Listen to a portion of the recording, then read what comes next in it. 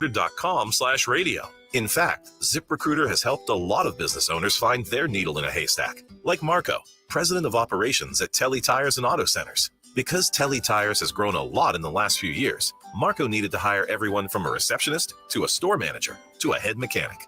ZipRecruiter helps me find all the right people, even the most difficult jobs to fill. ZipRecruiter helps me keep my business running. Take it from Marco and millions of other businesses who've used ZipRecruiter.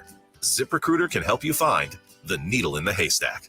See why 4 out of 5 employers who post a job on ZipRecruiter get a quality candidate within the first day. And right now, you can try ZipRecruiter for free. That's right, free at ZipRecruiter.com/radio. That's ZipRecruiter.com/RADIO. ZipRecruiter.com/radio. ZipRecruiter, the smartest way to hire. Let it fly. Your elevated sports bar experience. KOZN Bellevue, Omaha, Council Bluffs. This is 1620, The Zone. Crossover. Oh, killer crossover. Just crossover. It just crossed him over. Another victim to the crossovers. Cross him up and sit him down. Time for the crossover, which is powered by Everlevel Concrete Repair in Omaha at everlevelconcrete.com. John and Josh are here. Hi, guys. Hey, what's up? It's raining. Yeah, I know. It's raining. We really needed what the a pain. No, it was a pain in the ass. And it never rained at my house. Wow. It only rained Dome between works here. again. Yeah. Well, no, it rained on parts of Lincoln. It just didn't rain on John my Dome part. works again. Have you ever seen the rain? I want to know. Yeah, I literally did. I drove all the way through it. And I saw a lot of it. Yeah. I can see it right now. I Right forgot there. how much I hate driving in the rain, especially on the interstate. I think it's kind of fun sometimes. Yeah, I don't like driving in the No, rain there's either. too many trucks. Everybody does and go. Everybody forgets how to drive. That's Yeah. for sure. No, it's like when the rooster tails are too high. It's like driving in snow. I don't mind driving in snow. It's other people that I hate driving with in snow. Yeah, that's why I don't like driving in it. I'm not a big fan of either, I don't know anything. whether about it's fancy empty cars. streets or not. Unless it's a downpour and then you just start hydroplaning everywhere. That's See, what and I'm there's like, that- man. there's Like, I that- don't prefer it, but it's certainly better when there's less people. There's that spot on the Dodge overpass going east where, and I always forget about it until it rains, and I'm like, oh, that's right, it hydroplanes for a just second floods because it in did there. that today. I was like driving, I was like, oh, that's right, here's the spot, and then I was like, I can't remember, is there a second one? And there wasn't, so everything was okay. Nice. I didn't have to deal with that. It wasn't Yeah. even raining when it was a nice sunny day when I came in. Well, it won't be when you leave. Nope. The hour by hour says it will be done when we leave the Grum. The rain is today. done, folks. At 3 something. It will be done, folks, according to weather.com. What, we're leaving Since at they 3? know. No, I said, but no, it's 6. It will be done. Oh, you will originally have phrased been it done. as it will be done when we leave. It will have continued to be done, but then it's returning at 8, so we'll be back. Somehow the Fun. rain has returned. Yep. Josh, So- you're not doing a soccer game tonight, are you? No, I was well. I thought I was, but then I looked at the other schedule, and I'm not doing it. So I was like, oh, okay. So I am. Oh yeah, that'll be a delay. Have fun. I was my wife Your got wife. tickets Oh, and we were gonna go, but Yeah. maybe not yeah, so with much the, anymore. with the lightning. Maybe I'll Well, just there- go home. yeah, The but if men there's- are playing. if It's there- the Omaha Derby. If there's no lightning, The Omaha Derby That's what they call. That's what they call city town rivalries. Derby. But they pronounce it Derby. Really? 'Cause Why do they're- they do that? because they're Brits. weird. I don't know. That's what they say. we These are can the same pronounce people that it don't Derby take in care of their America. teeth. You're saying that No. in a British accent? That's your You say British accent? Derby. It's called a Derby. I don't think that's what they do. Poll question. Is that what the Do Brits British do? people say Derby? Hodson just says Derby, Josh innit? is right. Josh Hodson, is give me the wrong. graphic. Josh is right. Oh no, this woman is in trouble on the soap opera. Oh, that's She looks sad. She does look Now, sad. how many days of our lives do you think? How many seasons of Days of Our Lives have there been? My mom remembers Ooh, watching it when good question. she was Give a me, kid. John. Find it. Can we throw in some guesses? I'm gonna guess we're in like the 40th season, 50th. Oh, it's more than that. Maybe? It's got to be. Wait, that's more not than what that. this is it? I think it is. What is the Is it name? As the I thought it World was Turns? General. It's General Oh, General Hospital. Hospital, yeah. Jeez, John knows his soaps. They're all the No, same. no, I just All right, so you John want to goes, know? Oh no, that lady's in trouble. All right, in a so hospital here we bed. go. To Days be of Our fair, there Lives. are a lot of soap operas that take place in hospitals. Yeah. Tell Even us, the John. Days of Our Lives. Guess how many years? 43. 50.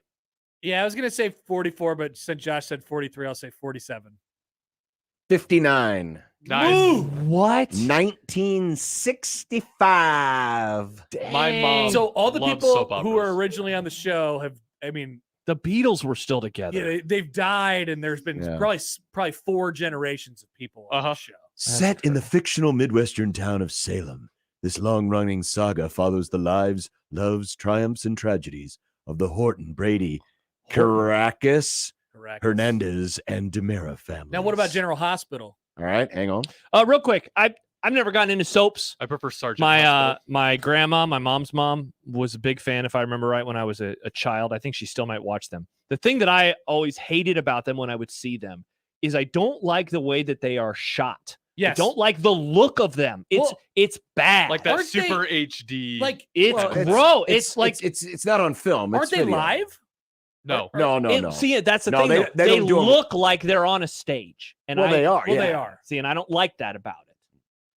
Yeah, see, this is just I don't understand. I don't understand. Well, it's cheaper. It's like No, when- I know. I just don't understand the bit. I don't understand the point of these.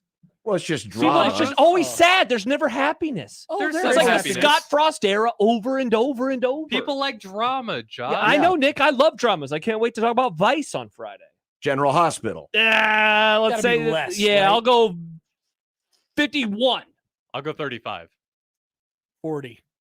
61. What the hell? Older? 63, 1963. The ongoing lives of the diverse and evolving A lot of citizens ongoing lives. of the Diverse fictional and town of Port Charles in upstate New York. The glamour and excitement of those who have come to find their destinies in the familiar seaport town intertwine with the lives, loves, and fortunes of the beloved faces. Also, Love, danger, and mind-blowing plot twists abound. Plot So twist. I think the problem with having a soap opera take place in one building, like we've all been to buildings that have been built in like the 50s and 60s, right? They're Sure. not that different. They don't always remodel those. Mm-hmm. I'm sure this one's been remodeled a billion times to look good on TV, right? Yeah. It's unrealistic. Takes me out. The building that they're in? Yeah, or like the set that they use for the Oh, building. yeah. Yeah. Oh, yeah. Yeah, for sure. Like if it's going to take place in a hospital, it has to look like a hospital. Oh, so that you're was built. saying no remodeling? I'm saying no remodeling. They Hmm. should, if they want it to be a realistic representation. By the way, many people But it's are. not set in the 60s. No, but it's set like in an old building is still an old building. This is They don't always this is quite the remodel them. criticism, Nick. Yeah, know. it's very This interesting. is quite the criticism. By the way, many people are It's reaching out quite saying the that criticism. Josh is right. So I appreciate Tom, About Aaron, what? and about Darby. It's called a Darby. It's called a Derby. When you go to the match tonight, maybe That's ask stupid. Ask, I'm not going to say that. ask Glenn It's more pirate than British to me. or Patrick. Take Glenn me to the made, Derby. Glenn made fun of me on Saturday for wearing my sunglasses inside. I'm not talking to Glenn. Oh, I said I was Coach Prime. there you go. My Oh, when you sunglasses. did overreaction. No, he was doing something at the Nebraska game. Oh, was he working with the TV folks? I don't know what he was doing, but he was there. Speaking of, I don't know anything. Adam just writes in. He says, "Can we please talk about how dominant the Seahawks were last night?" You know this, Adam. I want to start calling him Adam Furley. Furley. I want to Yeah. start calling Adam Roller Coaster Adam. Yeah, he That guy hops on the roller coaster with his teams, and it's either the Cubs lose, and he's like, "Oh, everything is horrible in the world," and then they win. He's like, "World Series, here we come." Yeah. Like every game. Oh, it's So like we're- Cowboys derangement syndrome. No, I don't ride that kind of a roller coaster. So Furley is all jacked because they beat the Giants. They beat the Giants. Did Josh have them as the second worst team? No, the fourth worst team in the NFL. They're in there. Yeah. Well, we'll have our rankings. We'll have our today. rankings later. Yeah. One of They the are worst teams in the NFL. stinky. By the way, did you know that Mark Hamill was on General Hospital? I once did upon a not. time? Oh, People forget about Mark Hamill. Yeah. Yeah. From 1972 to 1973, a very young, spry millennial Mark Hamill. That's how he got his start. and then he did. Well, Star actually, he would have Wars. been a child then because he was like, I want to say 18 when they shot Star Wars. So he would have been in his early, Wow. like 12, 13 years old. Dion says Boomer Hospital. Mike says Nick wants to watch Old Ass Hospital. I mean, it makes sense. You know, you go to a building, and how often do they remodel buildings? All So is your I don't even criticism get what of you're sa- saying. I mean, He- hospitals nowadays, they're all remodeled. He's upset that the technology on the show has been updated. not the technology? That the building has Just been, the sets the- have been updated. But Yeah, that's what it looks like. But he's saying that a normal hospital doesn't update their building every year. yeah, it's not going to be remodeled that often. They should do it like every If this 15 is- years. or Again, What something. an That's realistic. unbelievable thing to say. This is just so meta. It's just like just tiny details. I want realism in my soap operas. That's Yeah. all. You've never been to Listen, a new they- hospital? There's no way. But this isn't a new hospital. It's been in the same hospital since the 60s. What if they updated the hospital? Yeah. They're not going to do it every 5 years, though. That's what I'm saying. I wonder how often they update the set. Well, how do you know how often they update Yeah, maybe hospitals? it's the exact same set they had in '63. You can still see the blood splatters from when Kennedy was brought. Maybe it's an exact Nice. replica Good reference. of hospitals. Right? They just copy off of whatever hospitals right down the road from where they're shooting. Yeah. Look what this hospital. Or they probably just repurposed, back in the day, they probably just repurposed the hospital set from like Marcus Welby, Definitely. Doogie which Howser. was a hospital series back in Yes. the day. Okay. It was an old guy was a doctor. Mm. Not And that then I they watched did a it. young So guy. it's the doctor. opposite of Doogie Howser, Yes. then. Yes. Yes, it's the opposite of Doogie House. I saw a commercial during, I think it was Sunday Night Football, for one of their new shows, and it looked like one of the guy. It's like he has some weird power, and it helps them solve crimes or whatever. And I was like, wow, we're just remember doing the Medium? same stuff all the Dude, time. TV shows are so bad now. Remember Medium? It's all the same. TV shows are so What bad. was the one with Jennifer Love Hewitt? I liked that one. Jennifer Love Hewitt. Jennifer Love Hewitt, what? He's talking about a show. There was a show with Jennifer Love Hewitt. She talked to like ghosts. I hope it was called Ghosts. Wasn't that fighting the Ghost Whisperer. Oh, thank you. Ghost Whisperer? She was she wasn't whispering to them though. She was like She had a having normal normal conversation. sometimes yelling. When's the last time you watched a network TV show not football? And what was it? actually not that long ago. I like Abbott Elementary, but it's a sitcom and it's on ABC. I still watch. I haven't. You now, watch a network sitcom. I still like. I think network sitcoms can still be funny. Superstore was really good. Wow. Oh, I really what like a- Superstore. what See, a but take. John never got into like Parks and Rec or any like. He watched The Office. Well, right? Yeah. Yeah. Parks I and Rec's watched a good. lot of network sitcoms. No, back but in I'm the talking day. about like recently. Like recently. Parks and Rec was really Yeah. good. The The Office Good is the- Place The is Office tremendous. the most Place. recent. Did one you I've ever like watched. Superstore? We have been slowly watching that. We're on episode 5, and we started it like 8 months ago. I really I do liked like it, Mhm. but we've been horrible. But I still have 3 episodes left of Winning Time. I have no Yeah. time anymore. I have no desire to finish Winning Time anymore. Now that's a wild. It would be nice. It'll be good for you to finish it. Yeah. You Well, know. Schaefer was mad at me because I used to make fun of him for not watching shows like the day that they premiered, and Yeah. now he's like, I want to talk to you about it, and I can't. I didn't necessarily feel like I needed to finish it either. Yeah. Because I ended up getting behind too, and then I did. I was like, okay, that's good. Yeah. Then I finished it. I'm just so. I think the last network, I tried out a network drama. Oh, now I don't know what my last network within the drama last is. probably 6 to 7 years. And what was that called? It was called Manifest. Was that a You know what plane happened show? on Manifest? Is that a plane show? So Manifest was this show about a plane that was flying back from an island somewhere. And when they landed, it was 5 years later. Oh, And so they went into some sort of time warp or something like that. This sounds like Lost. when And Montego Air Flight 828 landed safely after a turbulent but routine flight. yes, Yeah. it was turbulent, but it was routine. They all got off the plane and they wondered, well, we all thought you were dead. And then they all and then but they're all alive. and then it follows all their lives. alive. And I watched probably, I don't know, 5 to 6 episodes. And they were going down a weird road about what was actually happening. Never figured it out. But weird show, not very good. Otson says my last network drama might have been 24. I think that might be mine. Wow. That was a long time Jack ago. Bauer. Yeah, over a decade. Well, didn't they do 24 Reset? That was the one I think I watched. Well, not the most recent one, but the one like I think we watched it on the show. That's what I meant. They Yeah. did I'll a see, let's see. 24 Revisited. I don't remember what they called it. Oh, I Let's watched see. Or 24 the next day. I watched Live Another Day. Oh, nice. Person Yeah, of, 2014. That was probably the last time I watched it. did you guys ever watch Person of Interest?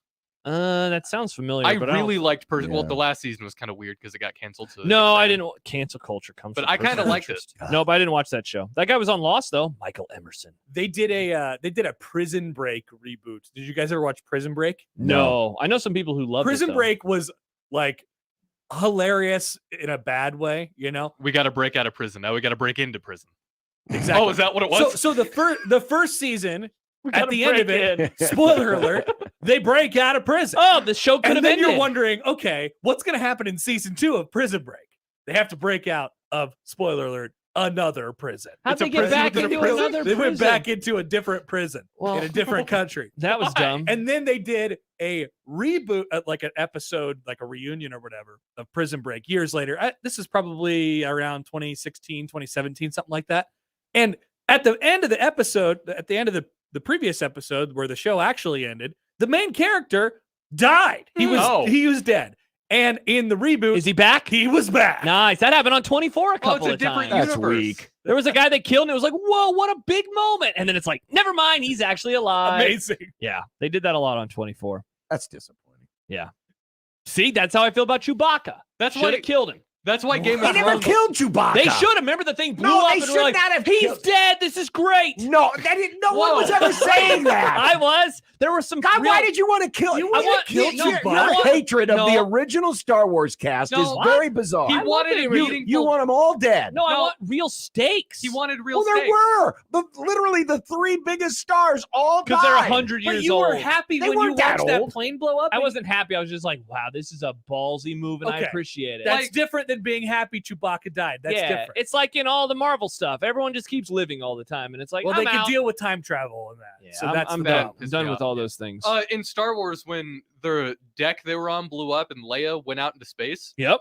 I thought that's how they're going to kill her off. And I'm like, that would suck, but Yeah. like that would be And then she's impactful as floating hell. through space. But like she looked like a cardboard cutout. That was weirdly I done. like that movie a lot, and it has really grown on me. But that every time I see that scene, it still is a very tough hang. Yeah. Hey, she's floating through outer space, frozen, but she's alive. That hyperspace jump through that ship was That sick, was though. awesome. That It's was one of the so coolest cool. moments. Seeing that in theaters. Ooh. There you go. Thanks for coming to my TED Talk. Cade McNamara is out for the year, by the way. It just was officially announced. R.I.P. Yep. ACL injury. Go Hawks. Good thing that doesn't change literally anything. No, it really doesn't. Yeah, their defense and special teams will still score 13 points a game, and Brian Ferentz will have a job next year. Man. Yep. What a life. It might suck to be a Nebraska fan, but man, I think being an Iowa fan would be more depressing.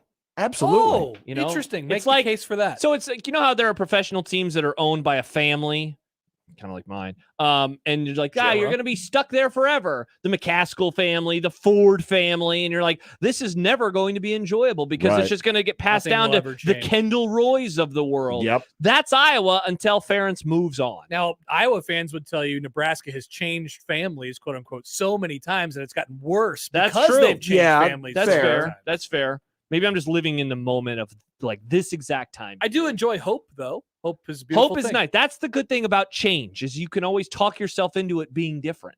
Yeah. Now I know many of our listeners would say, "Well, you're an idiot if you think that." Well, I'm sorry. Yeah. I like talking myself into being. Yeah, I like positive. hope. Yeah.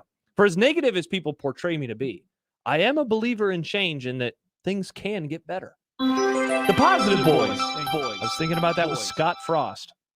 As I was reading, You believed in him? Oh, I did. I was reading 2018 Steve Sipple tweets this morning. Why were But you doing Because that? I stumbled upon them because there's a lot of internet debate right now about Steve Sipple Really? Yeah, the Biffs are not happy with Sip.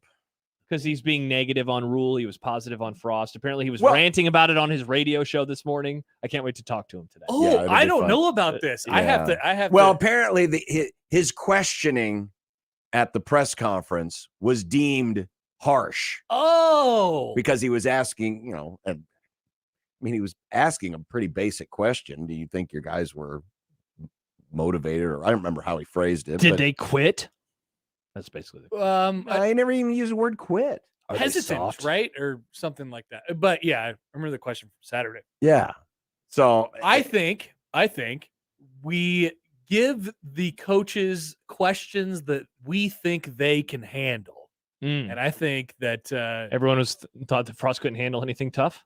yes, he's a little baby. Yeah. He's a little tiny baby boy, and Matt Rule's an adult. Yeah. that And- is true. And I think you can feel free to ask Matt Rule questions because he's an adult. They well, should've it's, given him That's yes, something it's, about it's us how as a he media. answers them, right? It's- Exactly. It's how he answers He them. gives you very thoughtful answers. yeah. Like the And fact that doesn't he care. He's not going to be mad at you. He's not going to hold a grudge on you because Yeah. you said that they were, playing poorly. The fact that he answered, and you played it again today, but that he started answering that question yesterday, but then he was like, actually, let me go back to Saturday. And Yep. it's like, wow, he really does think about this stuff in a much, much, much different way. What He's does an that say adult. about us as media that I think you're right about, some coaches a question that you wouldn't ask another coach because you know that they would handle it well. Is that the right way to approach it? And I'm genuinely asking that question. maybe not. Maybe not. Probably not. Like, but in a perfect world, what the internet people are saying is we should treat all coaches. We should act as robots and treat all coaches the same. Yes, and just see how they handle it and let it happen that way. Right, but I think there's this element that, and folks are really, some folks, not all, but some folks are really digging their nails in on how all of this stuff with Scott Frost happened, and none of you guys said anything about it. And Michael's video, and they're so they are so dead set. You should tell us everything that you know about this program the nanosecond you know about it. And my argument has always been, and I know people hate to hear it, but you can't handle it. You can't handle it. You can't. Not everything needs to be out there. And in fairness, a lot of the stuff that I knew, I would not have been comfortable going with it until I had verification, because I guarantee you people would have come after me. Yeah, it's hearsay. And then I would have said, well, but I'm hearing it via hearsay. So, it's totally with you, John. It's just a deal where sometimes folks don't want to hear the truth. We've gone into a place where, there's message boards and there's people who have an obligation to those message boards, but some of the stuff that gets reported in those things isn't necessarily all that great to be out there either. Yeah. So like they want, that's what they live for. They live for the little nuggets. Yeah. Dave brings up a good point in the YouTube chat. Hello, Dave. He said, I've said it before and I'll say it again. No one wants to be the new Dirk in the eyes of the fan base. I mean, look at how Dirk was people came after him for the things that he would write. And I don't know if I've told the story on the air before, but I talked to Dirk a lot, just getting advice from him in 2021 after I said that Frost should be fired, just because he was a great resource because of all the crap he caught during the Bo era. And I was like, well, I'm going to talk to Dirk about this stuff because I'm kind of going through it right now. I think Dave's right. Yeah. I mean, there's an element where, because people will automatically just assume that because you either ask tough questions or you come at it from a certain angle, that you're automatically fighting against the program or you're against the program. It's not that serious. No, it really isn't. It really isn't. Especially around here where, I mean, I'd love to pull up a roster of just all the people in this area that cover Nebraska, from the radio people to the TV people to the random internet podcasts, scribes to the podcast, everyone. And what percentage of those people are University of Nebraska graduates or lifelong residents of Nebraska? We can name the ones who aren't, like, on one hand. It's not a very long list, All of us on the station are, right? Yeah. All of us on the station are. Is Handley a UNO grad? He might be a UNO. Did he go to UNO? Yeah, I guess. But he's from Nebraska. But he played baseball. Yeah. But he's from Nebraska. Iowa Western. I mean, yeah. I mean, Tom Chattel's. Tom Chattel's Missouri. We had Parker for a while. He was Wisconsin. Amy Justice, Kansas, if I remember right. But she's originally. Originally from Nebraska. Right. Yeah, and then Sam McEwen, Nebraska. So I think he. Everybody at Husker Online. Everyone at Husker Online is either a UNL grad or a lifelong Nebraska. Evan Bland is. Everyone at 247. Yeah, that's a good point. Yeah, everyone at 24/7 is, even though Schaeff left the state at first.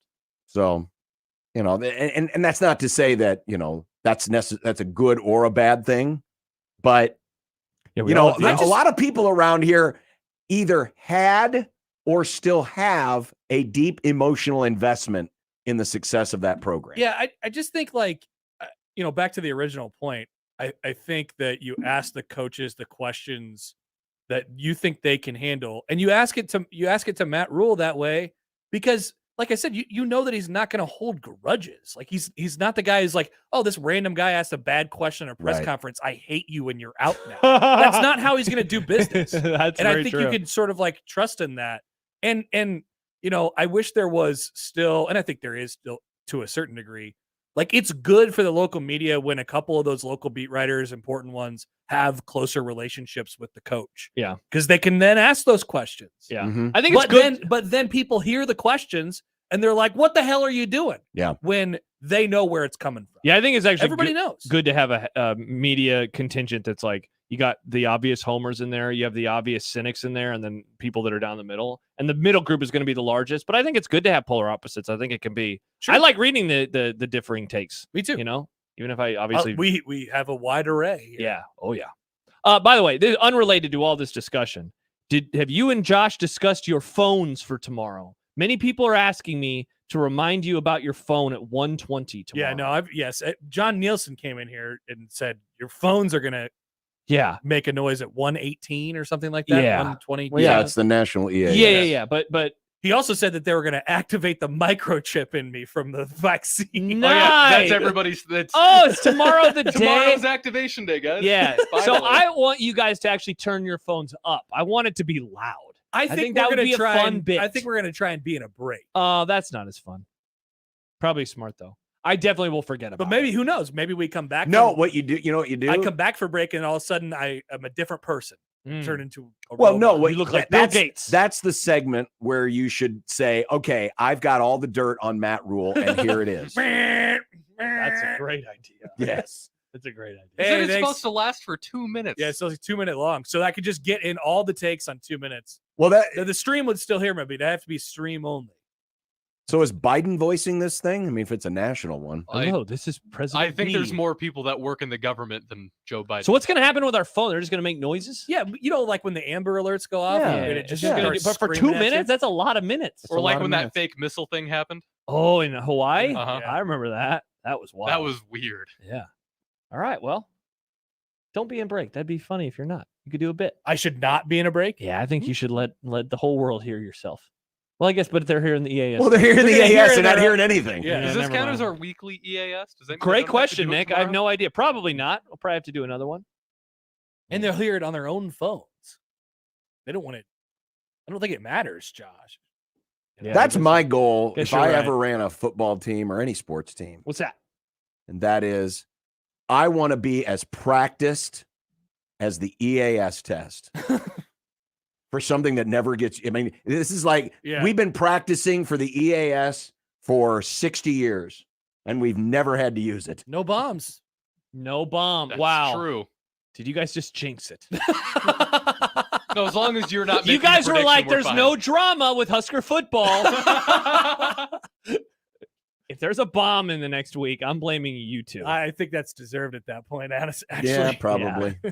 Probably. That would be insane. If there was a bomb. A bomb was dropped on Boston, and everyone is like tweeting at you two. You guys jinxed it. Now, would the best time to drop a bomb be during the EAS test? Yes. Wow. So are the terrorists now going to use these 2 minutes? It's a great question. Just a thought. Yeah. Could you imagine the conspiracy theories that would cook up if that happened? Oh, it'd be a.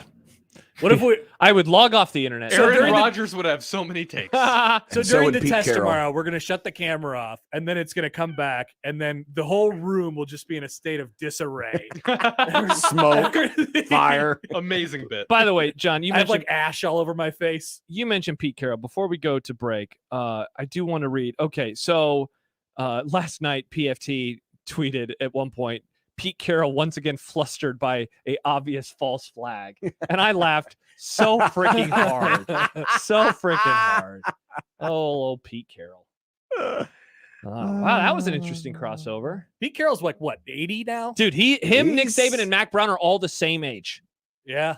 Which is just wild. They probably, I mean, what, 75? 72. Yeah. He just turned 72. Well, I'm Mac Brown. Yeah, Mac Brown looks old as hell. Mac Brown looks Pete Carroll looks young as hell. So last night, it's funny. All you have to do is watch one Husker, no huddle broadcast, and I get all these recommendations on YouTube. And last night, it was the 99 Big 12 championship. Nice. And to see 22-6. It was almost jarring when they would show Mac Brown. I was like, damn, he looks young. Oh, did he?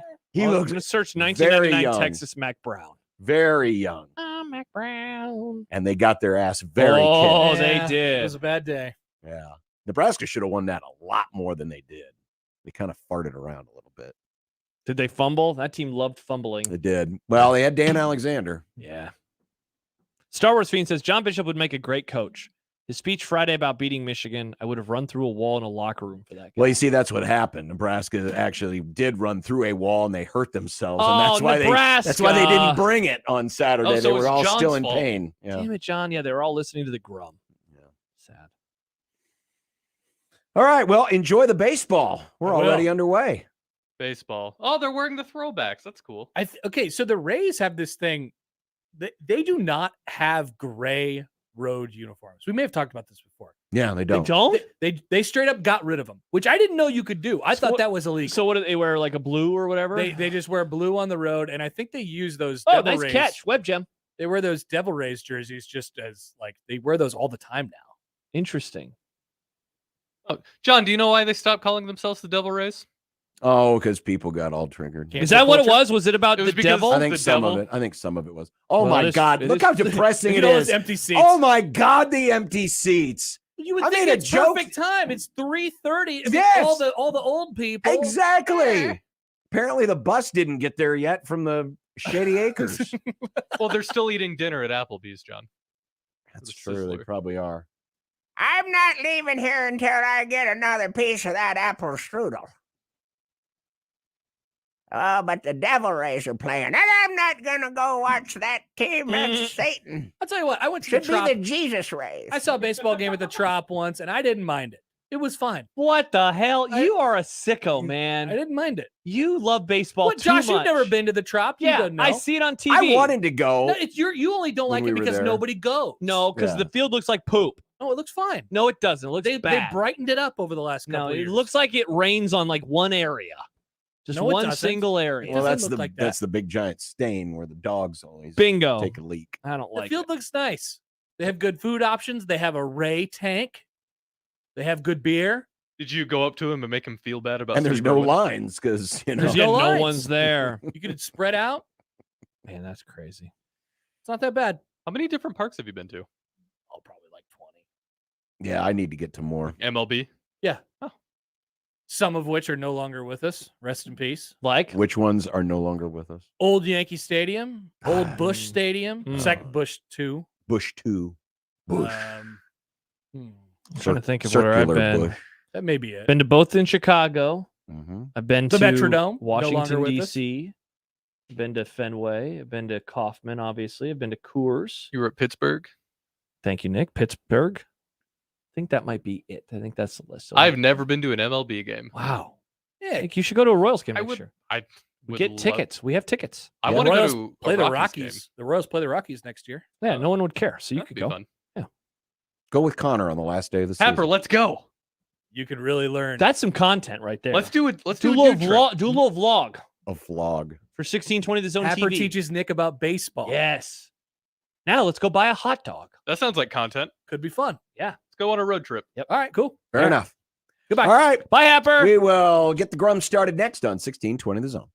Previously on The Crossover. Here's Bacon is the most give flavorful a food in the piece whole of world. bacon to a baby, and then give the baby a piece of sausage. The look on the child's face when they eat the bacon, mind blowing. Can you babies trust eat a bacon? child for your food takes? And that's your problem. Yes. That's the problem. Yes, there you go. Hey, look at this baby. That baby knows.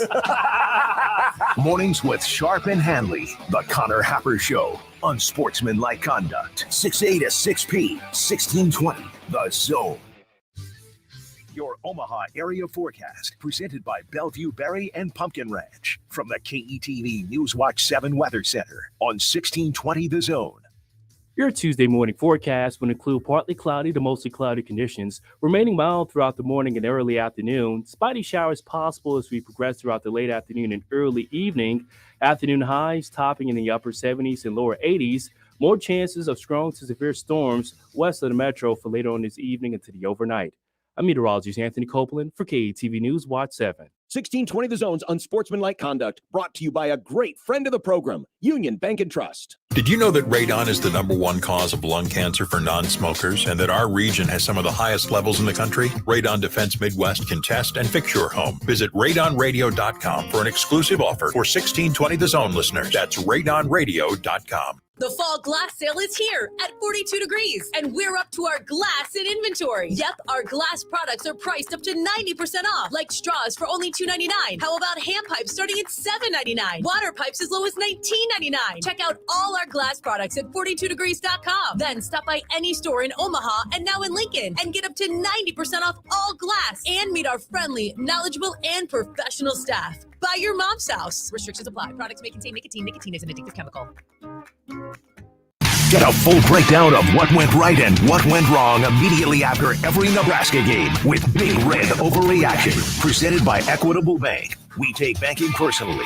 And by Coors Light, keeping Nebraska chill. Also brought to you by Chase Senate Contracting, Tinman's Collision Center and Mechanical Repair, and Rotella's Italian Bakery. Immediately after the game, join the show and sound off with the good, the bad, and the ugly. Big Red Overreaction with the Keg and 1620 The Zone. Wesley Financial Group is not a law firm. This story is called The Ugly Truth About Timeshare. If you think you've done your family a favor by buying a timeshare, you need my help. Hello, I'm Chuck McDowell, CEO and founder of Wesley Financial Group. 10 years ago, I started helping folks cancel their timeshare. And in the process, started what's now called the timeshare cancellation industry. Timeshare is the only thing that you can buy that you can't tell me how much it's going to cost or when it's going to end. When you buy a timeshare, you give them a blank check to fill out any amount they want for annual maintenance and assessment fees. The crazy thing is, this never ends. Even when you die, your family's now going to be stuck with this burden. Stop the insanity today. Call my office now.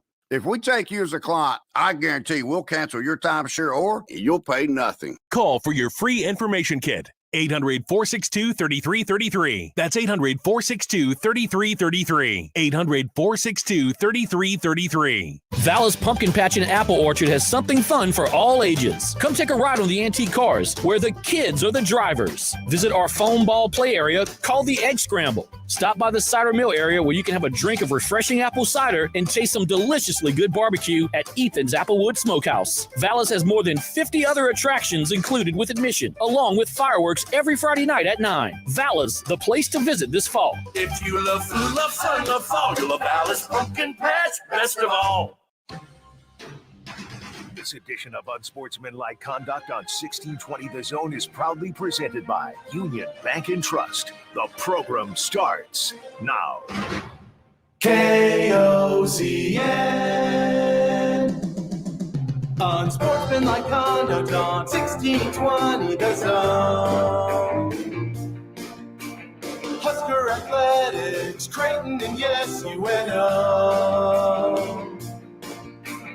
Don't miss a moment, they'll give you your fix. They're on every day from 2 until 6. Spend your afternoons with John, Josh, and Nick.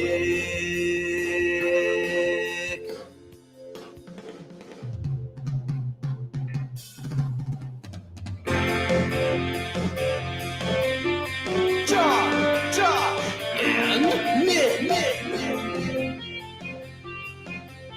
They'll show you what sports talk really is. It's a Tuesday with live playoff baseball and plenty of Huskers to tie you over. Plus, the basketball schedules came out today. Games are on Peacock. Well, we moved that. Well, yeah. Unsportsmanlike Conduct on 1620 The Zone.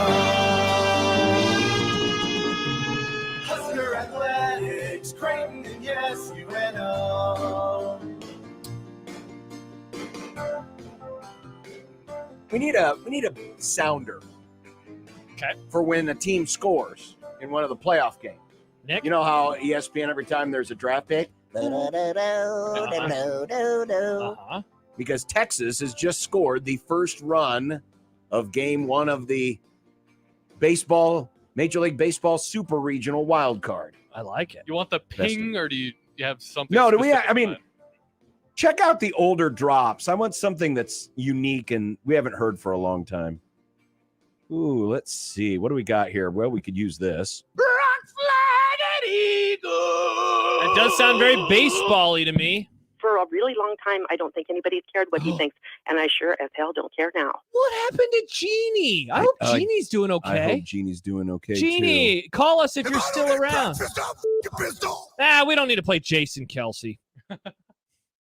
You probably smell it through your radio. Oh, it smells good. Oh, we were cooking brats. We were cooking John brats. got accosted for it. Oh, I remember that. I was producing that. So day. I'll be a little jealous of your organ. Yeah. I hate everybody. Well, we know that. Yeah. Hell no. These are some fun drops, John. It'd be nice to hear some of these drops a bit more often. Screw Scott Frost. There could be our baseball score update sounder. Jesus. Ha! Baby! That sounded like a 3-star commit right there. It did. Yep. Oh, they're so sexy. What the hell? That's a Dave Bar 2 special. Oh, is that who that was? It's exciting. Who is he? Let's see. I mean, come on, people. Oh, I remember that one. Boom. Roasted. Idiot. I don't remember that one. We never used that one. I don't know what that was about. Yeah. I don't know what that one was about. I might have it. Hello. I love that. That'd be a great little score update sounder. Hello. Actually, you know what? Let's use this one. I'm not quite sure why I'm here or what I'm doing. Okay. All right, there it is. We haven't heard that. We haven't heard Right. Crazy Lady for a Man, while. she was awesome. So copy that. I don't bad like girl. Facebook. So when we get score updates, we got Don't like the internet. we got your Rays Mm-hmm. going on right now against the Rangers. Against the Rangers. Rangers. Yep, and the And it's- Rangers are up 1-0. Yeah, 1-0. It's baseball, Josh. Oh, so now you guys are particular about your nomenclature, even though you weren't about the Derby. I speak English. I don't speak their English. Mm-hmm.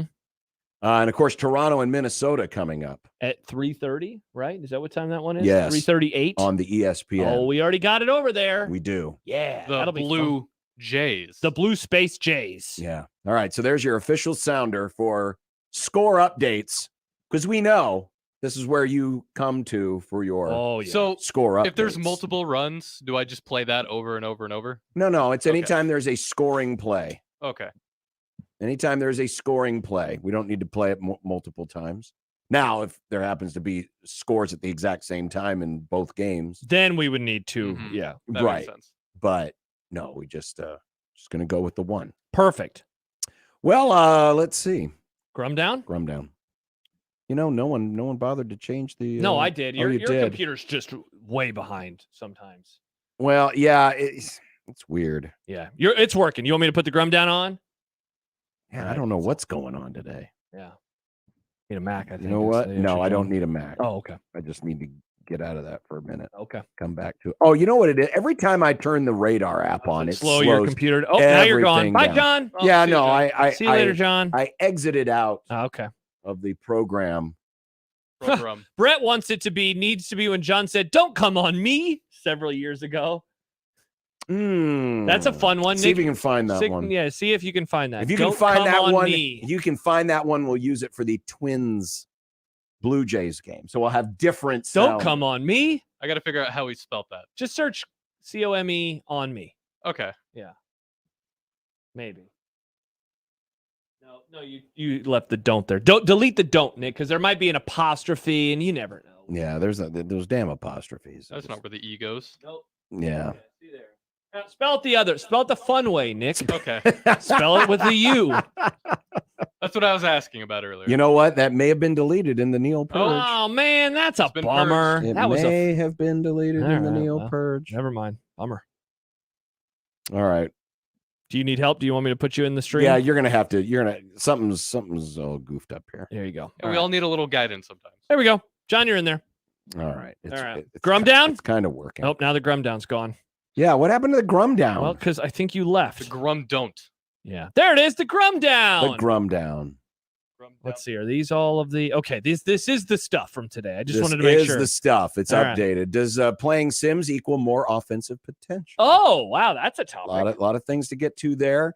The Biffs are triggered. Of course, Bo Pelini with one of the great lines of all time when referring to the people on the message boards. He famously referred to them as the Biffs in the basement. Mm-hmm. Well, the Biffs are triggered this week, partially on stadium improvements versus NIL. Oh, I see what you mean. Yeah. Michael Brunts will be along from Husker 24/7. We're on to Illinois. Baller. Stephen M. Sipple, who has triggered the ire. Biffs. Apparently, he's targeting Matt Rule. Yeah. Day playoff baseball, as we established. Our football hot take market, a perfect October. That'll make sense to you a little bit later on. Okay. We're going to have our NFL top and bottom fives. Yes, we are. I have a feeling we're going to disagree. Oh, let's see about that. Disagree. Okay, I'm curious. This is somewhere where we can almost declare rock bottom. The Brian Ferentz-o-meter. Almost. And message to Nebraska ball fan, don't forget, you get the WWE and The Office, too. There you go. 402-951-1620 is the 42 degrees, the sauce hotline. Steve says, guys, it should be obvious, 2 bags of penis. There you go. Find 2 bags. That'll be for the Twins. 2 bags of penis. Yeah. What a great score update sounder. Yes, a very good one. Very good one. Oh, my God. That's gone, too? Wow. Apparently. No, we've played that recently. Yeah. I'll just type in the word penis. Well, you're going to get a lot of drops there, Nick. I don't know about that. There it is. There it is. There it it is. was the number 2. Yeah. Hey, Nick. You know what? I'm going to buy 2 bags of penis. There you go. Well, hang on a second. We got a lot. Let's find out what the other penis drops are. All right, back to the penis. Penis. Deb. Penis. We've got a lot of penises. He got shot in the penis. Oh, wow, that's an old Michael, school. Michael. Wow, that's old. I wanted to find my penis. All right, I don't know what that Oh, is. wait. Here's a legendary one. I was mad at my penis. And additionally, Mr. Penis also getting a sidekick, a smaller nut named Benson. Oh, that is so funny. Gosh, Send in your penises right now. All right. Well, Nick, feel free. The penis is your oyster. Yes. All score updates will feature a penis drop. Nice. Oh, good. Okay. Because Yeah. it takes a lot to score in baseball. Bingo. It's still 1-0 Texas. All right. They're in the A bunt. they're in the second inning. Look at this bunt. They did. They used the bunt. He was almost safe.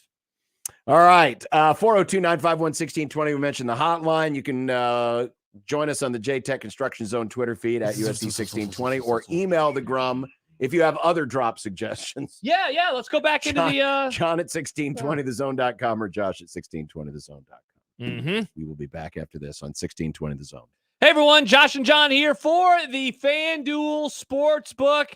NFL Week 4, John, is in the rear view, but you know what? We're only 2 days away from Week 5 resuming, and right now new customers get $200 in bonus bets guaranteed when they place their first $5 bet. All that they have to do, John, is go to FanDuel.com/1620 today to take advantage of this awesome offer. Not to mention, the playoffs have arrived. We got one of those games on. Live betting available for you. And look, I got to mention it. My beloved Dallas Cowboys, 3.5-point dogs in Santa Clara on Sunday night. And I know I'll be rooting for John's Rams on the money line, +180 versus the Eagles.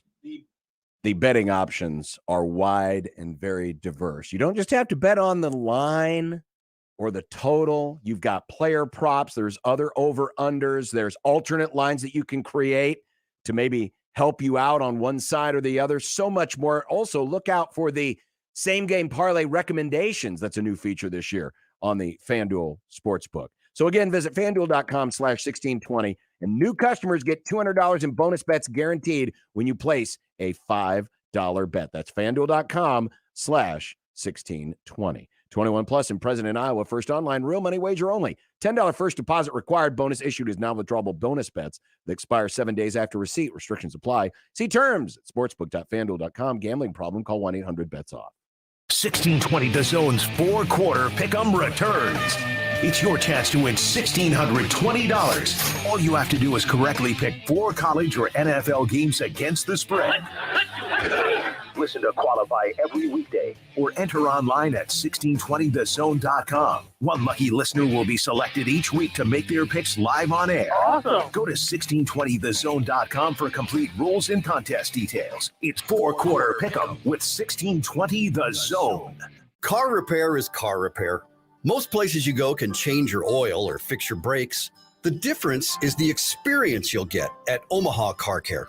We're part of the community. We were born here, and we believe that our relationship with you should be built to last. We're going to consult you, not sell you. We're going to give you a free loaner car. We're going to treat you like a valued friend that we want to continue to see in the years to come.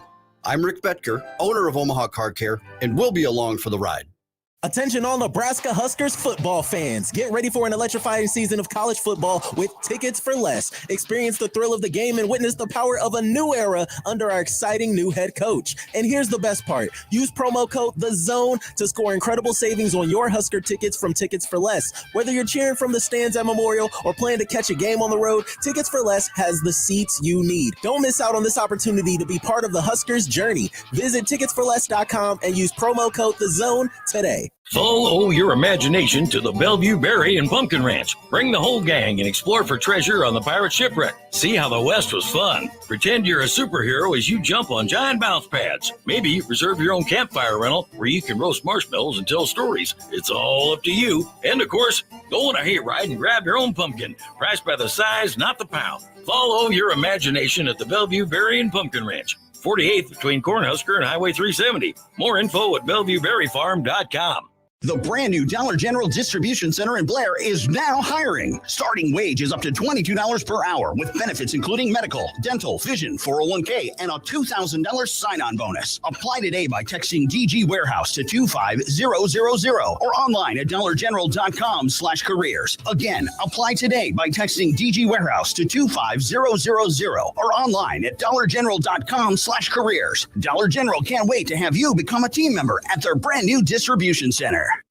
An estimated 80% of Americans aren't getting their recommended daily amount of physical activity. It's time to move and keep moving, America. And when you need help, physical therapists and physical therapist assistants are by your side. Be your own champion. Choose more movement. Choose better health. Choose physical therapy. Find out more information and a physical therapist at choosept.com/NE. Brought to you by the American Physical Therapy Association of Nebraska. Your neighborhood is more than blocks of buildings. It's the people who live there that make it special. At Union Bank and Trust, we're not just creating home loans, we're making neighbors. We're not just small business lenders, we're small business shoppers. We don't just live in your community, we help you build it. Because our people are your people. Visit ubt.com/neighbor to learn more. Union Bank and Trust, member FDIC. This is Unsportsmanlike Conduct. The story of that commercial break is it's over. On 1620 The Zone. So I asked a question earlier today on our JTech Construction Zone Twitter page, because this is going to tie into the football hot take segment later in the Grum. But what would you consider Nebraska's greatest accomplishment in the Big Ten era? Football. Nebraska football's greatest accomplishment in the Big Ten era. So we're talking 2011 to present. So 12 full seasons and then, a couple games so far this year. The three that I came up with right away. And you're okay with write-ins as well? Absolutely. No, Okay. yeah, I'm not saying you vote on me. I'm just saying here's three examples. If there's more, let me know. Okay. Accomplishing what I call the Bo Challenge. Bo Pelini, after the 63-38 loss in Columbus in 2012, threw down the gauntlet and said, we need to win out. Man, that game got away from them. It did. It was tight for the first quarter and a half, and then like a lot of those games did, it was, Yeah. kind of the typical, now they just get stomped from the beginning. Yeah. Back then it was, oh, wow, Nebraska's up. They're leading. Yeah. And then they fell apart. But then they won out and they won the division. They won 6 games in a row, and a few of them one-score games, comeback wins. Most of them were one-score games. A very memorable stretch of games. In my opinion, the most memorable was the Michigan State win. There was winnable game. There was the 7-game win streak to start 2016. Got into the top 10. People debating if Nebraska was good. They were a top 10 team for 2 weeks. People forget that. Yeah. And then I added the Michigan State win, in which Nebraska got away with illegally running out of bounds on the touchdown. A tremendous no call. He was pushed out of bounds. It was not good, pushed. It was good call by the referee. Not John pushed out Bishop, of bounds. hater. In all seriousness, the last great win in terms of it's not the last ranked win, but it's the last top 10 win. It's the last, of that kind of moment. And it was a comeback. Program. It was a rally because it looked like they were dead in the water. And they were 3-6 at the time. If they lose that, they're 3-7, and they ended up going to a bowl at 5-7 regardless. But if they would have lost that game. But what are there any others? Am I forgetting any? Well, to kind of give my answer away, the first thing I thought of was the Bo promise. The 6-game winning streak, I think, is the kind of easy. Now, real quick, how did you phrase the question again? What's the greatest achievement in the Big Ten era? Okay. Greatest achievement. And I'm talking on the field. I'm not, oh, we remodeled the stadium. Or no. This is just about the on-field exploits. Yeah, honestly, it's hard to win or a group of wins. Because if you go after the 7-0 start, they finished that year going 2-4. Mm-hmm. And I mean, I guess I could do the quick math, but after that, then they go 4-8, 4-8, 5-7, 3-5, 3-9, 4-8, and are now 2-3. Mm-hmm. They had so right now every season has been sub 500 since that, and they finished that year going 2-4. So it's been a horrific stretch. So it's hard for me to pick anything since the end of 2016. They beat Georgia. They did beat Georgia. Right, beat Georgia that was on New Year's Day in the Gator Bowl. That was pre-Kirby, but they beat Georgia. The comeback win over Ohio State, very memorable in Memorial Stadium. Yes. The Hail Mary. See, but then I'm just kind of picking games, which that's I know fine, and that's fine. I mean, because they're, we're just trying to list the accomplishments. Well, anyway, this is all gonna tie back a little bit later on. Okay. In the Grum. That 2011 team, they had some moments. It's just they got boat raced by Michigan. They obviously got boat raced by Wisconsin. But really, the big problem in that year was the loss to Northwestern. They don't lose to Northwestern. There's a very real world where they are playing in a New Year's Six in what at the time was a BCS game. Because if they don't lose one of those, they finish the regular season as a 10-2 football team instead of a 9-3 football team. And Michigan was a 10-2 team, and Michigan made it to the Sugar Bowl that year in Brady Hoke's first season. They were in the top 10. That 11 team was late into that season, right before they actually lost to Northwestern. Yeah, see, I'm trying to remember now the whole process of, how those teams are selected. So that year, I still think the 2 blowout losses keep them out.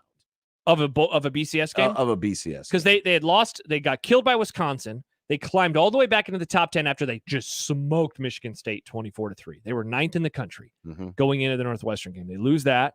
But then they went on the road in the weird week and they beat Penn State. But yeah, then they got killed by Michigan. They beat Iowa and then they lost to South Carolina in a bowl game. So yeah, I mean, you might be right. You're probably right. Yeah, maybe. 2011 Michigan, their 2 losses were 28-14 and 24-16. So I guess neither of those a true blowout, but they had a nice stretch at the end of the season. It's a good question though. Yeah. When we come back, we'll update some of the things that were mentioned today by the coordinators. But I want to ask the question about the quarterback situation and the offense, and whether or not a reexamination needs to be done in terms of is this offense be limited because of their quarterback situation right now? Okay. But if you're looking for a family-friendly, spacious, safe, and sporty SUV, I'm going to introduce you to the Chevy Equinox at Woodhouse Chevy, especially with the RS trim. I drove a cool little burgundy red with the blackout grille, the black aluminum wheels. It really, really looked sharp. But what set the Equinox apart was all the safety advances that Chevy has put into this vehicle. There's lane departure warning. There's adaptive cruise control, where you set the cruise and it helps you keep a safe distance. If it senses you're getting too close to another vehicle, it'll slow you down. So if you're kind of on one of those long trips and you're worried about maybe spacing off or daydreaming a little bit, the active warning and adaptive cruise control will help you out. Plus, there's heads-up collision warning. So if someone brake checks in front of you, boom, the lights come on and you can hit the brakes and be safe. And right now, you can find your Chevy Equinox at Woodhouse Chevy in Omaha and Missouri Valley. Do what I did. Just take it for a test drive. I think you're really going to like it. The ride was super smooth. It had good acceleration when it needed it. And like I said, it's got plenty of room and nice little features as well that make it a real family-friendly SUV. Schedule your test drive today at woodhouse.com and find new roads into a 2023 Chevy Equinox. Today at Woodhouse Chevy, exit 75 off I-29 Missouri Valley, or 112th and Dodge in Omaha, and always online at woodhouse.com. Live from the Host Coffee Studio, this is 1620 The Zone.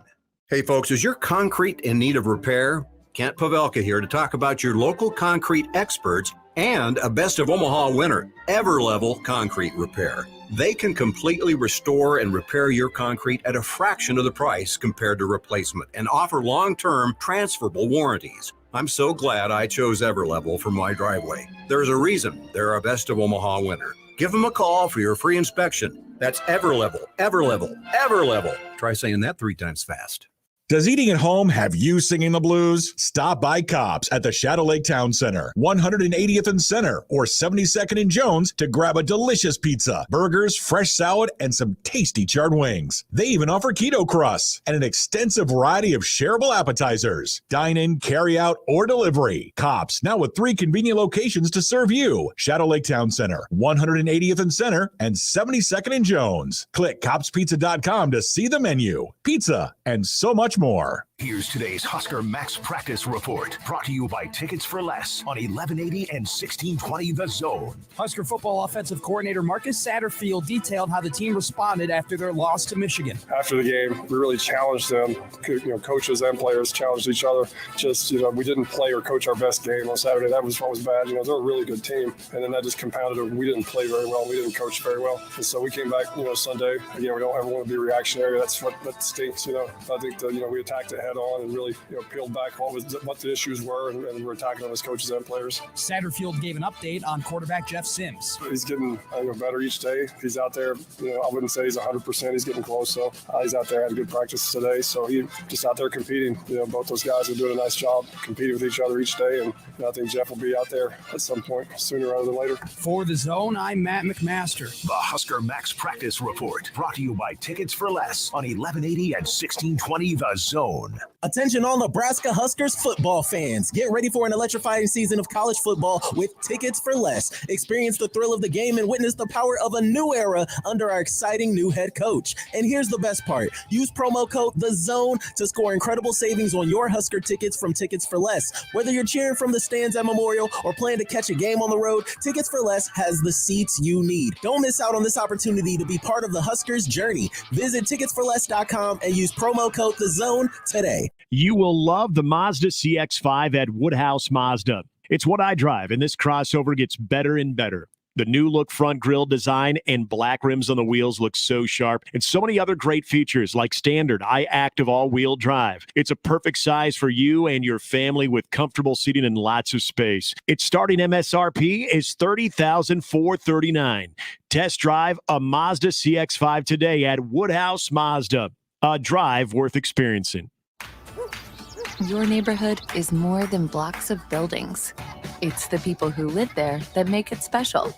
At Union Bank and Trust, we're not just creating home loans, we're making neighbors. We're not just small business lenders, we're small business shoppers. We don't just live in your community, we help you build it. Because our people are your people. Visit UBT. Union Bank and Trust, member FDIC. Let it fly. Your elevated sports bar experience. KOZN Bellevue, Omaha, Council Bluffs. This is 1620 The Zone.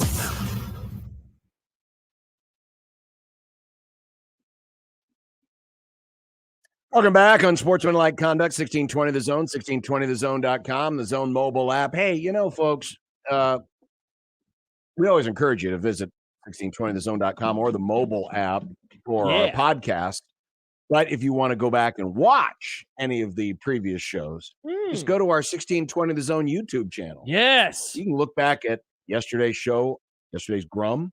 Yep, it's there. You can look back at today's Connor Happer show. You can look back at today's Sharp and Hanley. The whole thing. It's all there. The whole show. You It's can all- read it, you can fast forward. Yeah, so if you, because I know we get a few folks that are like, well, why don't you just podcast entire segments? Well, technically, we Kind of podcast do. an entire show. Yeah, and you can just watch it along. The fun part is, and people have talked about this with me, you can look at our faces, and they're like, wow, sometimes you have a great poker face, and sometimes you don't. Mm-hmm. So you can see if we have a good poker face. Exactly. If, when John says one of his dumb things, you can see my reaction to it. Well, but most people would look at your face and say he has a dumb look on his Rats. face anyway. David says, I watched previous shows, and then like 8 exclamations. That's There a you lot of go. exclamations. Yeah. Hell yeah, David. Thanks for watching us. So Thank you. and subscribe to the YouTube channel. The just search 1620 The Zone TV. Yeah. Like the video while you're there too. Why not? Like Give the us a little video. boost. Rate, review, and subscribe, right? Like, comment, subscribe. We have 2.35 thousand followers or subscribers on YouTube TV. Well, that's pretty cool. Let's get it YouTube, up not to YouTube TV. 2.3 million. 2.3 Wow. million, like the woman who sits on the floor. Oh yeah, like that, There's a that woman who podcast. sits on the Yeah, floor. remember we talked about her in a crossover one. She Oh. laid Floor in bed, lady. or when she laid in bed with Drake. and Or when interviewed she Drake laid in bed with Drake. Indeed. Yeah. Yeah. Go follow us. Go follow us. Well, Marcus Satterfield today, speaking at the coordinators session of the press conferences, said this about Jeff Sims. Jeff will be out there at some point sooner rather than later. And yesterday, Matt Rule, when asked about the quarterback situation, had this to say. I feel very confident with Heinrich being the starting quarterback. That being said, I have a lot of confidence in Jeff. I know it's not probably a great answer, but we went out. We practiced last night, Sam. We practiced last night, and Jeff looked awesome. Jeff looked great. Heinrich looked great. Chuba looked good. So, I'm getting them both ready. But I have full confidence in Heinrich. In the midst of losing, and I know there's some batted passes and all that, but in the midst of losing, I saw things from Heinrich that I wanted to see. I saw him compete. I saw him and Billy work well versus man and win on some option routes. So I saw some things that I think we need to add to our run game. Just have to get the run game back to what it had been doing. So in that question was essentially about, are you good with moving forward now with Harburg, wasn't it? That was the way that it was phrased. Yes. And because I thought, I don't know if you saw Schaefer's tweet about it on Saturday. I did. Well, I was sitting 3 seats down, and as I was getting ready to leave, he was lamenting the fact that he tweeted that, because then he was basically spending the time deflecting all the criticism in the 24/7 message board. Yeah, the mentions were not very good. And I'll be honest, I'm with him mainly because now he started 3 games, and I still haven't seen like the disaster portion of him arrive just yet. I mean, look, was the interception great? No, it wasn't. It got deflected. We can talk about arm angles if you want, but I still haven't seen a true disaster. That said, he is fumbling and he is recovering those fumbles. He did drop a snap, and if it's recovered by Michigan, are we having a different conversation today? Probably. So, I'm good with moving forward with him, but that question told me like they are just waiting for Sims to get healthy. That's the obvious thing, right? Yes. He said yesterday, high ankle sprain, so we officially know it's a high ankle sprain. He wants that guy to get healthy again, so then he can be the starter again. Which is why I think there is a point coming, and the bye week comes at a really good time because it happens after this week, and it's really going to be a little extra bye because you're going to be off on Saturday. And you would have to think, because the usual timetable for high ankle sprain recovery would put it around the time of the next game. Yeah, 4 to 6 weeks, right? Isn't that what it normally is? Usually, yeah. And so theoretically, you could have 2, assuming everything goes well on Friday, knock on wood, 2 healthy quarterbacks. I think there's an opportunity where there's really like a second fall camp or a second moment where that job is up for grabs. Talking about the idle week? Yes. Yeah, because if you do 4 to 6 weeks, Friday would be 27 days. It'd be almost 4 weeks. And the next game after that would be 6 weeks. I asked a question yesterday. The poll question's still up, by the way, if you want to go vote. JTech Instruction Zone Twitter feed. Rest of the season awaits. Big Ten West is really bad. How would you prefer the Huskers attack the rest of the year offensively? Stick with Harburg and a learn-on-the-fly option offense? Or go back to Sims when healthy and the playbook originally prepped for in camp?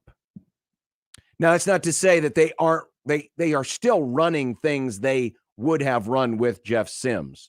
But I hasten to say I don't think we would have seen nearly as much option. Oh, 100%. I mean, we've heard about how Satterfield was like, I've never coached this thing before. And Matt Rule said 41 pitch. We'd never done that before. So they've obviously added some things that they did not have in the preseason. At the suggestion of Ron Brown that said, hey, this worked for us. We're kind of a little bit limited. Yeah. Obviously, what they were preparing for the season was a full season of Jeff Sims. Yes. I mean, that was apparent from February. Hell, from December when he signed on, that this was where they were going to go. Well, according to the results, 47% want to go with Harburg, 31% Sims when healthy, 17% decided after the bye week, 5% say it's pronounced Chubba. Yeah. So there's the Chubba element of the fan base. And there's a part of me that wonders, I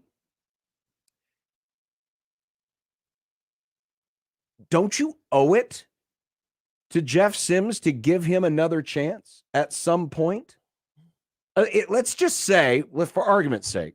Yeah, what happens in this The game? offense just continues to slog along. I mean, Sam McEwen had some of the numbers today, and they're very sobering. We like to laugh and make jokes at Iowa's expense, but Nebraska's 122nd in points per game. That's less than Iowa. They're averaging 19 points a game. That's not great. They're 117th in giveaways, albeit a lot of those giveaways did come with Jeff Sims at the Yeah, that's 6, right? 6 with him, Yeah. and then 2 in the Harburg era? Am I doing the math right on that? Well, there's 10 giveaways total. 10 This was giveaways total. Okay, because they had 6 in the first 2 games for sure. Yeah. So they've had 4 since. Okay. They're 95th in yards per game. Like I said, 8 total. And roughly 11% of Nebraska's pass attempts have resulted in sacks. Yeah, see, it's not a good offense. No. So let's just say it continues to kind of slog along at this pace. At some point, I know we saw him for 2 games and the turnovers were awful and we hated them and we were like, can't happen. But at some point, don't you have to give the guy another chance, or don't you have to assume that he's not going to be that bad again? Well, yeah, I'll use my own kind of argument against, I don't know if it's against me, but against those who think it should just continue to be Harburg. Because I always say, like, nothing really looks different. But that means nothing really has looked different, for good or for bad. They've not had this explosion of points. They've not had this explosion of great performances. No. And, again, the odd part is still we've only seen Harburg versus one Power 5 team, and that was against Michigan. This is a chance on Friday to learn some more about him. And it sure is. But if John, if they perform in the same way again, even if they win, but if it looks like another one of those middling games and the offense has no real consistency, they score and they're able to get a dub. After the bye, if Sims is healthy, it would not shock me at all if that's the time when they finally put him back in. Because I think if you are going to give someone a job, if that player's earned the job that he got because of an injury, I think it does need to be obvious. Because I am someone, is it time? Is it time? Is it time? Sad. I am someone who says that it is okay to lose a job because of an injury. I am fine with that. It does not bother me. If the next guy comes in and you're on a roll, bingo, there's nothing wrong with that. And the obvious one, of course, is Tom Brady. Tom Brady came in for an injured Drew Bledsoe. He never lost his job. He shouldn't have. They performed very admirably. They won the freaking Super Bowl. Harburg has not done that. Harburg has not played in that way where it's like it's obvious. Because even Brady, his numbers were meh. But something was changing with the way that the Patriots were playing. Do you feel like something is changing with the way Nebraska is playing? But outside of the turnovers just going down, and it was 8 in the first 2, and it's been 2 in the last 3. Outside of that said, he's still putting the ball on the turf. It just doesn't seem like a whole lot's different. The problems of the offense are the problems of the offense. Right. They were a little exasperated in the first 2 games because of Simpson's turnovers. But how much of that was the first 2 games? How much of it is something that would go away? Again, you practiced all spring and all August with Jeff Sims as your number 1 quarterback. And I'm going to go on the assumption that he wasn't turning the ball over like he did in games 1 and 2. Otherwise, he probably wouldn't have started from the beginning. Correct. Because if they're being consistent to their word, and their word was, hey, we cannot turn the ball over, period, end of story. Yeah. That's what we have to be. We have to be an offense that does not turn the ball over. If he was doing that during fall camp or training camp and spring football, I'm guessing that there would have been a long, hard look. And they certainly would have, ramped up the getting Harburg ready a lot more than they probably did. Yeah. So I think at some point, unless we start to see some noticeable improvement in terms of overall productivity, namely points, I think at some point, if the offense continues to just kind of slog along as it has, I think they owe it to themselves to give him another shot. Well, yeah, because you just want to, at a certain point, you just have to be better, and you're going to want to try something to be better. And, I mean, look, the sample size has now gotten to a point where, well, first of all, Harburg's gotten more snaps. He's got more plays. He's started more games. So he's gotten a lot of leash, and now he has played against a Power 5 team. And this Friday, he'll probably play against another Power 5 team. This is going to be another opportunity, but this is going to be the fourth opportunity. Yeah. Mustache Adams says, I don't know if they truly owe it to Sims to give him another chance unless they think they can truly be better than Harburg. I think the injury was good cover to make a change, and thus far, Heinrich has not shown himself to be as turnover-prone like Sims has.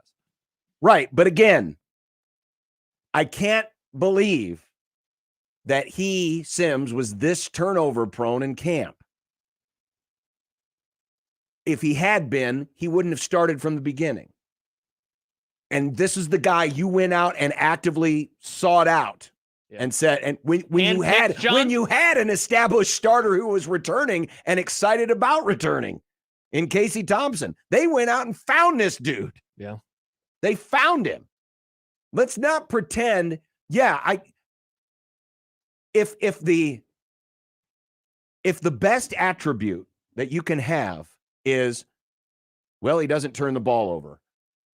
While that's good, it's not good enough. That's not good enough. Yeah, it needs to be more than that. He doesn't turn the ball over, and yes, or he does something and he doesn't turn the ball over. But if that's the number one thing in big time college football, it's just not enough, right? Especially given the rest of the offense. If John, if you're the quarterback of Alabama a decade ago, yeah, and that's your best attribute, that's actually fine. That's good enough because it's Alabama. A lot of people look at the quarterback position as once you pull that lever, you can't go back. And I disagree. In fact, I think Matt Rule disagrees. I mean, have you ever thought about a dual quarterback system? Is that something you believe in or would try? At the same time, or are you talking about like just playing both? Like rotating them in and out. Yeah, I'll do whatever it takes to win. I'll do whatever it takes to win.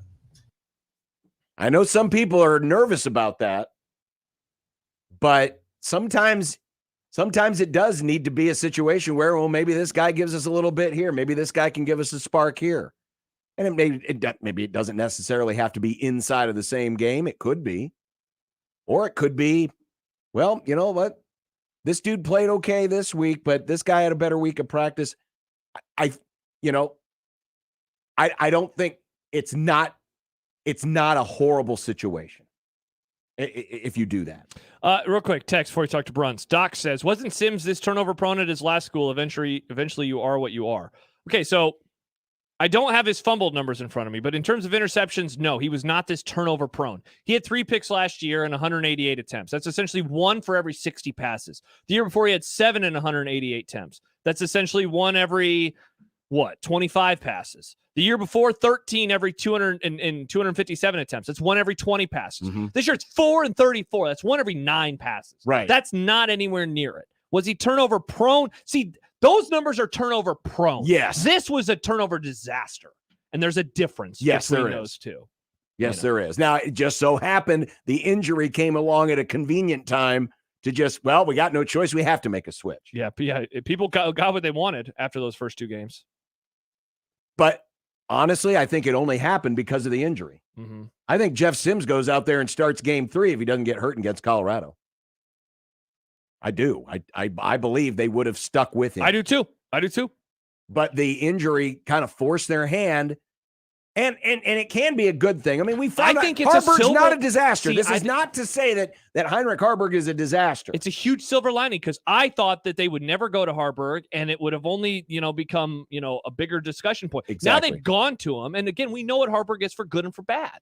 We know what he is. And so if they go back to Sims, and Sims has more of the issues from earlier in the season, then I think that then they can go back to Haarberg. Then I think it's done. It's all done after that. You can say, cool, perfect, time to move forward.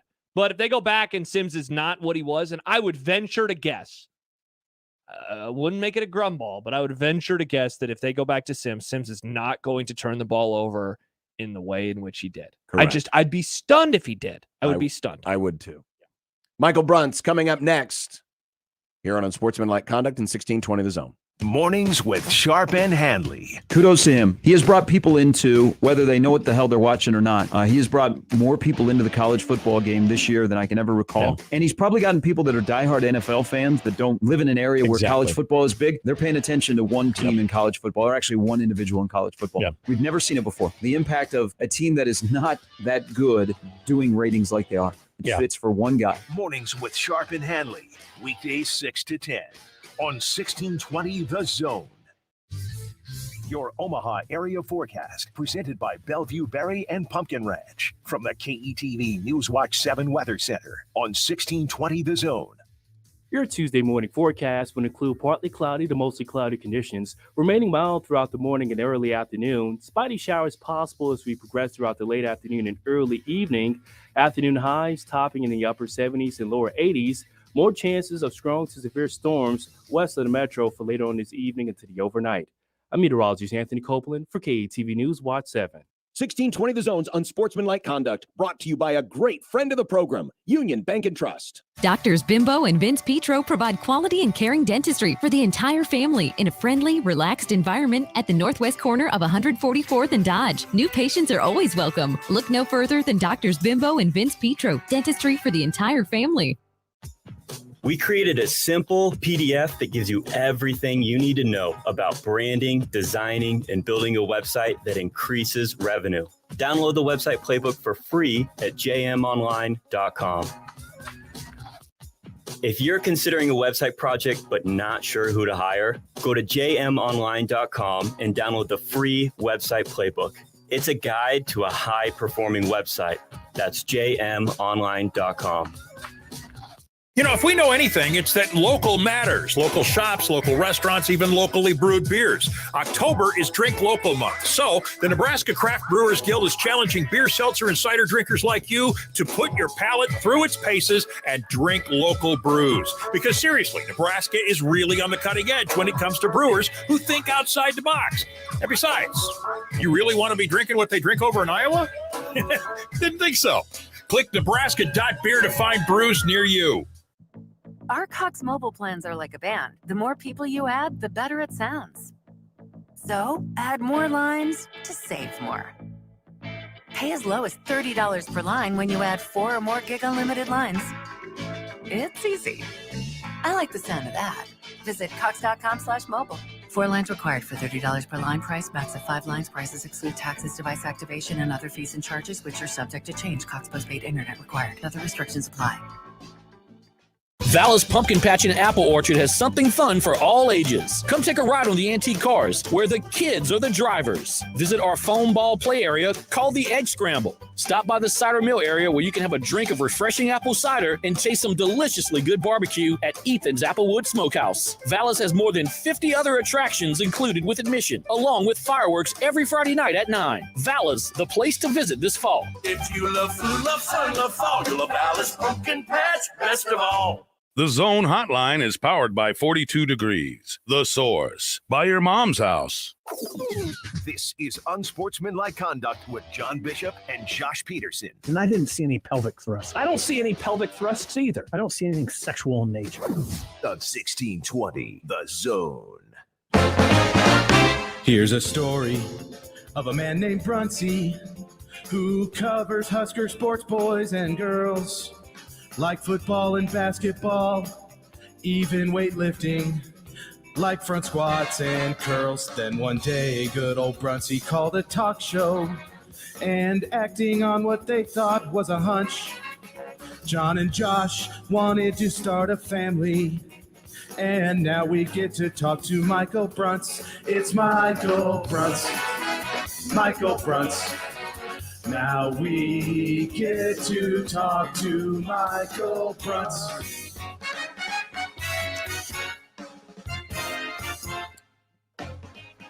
The first taste test of pitch clock era playoff baseball. This Texas-Tampa game's almost halfway done already. They've only been playing for an hour and 15 minutes. They're in the top of the fifth. It's 1-0 Texas over Tampa. That's why you haven't heard any of the drops. Yeah, no one's scored. No one's scoring since then. We've got me in high school. Nice. Michael Brunts joining us from Husker 24/7. Hello, Brunsey. Hi, Brunts. Hello. The consensus in the press box on Saturday was that Nebraska was flat. Rule kind of pushed back on that a little bit, put the team through what he called a practice. You think that was Rule's way of saying, yeah, we were kind of flat? Yeah, he in his own way said they were flat, right? Yeah. Like, he came out on Monday and said that, guys were, how do you phrase it? Guys were playing not to lose, or not to make mistakes. I guess, that would, imply flatness to me. But yeah, I think too, he was kind of going out of his way to not speak out of emotion on Saturday. Cause I'm sure, if he really kind of let it go, he would have some things to say. But yeah, I think, in his very own way, there was an admission that things were not meeting the standard. What did you then make, Brunts, of the padded practice on a Sunday, the day after getting whooped up on by the Wolverines? Yeah, I think what they basically did was that they basically needed to kind of come out and say, okay, who's going to compete? They from what the players said, kind of sprung it on them, and they went out at a physical practice. I think they were what they were kind of wanting to do. Sorry, I'm getting screamed at here.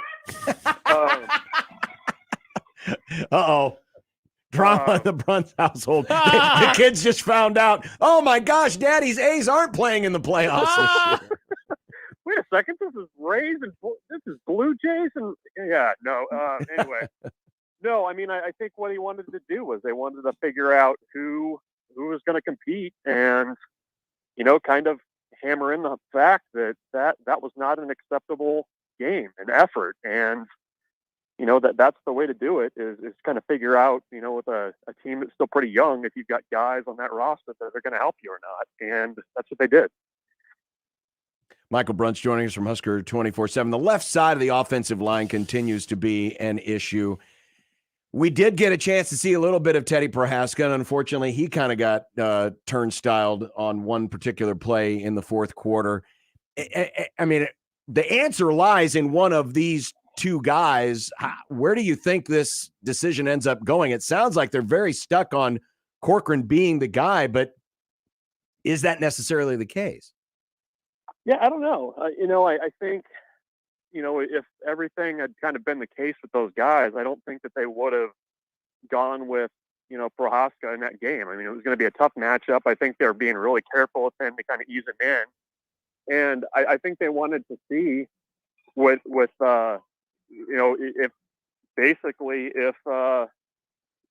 he can be the guy further into the season. So I don't know. I think it sounded yesterday like it's going to be Corcoran again. And, we'll see if they kind of try to get Prohaska in there a little bit more this week. I just, from everything they've ever said about that position, I think they just think that Corcoran still gives them a better shot.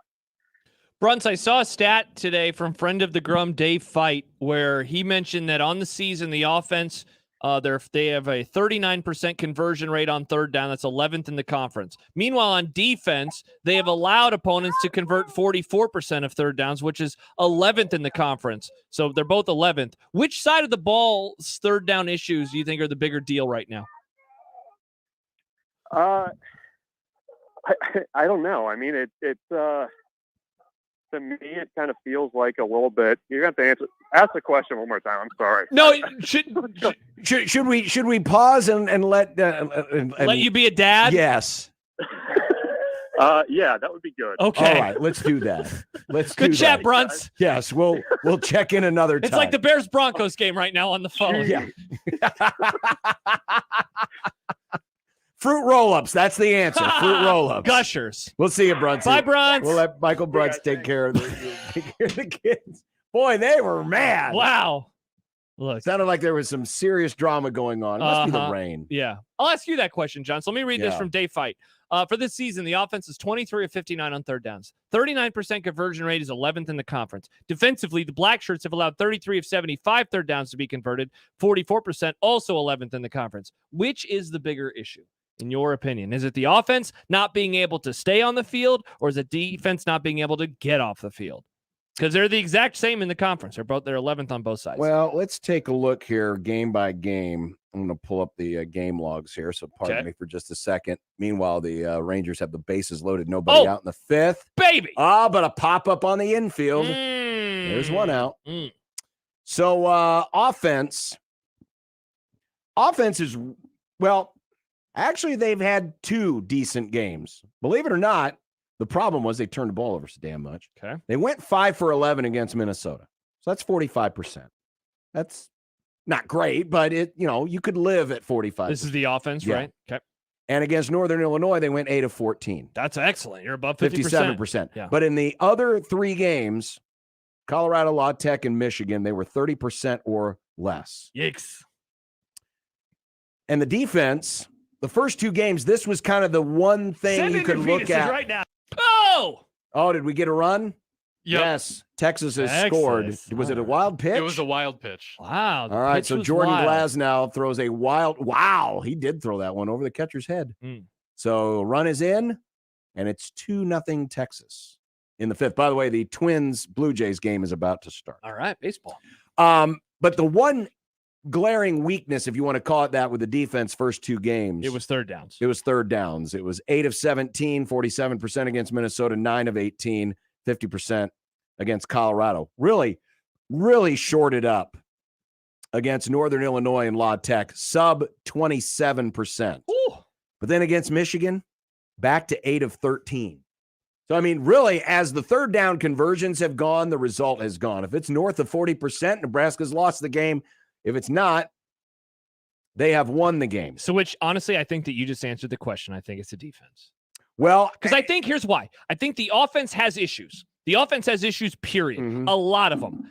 I don't think that the offense getting I mean, look, I guess, yes, if you convert 90% of your third downs, you're going to score touchdowns. So that, I guess you could say that based on a technicality. But I think the answer is the defense because of the weaknesses on the offense. I don't think getting a little bit better on third downs is going to fix everything on offense. I think getting a little bit better on defense, though, would give your offense more opportunities. I think it's more important to get off the field. So I think that the answer is defense. Yeah, and I mean, Matt Rule said yesterday, we're a defensive team. Yeah. We're a defensive team. They have fully come around to the idea that, all right, the defense is going to have to win us some games. Mm-hmm. It's just the offense's job not to foul anything up. Yeah. And so based on that, yeah, I would say probably fixing the defensive side of the third down conversion rate, getting off the field. Now Corey points out, too, the distances we gave up on third down was baffling. Remember, a lot of those were third and long. It wasn't just third down. Well, not against Michigan, though. Not against Michigan. Michael had the number on Severe Reaction on Sunday morning. You can also watch that on 1620 The Zone. Yes, you can. The whole thing, which is what I did, by the way. Nice. What I did was I listened to it on my walk. So I wasn't watching it, but I had it in my earbuds. Awesome. And I was listening to it. That's so cool. Commercials and all. Wow. What a show. But I don't remember the exact number, but there were a lot of third and shorts because the success rate which is basically it's a way of measuring how to stay ahead of the chains. It's gaining I think it's gaining 4 or more yards on first down, having, but they were staying ahead of the chains. So here we go. Success rate grade snaps on a play-by-play basis. For a play to be deemed a success, an offense must gain 50% of needed yardage on first down, 70% of needed yardage on second down, and 100% of needed yardage on third or fourth down. So you want it to be 2nd and 5, then you want it to be 3rd and 3, then you want it to be 1st and 10. Yep. That's success. That is being a successful and football team. Michigan had a very good success rate. Yes. Because they were picking up good yardage. Yeah, it was on first down. They were knifing through the defense. It was a lot of, 3rd and short. And the very rare times, 4th and short. And they were able to keep Nebraska off the field. But against Minnesota and against Colorado, a lot of those were 3rd and longs. Hell, the game tying play against Minnesota was a 4th and long when the guy made the Jordan-esque catch. But they were getting 3rd and long conversions early in that game. Minnesota was against Nebraska. And of course, the game I think that changed everything against Colorado was when it was 13-7 after the Jeff Sims touchdown run, and Nebraska brings the house, and they convert a 3rd and 10, backbreaking play. And the other thing that needs to be improved? That's all she wrote. Red zone. Teams are 17 for 17 in the red zone. That was a stat that we had on Friday in Keys. 17 for 17 in the red zone. Yes. 11 of those scores are touchdowns. Yeah, that's brutal. Yeah. You're not going to survive if every time the team gets into the red zone that they score. Period. Yeah. Even if you're holding them to field goals, you need turnovers, you need a block on a field goal. Right. Maybe a stop on a 4th down. Bingo. Yeah, you can't allow that to happen. Yeah. No way. In fact, right now, let's see. Red zone conversions. Let's just take a look at who the best in the country are. Is this on defense? This is 4th down conversions on defense? Yeah. Okay. I got to look up. It's a different. There we go. Opponent red zone conversions. Guess who's number 1? Is it Michigan? They have allowed only 3 scores on 8 red zone drives. Not bad. And Nebraska was one of those, right? Yes, because it was stop on a 4th down. Yep. 37% in the red zone. That's the only team in the country that is sub 50%. Texas, who's having a great season. People forget. They've only allowed 5 scores on 10 drives. So basically right now, most often when teams get in the red zone, they are going to score. Kicking is good enough. Offenses are good enough. Mm-hmm. Right now, middle of the pack. You want a middle of the pack team? Ohio State. Sure. Well, they've only had 6 drives against them. In the red zone. That's insane. Nebraska was 17. Yeah. Here's Ole Miss. Okay. Team that just won this week. Yeah. They're 65th in the country. So they're squarely in the middle of the pack. 15 out of 18. So they've gotten 3 stops in the red zone. Mm-hmm. 3 stops in the red zone in 18 drives. And Nebraska has 0 stops in 17. That also has to improve. And it sucks that, the defense has to carry a little bit of the weight, but it does.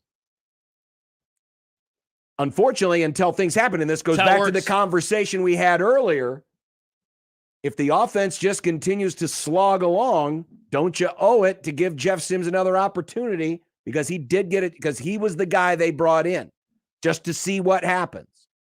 And I don't have a problem if they end up having to go back and forth through the season. Osborne's done it with some teams. Other coaches have done it. It can be done. We don't have to treat the quarterback position like it's sacrosanct, and it's like, once you make a change, you can never go back. Hell no. In fact, if there was ever a time to do it, it might be a year like this where you're trying to do what? Establish a culture. Yeah, and establish a foundation that says, we're going to do whatever it takes to win. Go listen to what Matt Rule had to say yesterday. He was all about, we need to have a winning mindset and a winning culture. And we have to think that way from the start. And if you're not a lion, you use this term, a lion, we're going to find out who the lions are. Mm-hmm. Well, if someone's just being a little kitty cat, it's time to switch it, and that goes for every position on the football team. I think if there's ever a time to swap out quarterbacks and not be afraid to swap out quarterbacks, it's a year like this one. That said, if Heinrich goes out and plays well and is a difference maker, and we see a better offensive effort against Texas, well, then that's going to put him another leg ahead. Against Texas? Texas, I'm sorry. Oh, I'm thinking Texas. How come? Are they making the playoff with Texas? No. I was thinking orange teams, Illinois. They're playing an orange team on Friday. They are playing an orange team. Oh, don't forget, speaking of the video, you can watch the video on Michael's YouTube. video? No, not Michael's video. John and Nick Hanley's video. The last part of the Hanley chunk. The last part of, and you, wow, what a life you lead.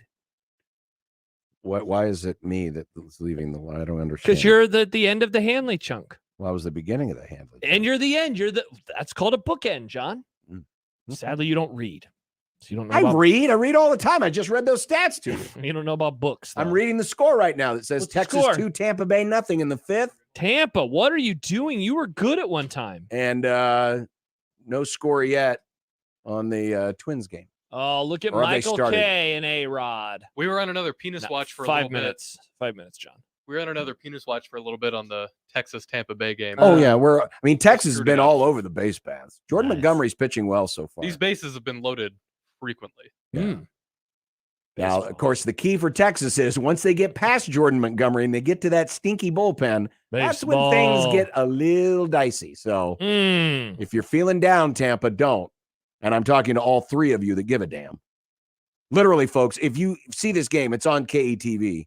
The upper deck is maybe half. I wonder if we have any friends of the Grum who are in Tampa who are like, you know what? Maybe I'll go watch some playoff baseball. It wouldn't be hard to get in. Look at that. Look at the empty seats. That's so pathetic. You know what this is like? You know what? I bet there were more people at the Royals game that Connor was at on Sunday. This is like when the Braves, remember how they kept winning all of those divisions? And by the time that it was like the end of that run, they would have playoff games where it wasn't full anymore because they had been so successful and it was so old hat. That's like this, but worse. Yeah, but even though the Rays have had success over the last few years, they've never supported like that this. team. No, of course not. That's why they should move. Congrats to those few kids that they showed skipping school today, though. Well, it is 4:30 in the East right now. Oh, so, don't forget. So they were able to get out of school. Time zones and such. All right, back with more after this on 1620 The Zone. Hey, everyone, Josh Peterson here for my friends at Kugler Vision. Perhaps there are fans in the upper deck at that stadium down in St. Pete, and they're like, oh, man, I can't see the action on the field. Maybe that's why so many of the seats are empty, because the folks down in St. Pete, their eyes don't work as well as maybe they used to, or as they would just like in general. And that's where Kugler Vision comes in. Now, look, if you're down there, you'd have to make the trip all the way up here, but it would be worth it.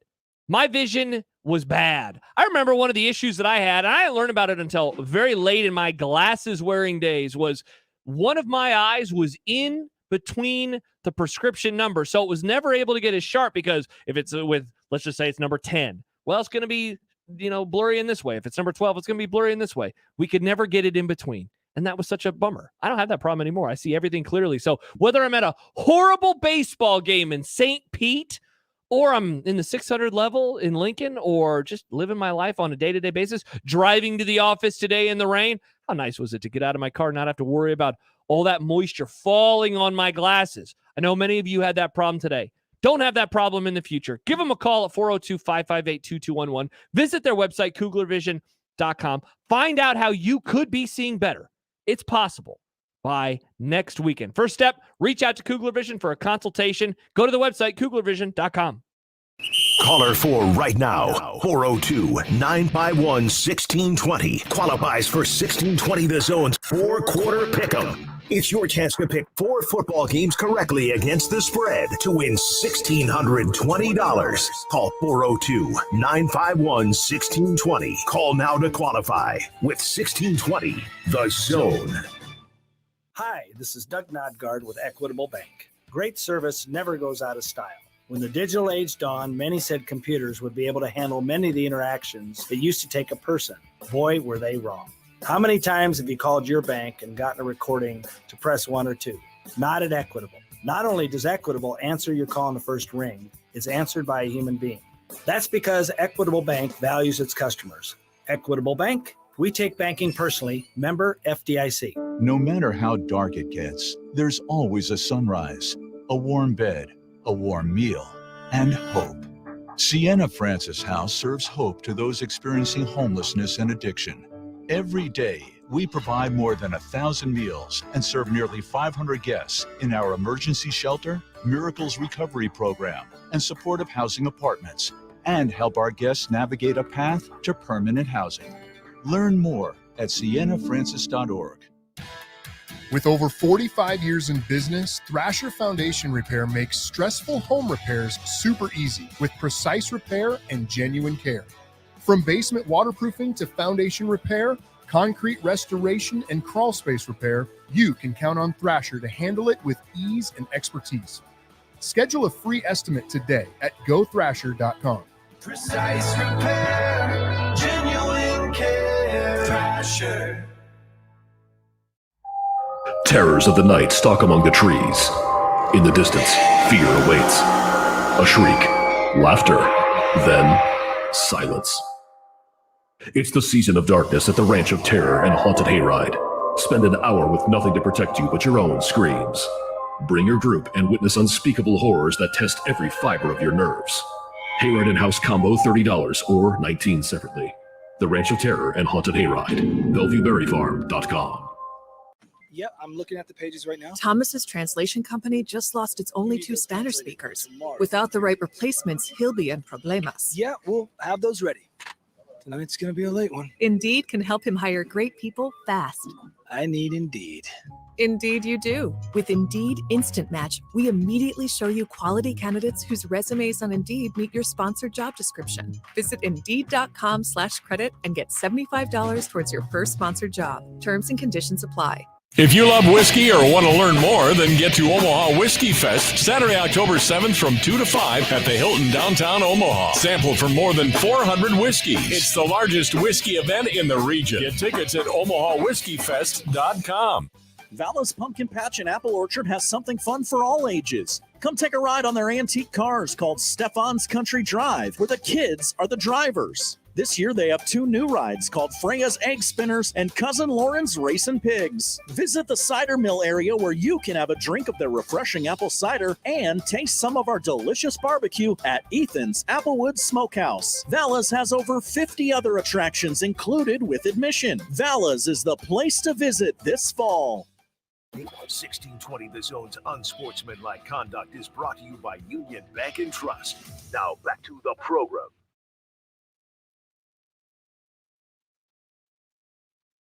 We're on the radio.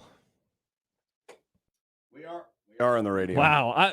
I'm surrounded by. Shut up. I was trying to. Here, Nick. There you go. Oh, thank you, John. I was answering a question. Do you want to try some or are you? No, I'm good. You can just try a taste. Nope. It's a taste. No, Yeah, I don't come on, want It's to. a taste. All the not cool gonna- kids are I'm doing not it. going to get bullied. No, I'm fine. I'm good. I'm fine. I'm fine. Well, this was, I think, you know what? I remember now. This was one of the ciders that, remember when we had, you weren't here. It was me and Joey. Oh, that was Rib Day. That was Rib Day. Oh, this was back in And like our August. friends over at I think the when I got Nebraska Craft married. Brewers Guild That's when I brought was us in a big sampler. And there's this the one dry beer citrus Friday cider. that you and I missed, and they had a full-on Yeah, they had cookout. ribs. Yeah. No, I guess I did get married, so I had a great week. This so. is That this was the is names. I had a good time, too, from but still. Sorrow SARO Sorrow Cider in Lincoln. Nice. It's almost a So when bad you ask religion song. Because we're trying to clear out the beer fridge because it Yeah. is getting way too full, which is a good problem to have. I'm going to take some home tonight. I'm not drinking right now because I got an event coming up. I'm very taking shortly. some tonight, too. Ooh, that you know what? It's not sweet hardly at all. 6.5. Oh, so yeah, you go. Right. You want to try some? I thought John was asking Nick if you wanted to try some for like eventually. You like it? Yeah, it's not bad. Eventually. Oh, thank For you. the rest. Pretty good. Sorrow Cider out of Lincoln. It's baseball day. It's basically a It's holiday. baseball day. We're celebrating baseball. We're on a penis watch. Jim is next on the 42 Degrees of Source Jim, hotline. are you on a penis watch? Never have. What's up, bro? Good for you. I'm old enough to remember when Bob Devaney used both Jerry Taggy and Van Bronson's in games. He did it for 2 years. Yeah. 69 and 70. Nah, not a 69. And it seemed to work out pretty good. They won a championship for one of those years, I remember correctly. Yes, they did. The 1970 championship, the first championship, dare I say, the most celebrated championship. Dare you say? Yeah. The least So, celebrated. I think you got to get all your players on the field. I don't care what they do. I agree. Rotate them. I think, listen, it can happen. It happened back in 84 with Travis That's what Turner happened in 70. and Craig Sundberg. It happened with Put it on the list. This team is not winning the Natty if they go back and forth. Sundberg sounds like the last name Forever. of somebody who would have won a championship in the 70s. No, this is 80s. Oh, well, same Like thing. Fast forward. My bad. Yeah.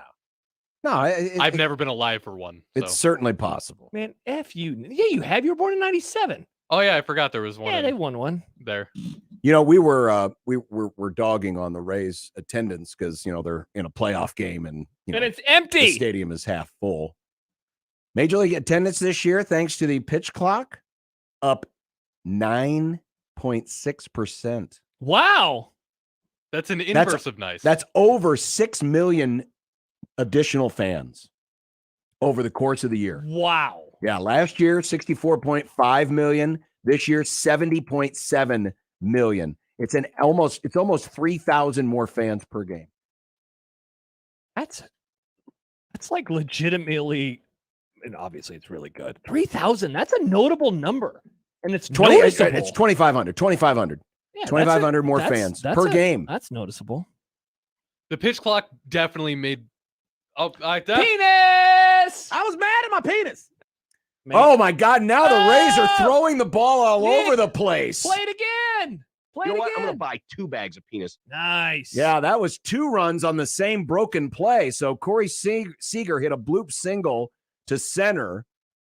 It was misplayed in center. Look at that sad guy. And this was with runners at first and second.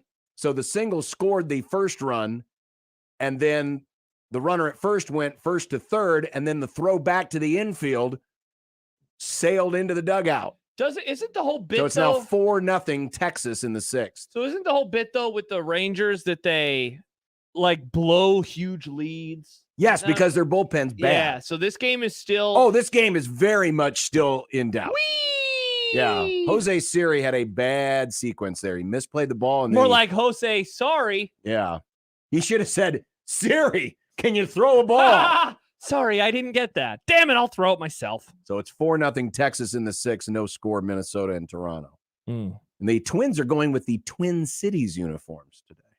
Interesting. It's empty there too. Is it? Not as bad. It's as on this. the tiny TV. I couldn't see. It's not as bad, but there were empty seats out in the outfield. This is pathetic. I'm sick of sports fans not going to games. One of the things that I'm kind of fascinated by is how these teams were built. This was an interesting graphic I saw today. It was on MLB Pipeline. So it shows all 12 of the playoff teams and 3 major ways to acquire players.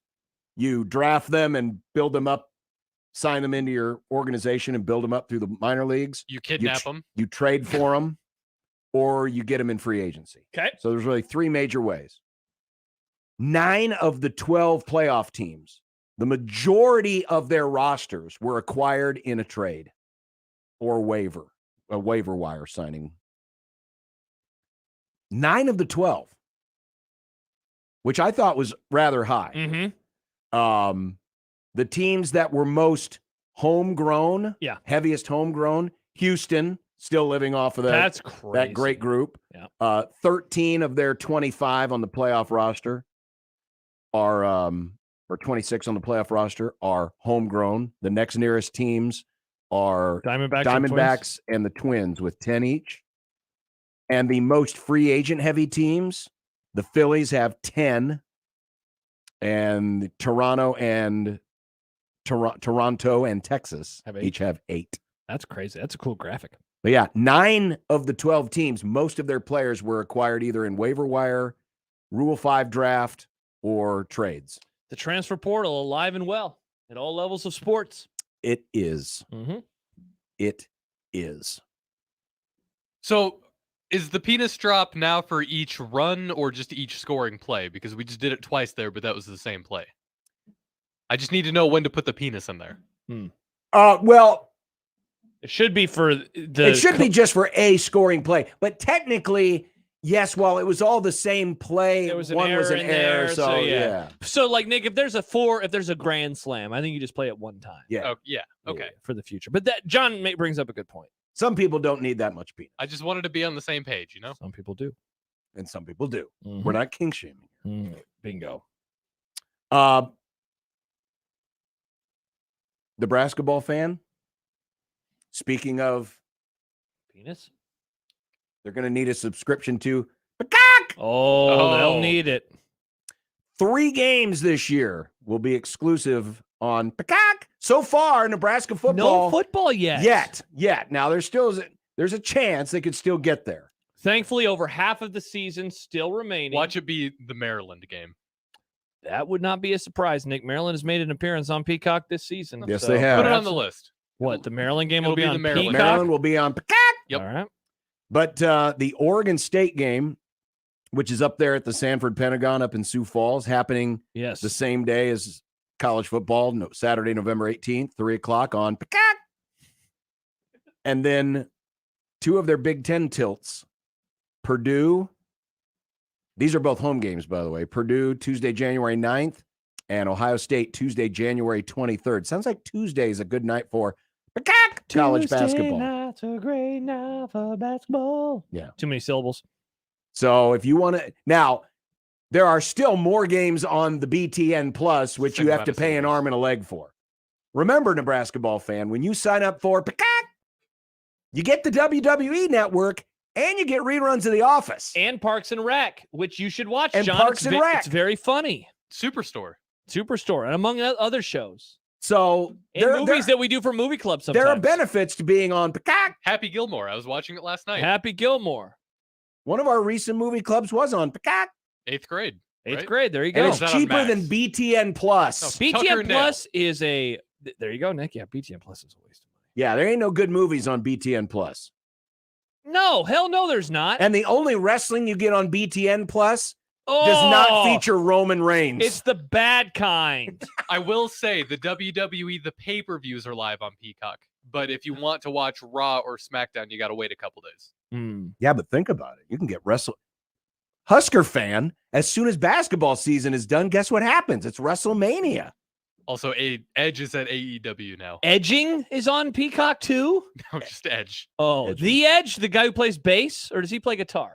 No, The Edge doing? not U2 Edge. Wrestling Edge. The Edge, Nick. It's not just Edge.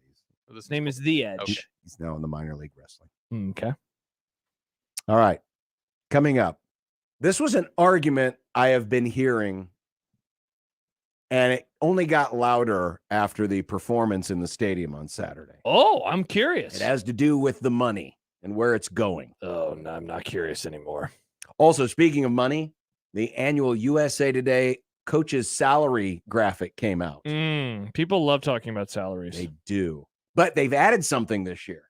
They've added a buyout category where it shows the total amount of the buyout still remaining. They did it 1 year too late. Hashtag scoffraw. Hashtag scoffraw. So it's 4-0 Texas in the bottom of the 6th, and no score. The Twins coming to bat in the first on 1620 The Zone. Hey everyone, Josh Peterson here for my friends at Miracle Hill Golf and Tennis. It has been raining throughout so much of today, and that Top Tracer building is great on a day like today, because even when the rain has stopped, and it looks like it is going to be very, very shortly in parts of town, well, the golf course is still going to be soaked for quite some time. They need the sun to come out and dry up the fairways, the rough, etc. But inside the Top Tracer building, you are good to go. And on a day like today, you got day baseball on. On a Friday night, a Saturday, a Sunday, you got football on. Whatever season it is, they're going to have that sports action that you love. The majors, of course, in golf and a whole lot more. Give them a call at 402-498-0220 and book those virtual tee times today, whether it's you solo, whether it is a gathering, maybe a party that you're putting on for the office or just you and a group of friends. You can play virtual courses from around the world. You can figure out what's going on with that distance. You can play a lot of side games as well. They have so many different options inside of the Top Tracer building. I mentioned the TVs, food, drink options as well, and a whole lot more. And they have a bunch of different signups going on right now at miraclehillgolf.com/store. Some junior stuff going on, whether it is a 9-hole scramble, whether it is a high school Top Tracer league. That and more information can be found at miraclehillgolf.com/store. They're located just north of Dodge on 120th Street, Miracle Hill Golf and Tennis. Live from the Host Coffee Studio, this is 1620 The Zone. 1620 The Zone. Traffic. From the Zoom Drain Time-Saving Traffic Center. Looks like a crash has the right lane blocked on northbound 90th at Fort Street. Also, a crash has the right shoulder blocked on 10th at Dodge Street. If you're east on L Street, stop-and-go traffic between 36th and the JFK. And then delays on eastbound I-80 between 84th and 50th. On westbound I-80 between 50th and 96th. And then if you're south on 480, delays go from Martha to the JFK. And if you're north on the JFK, delays from F Street to 480. I'm Mike Neville. This time-saving traffic is brought to you by Saul's Jewelry and Loan. If you have a large amount of gold or precious metals and want the best price with no waiting, Saul's makes it easy and fast. Any amount of gold, silver, or jewelry, no limit, immediate payment. Saul's Jewelry and Loan. It started in Lincoln. Now it's in Omaha. It's Muchachos. At the heart of Muchachos is family. Muchachos uses new Mexican flavors with smoked barbecue passed down from generations. This flavor sensation is called New Mexican Barbecue Fusion. Come get your eat on and nosh on slow smoked pork brisket, chicken, queso, and mac. Try the fan favorite Hatch Mac Burrito with a craft beer or margarita. Muchachos is south of the Old Market at 1285 South 13th Street, or check them out at yomuchacho.com. Oscar's Pizza and Sports Grill is always looking to make your game day bigger and better. Cheer on your favorite team this season in front of a 22-foot LED video wall showing up to 8 games at once. TVs are everywhere else you can look with a state-of-the-art audio and video system. Enjoy a Big O pizza or award-winning char-buffed wings. There's just no better way to do your game day. Oscar's Pizza and Sports Grill, 173rd and West Center Road. And for takeout at 162nd and Maple. Vallis Pumpkin Patch and Apple Orchard has something fun for all ages. Come take a ride on the antique cars, where the kids are the drivers. Visit our foam ball play area called the Egg Scramble. Stop by the cider mill area where you can have a drink of refreshing apple cider and taste some deliciously good barbecue at Ethan's Applewood Smokehouse. Vallis has more than 50 other attractions included with admission, along with fireworks every Friday night at 9. Vallis, the place to visit this fall. If you love food, love fun, love fall, you'll love Alice Pumpkin Patch best of all. Attention sales professionals. NRG Media is looking for an accomplished business-to-business salesperson who wants to take their success and skills to a new level. Is this you? Our account executives work with local businesses to create marketing plans to help them get more customers. On air, digital, on-site, audio, video, it's all part of what you could sell. A sales career with NRG lets you make a real difference. Get more info and apply online at nrgmedia.com. NRG Media is an equal opportunity employer. I'm Omaha Athletic Director Adrian Dow, and I want to introduce you to 3 Omaha schools that are playing a vital role in keeping our community strong. We serve nearly 600 pre-K through 8th grade students, most of whom come from disadvantaged neighborhoods. These students receive a values-based education with the family support they need. I'm a proud member of the Q's Fund Board, which supports the Q's school system. To learn more, go to Q's Schools, that's CUES schools.org. Let it fly. Your elevated sports bar experience. KOZN Bellevue, Omaha, Council Bluffs. This is 1620 The Zone. John, I have some stats to read you real quick before we get to our next topic. It's from CBS Sports. CBS. The NFL and CBS Twitter account. Brock Purdy ranks this season. Pass rating 1. Win percentage tied for first with the Eagles. Pass to touchdown interception ratio tied for first. Interception ratio tied for first. They add this. These look like franchise quarterback type numbers. TBH. Yeah. Turns out Brock Purdy is good. He is good. They're going to beat Dallas on Sunday, and I'm not looking forward to it. was talking about Brock Purdy with some friends last night. Mm. The first game he came out on was the Dolphins Frisco game, right? Or was he Either out that before or that? It was either that or the Bucks game. It was one of those two. I don't remember which one it was. It was one of those two. Yeah.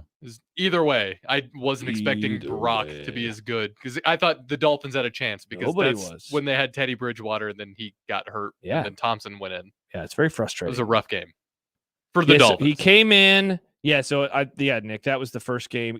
Yes, that he started, I believe. Yep, I remember that. Yeah. Sad. He's never lost in the regular season as a starter. He's never lost a game he finished. People That's true. forget he was the last pick. People do forget. He's awesome. He's incredible. It was really cool. It's really cool watching him play. I mean, yes, you've got great supporting cast, the best supporting cast in football. That definitely makes the job easier, but you still got to distribute the ball. And he will on Sunday. You still have to distribute the ball.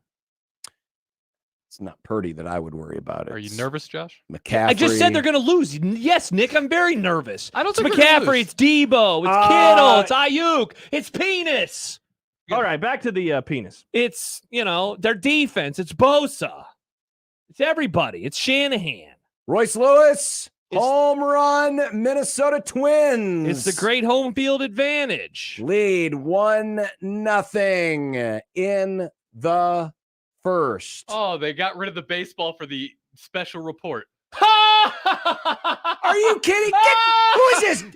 Get great value Peter Jennings off my TV. I want to see baseball. I'm guessing it's because it just went to a commercial. So they're interrupting the commercial break. They'll go back to the game. They better. Yeah, big deal. They voted him out. Who cares? Your party, John, your party voted out Kevin McCarthy. Your party. Well, your party voted out what's her name the other day. Voted out whom, John? Who are you talking about? Who got Dianne voted Feinstein. out? They Did she voted get her out. voted out? Is that what it was? I don't know if that went to a vote. Yeah, I don't think anyone voted. Is that what they said on whatever network you watch? It's like Survivor. I don't watch any of the news networks. Oh, I thought you did. Which is why I get this crap on my They're TV. going to turn John, it's okay. Why, you even get triggered just by seeing news. I do because I didn't realize how out on news you Because I were. guarantee you right now, it's I guess we saw that coming. No, they're just reporting it, John. You sure decide. they are. Yeah, Wow. I'm sure old Rachel here is a real, Wow, you neutral reporter. You have gotten very triggered about news I happening. want to see baseball. We got live baseball. It's weird they're not By the giving way, it us was a two-run nameplates home for run. these reporters. They just had it. John did called they? her Rachel. Okay. By the way, it was Rachel. By the way, it was a 2-run home run. Rachel. So it was up 2-0. Send in your penises right now. No.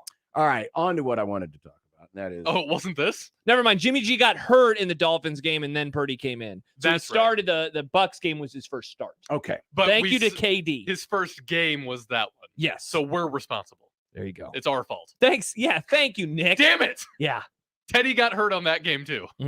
Very normal. So last week, of course, the big stadium renovation project was announced. $450 million tab. $225 million of it will come through private donations. Okay. There was a lot of discourse among the Biffs in the basement. Why do you have to call them that? Why can't you just say Husker fans? Because it's just Why didn't you call it discourse? But this was a specific discourse in message board land.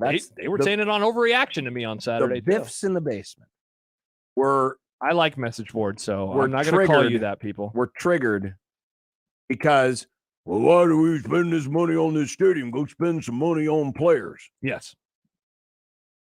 To which I would say, tell me you don't know how NIL works by saying you don't know how NIL works. Well, Because it's I'll disagree with you. Yeah, see, it's different though. Now, the one thing where there is conflict, I'll disagree with you. the one area where there is conflict is in the private donation. Well, and that's what I was going to say. So let's say $225 million will get donated to the stadium project. So they'll do all that. In theory, that money could get given to 1890 and then given to players. Now, Could. yes. Now that's in theory. Mhm. So where I will obviously agree with you is that would never, I mean, just do 225 million divided by 85. I mean, that'd be ridiculous out. Like they're See, not going to do that. The thing, and I know we kind of, well, you and Sip went round and round about it a couple of weeks ago. I didn't even mean, I didn't go round and round. I asked him a question. Triggered Sip. I Yeah. know. But this is where I have always pushed back on this NIL conversation. From the Sipple point of view or from the opposite point of view? No, it's from the point of view that there are people that think that NIL is going to solve all of Nebraska's problems. Well, all we have to do is pay for the great players and they'll show up. All we have to do is pay more for the great players and they'll show up. It's why I've hastened to get too excited when people say, well, Nebraska's got this great NIL operation and there's, it's well organized and all this other stuff. Yeah, that's great. Well, guess what? All the other programs they're competing against for the great players have the same thing. They have access to the same thing. So real quick, you when you hear the great NIL discussion, you don't think it's like wrong. You just know that other schools spend money too. Yes. Whereas because there's also a crowd. It's a recruiting enticement, the same as where you're located, how many wins you have, how great your facilities are, how great your coach is. All of those things. It's one of many different things. Now, certainly it can help. It can help if Nebraska is willing to pay more than other schools. See, and that's what I was going to say, but here's the problem. You're not going to overpay. You're not going to set the market at a totally different level by yourself. Because other schools are going to come in, and if they really want a good player, they're going to get it.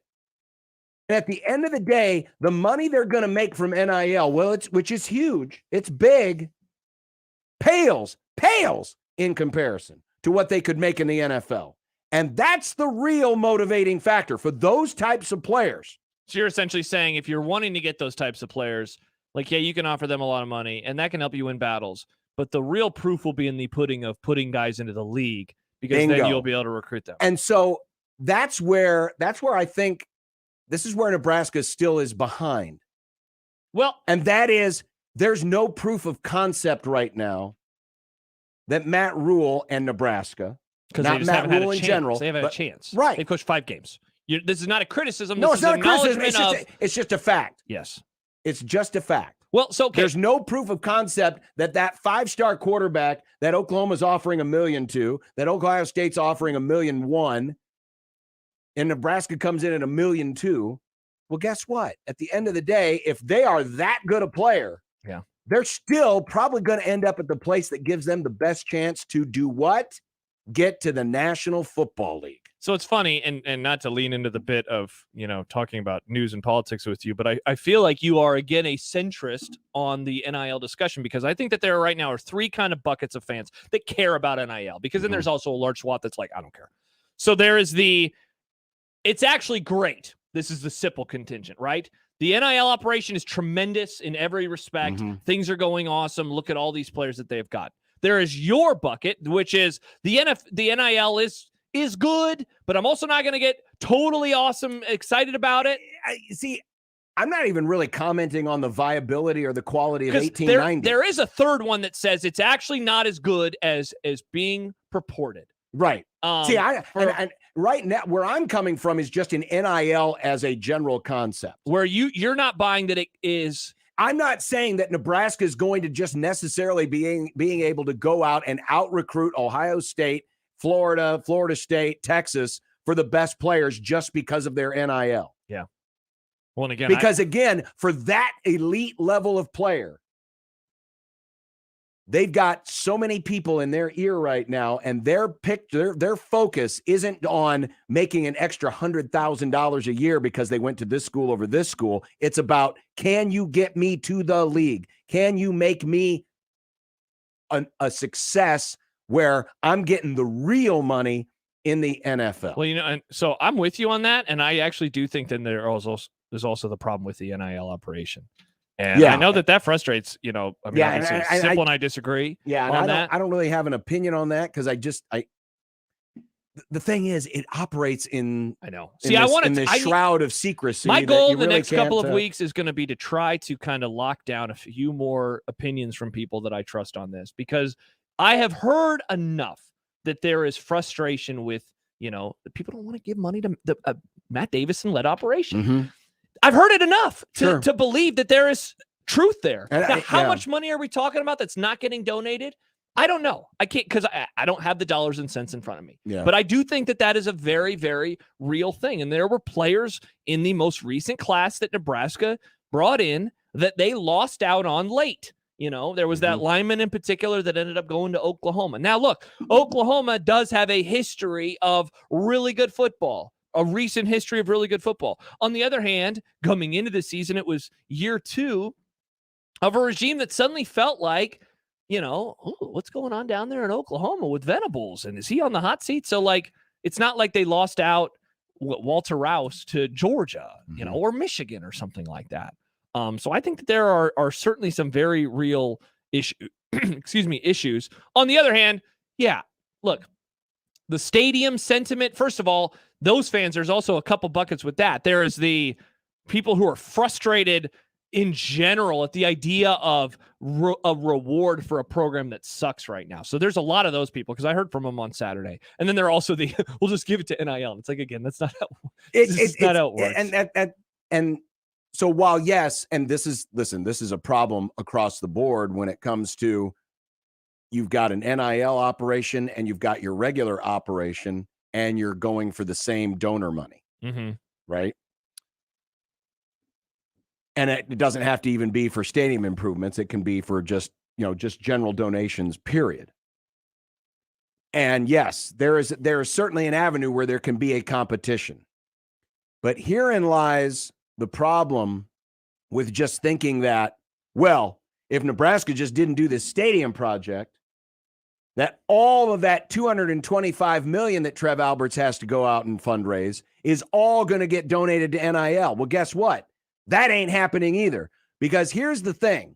And a lot of us poors like to spend rich people's money. I love spending rich people's money. We love to spend rich people's money, whether it's our favorite sports franchise and say, hey, you can buy that player and you can get that player and you can sign that player. You can get them all. We love spending rich people's money. But rich people didn't become rich by just throwing money down an empty well. The difference between donating to an NIL effort, and let's just pretend for argument's sake that there are no issues with the NIL effort, that there are no concerns with the NIL effort, that people don't have misgivings about who's running the NIL. Let's just pretend that Nebraska's got the best NIL in the country. Sure.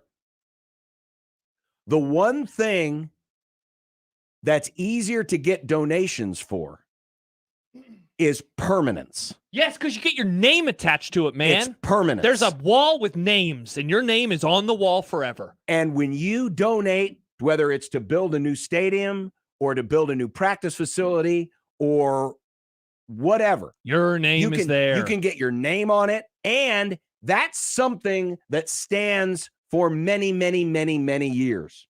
Yes. NIL is going to an individual who might not even make it 1 year. Yeah, you hope he's good. And that's the drawback of everybody saying, well, just got to donate to NIL. Just got to donate to NIL. Well, there's a lot of people that are like, why would I want to donate to NIL? Yeah, I want good players for my team. But thanks to the transfer portal and thanks to, maybe kids leaving early to go to the NBA or the pros, that money is gone in a year. And then it's back, and you feel like you're constantly throwing money and you're chasing money, right? Mm-hmm. You build a new stadium, you build a new practice facility. That's permanence. That's something that's there, that's long lasting, and that's going to be there forever. And that's the one sales point where if you are one who is looking at making a big donation, if you're making a big donation, whether it's to 1890 or whether it's to the Nebraska Foundation and to the new stadium project, the biggest selling point over the stadium project against the NIL is that sucker's going to be here for a while. When I show up next year, that thing's going to, or when it's built, when I show up in 2026, that thing's going to be there. When I show up in 2027, that thing's going to be there. When I show up 10 years from now, that thing's going to be there. That player that I helped buy left me after a season because he got a better deal somewhere else and he decided to transfer. Yeah. Or maybe he did become good, right? But that's the one real rub in this whole argument. And I'm not saying, don't donate to the NIL. If you want to, go right ahead. But you're just talking about there are going to be people out there who are like, I'm not going to do that. I'd rather have my name on, a wall. Exactly. Yeah. And I'd rather have something that's got permanence attached to it and that I know is going to be there for years to come. Yeah. And look, I think you bring up a great point. That said, you need both of those fans. And I know you're not saying you don't. Oh, yeah. But you need both of those fans because you know what Georgia fans aren't going to do right now? Say, no, I just want my name on a building. No, they want to win. They want the best players. They want a third natty. They want a third natty. They want that. And they put their money where their mouth is. But over and over and over again. But we don't have the data because it's all under the table, over the table, under the table.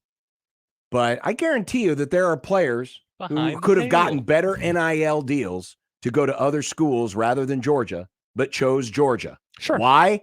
Because it's win. Georgia. Yeah, they win and they go to the pros. Yeah. And those things haven't changed.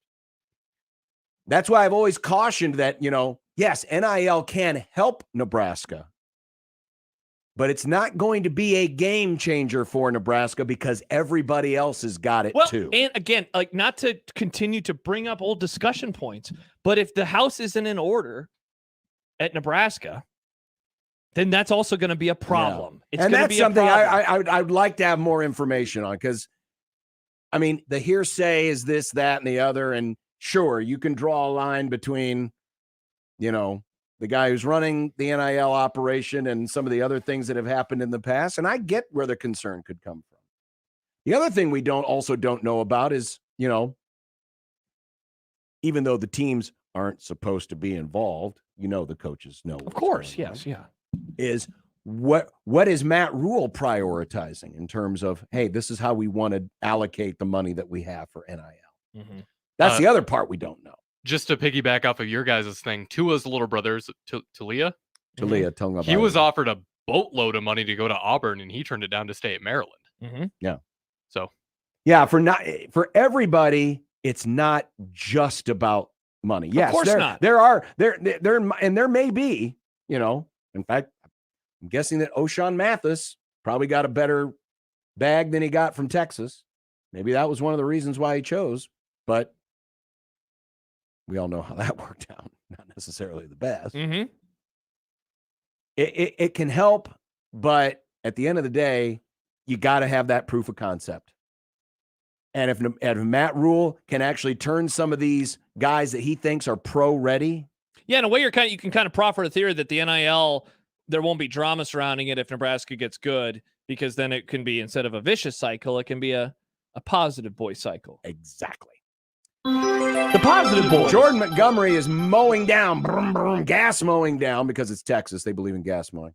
The Tampa Bay Rays right now. They're through 7. Thank you. Diesel mow. This thing is flying. 4-0 Texas. It's still 2-0 Minnesota in the second. On 1620 The Zone. 1620 The Zone's 4-quarter pick'em returns. It's your chance to win $1,620. All you have to do is correctly pick 4 college or NFL games against the spread. Listen to qualify every weekday or enter online at 1620thezone.com. One lucky listener will be selected each week to make their picks live on air. Awesome. Go to 1620thezone.com for complete rules and contest details. It's 4-quarter pick'em with 1620 The Zone. Your Omaha area forecast, presented by Bellevue Berry and Pumpkin Ranch, from the KETV Newswatch 7 Weather Center on 1620 The Zone.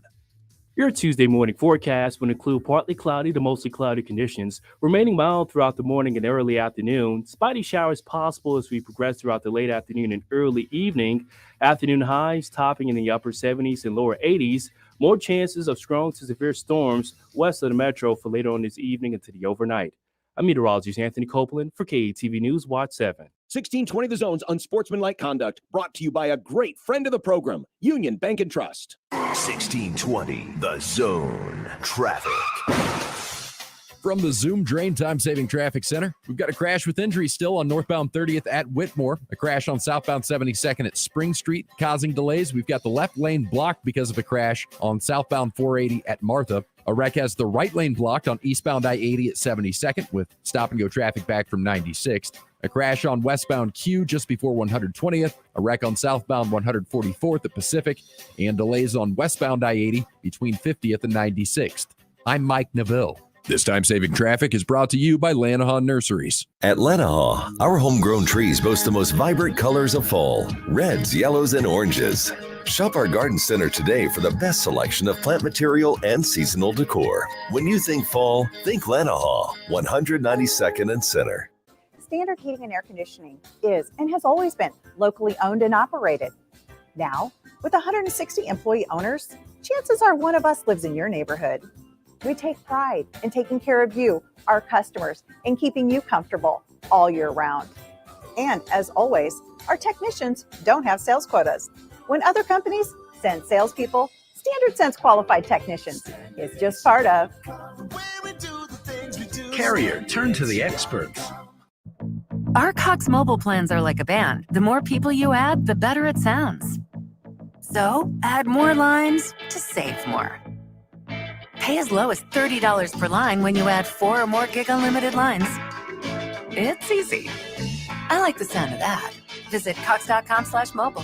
4 lines required for $30 per line price. Max of 5 lines. Prices exclude taxes, device activation, and other fees and charges, which are subject to change. Cox postpaid internet required. Other restrictions apply. Creighton Sports Update.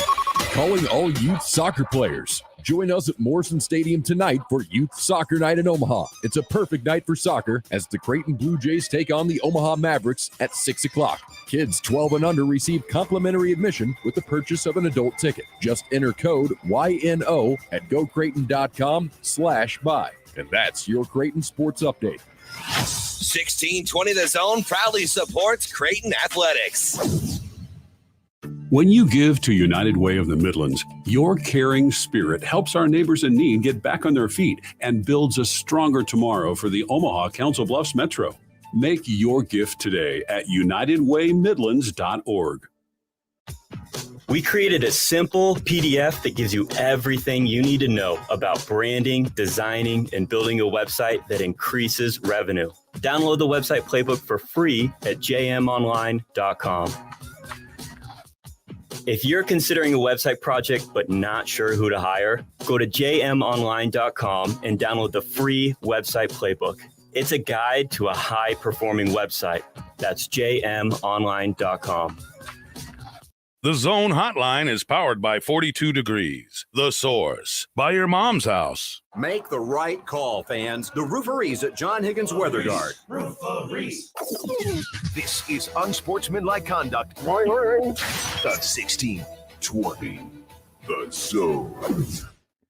By the way, Wymore, Nebraska's own Jake Diekman now in the game for the Rays, but they trail 4-0 to Texas, top of the 8th.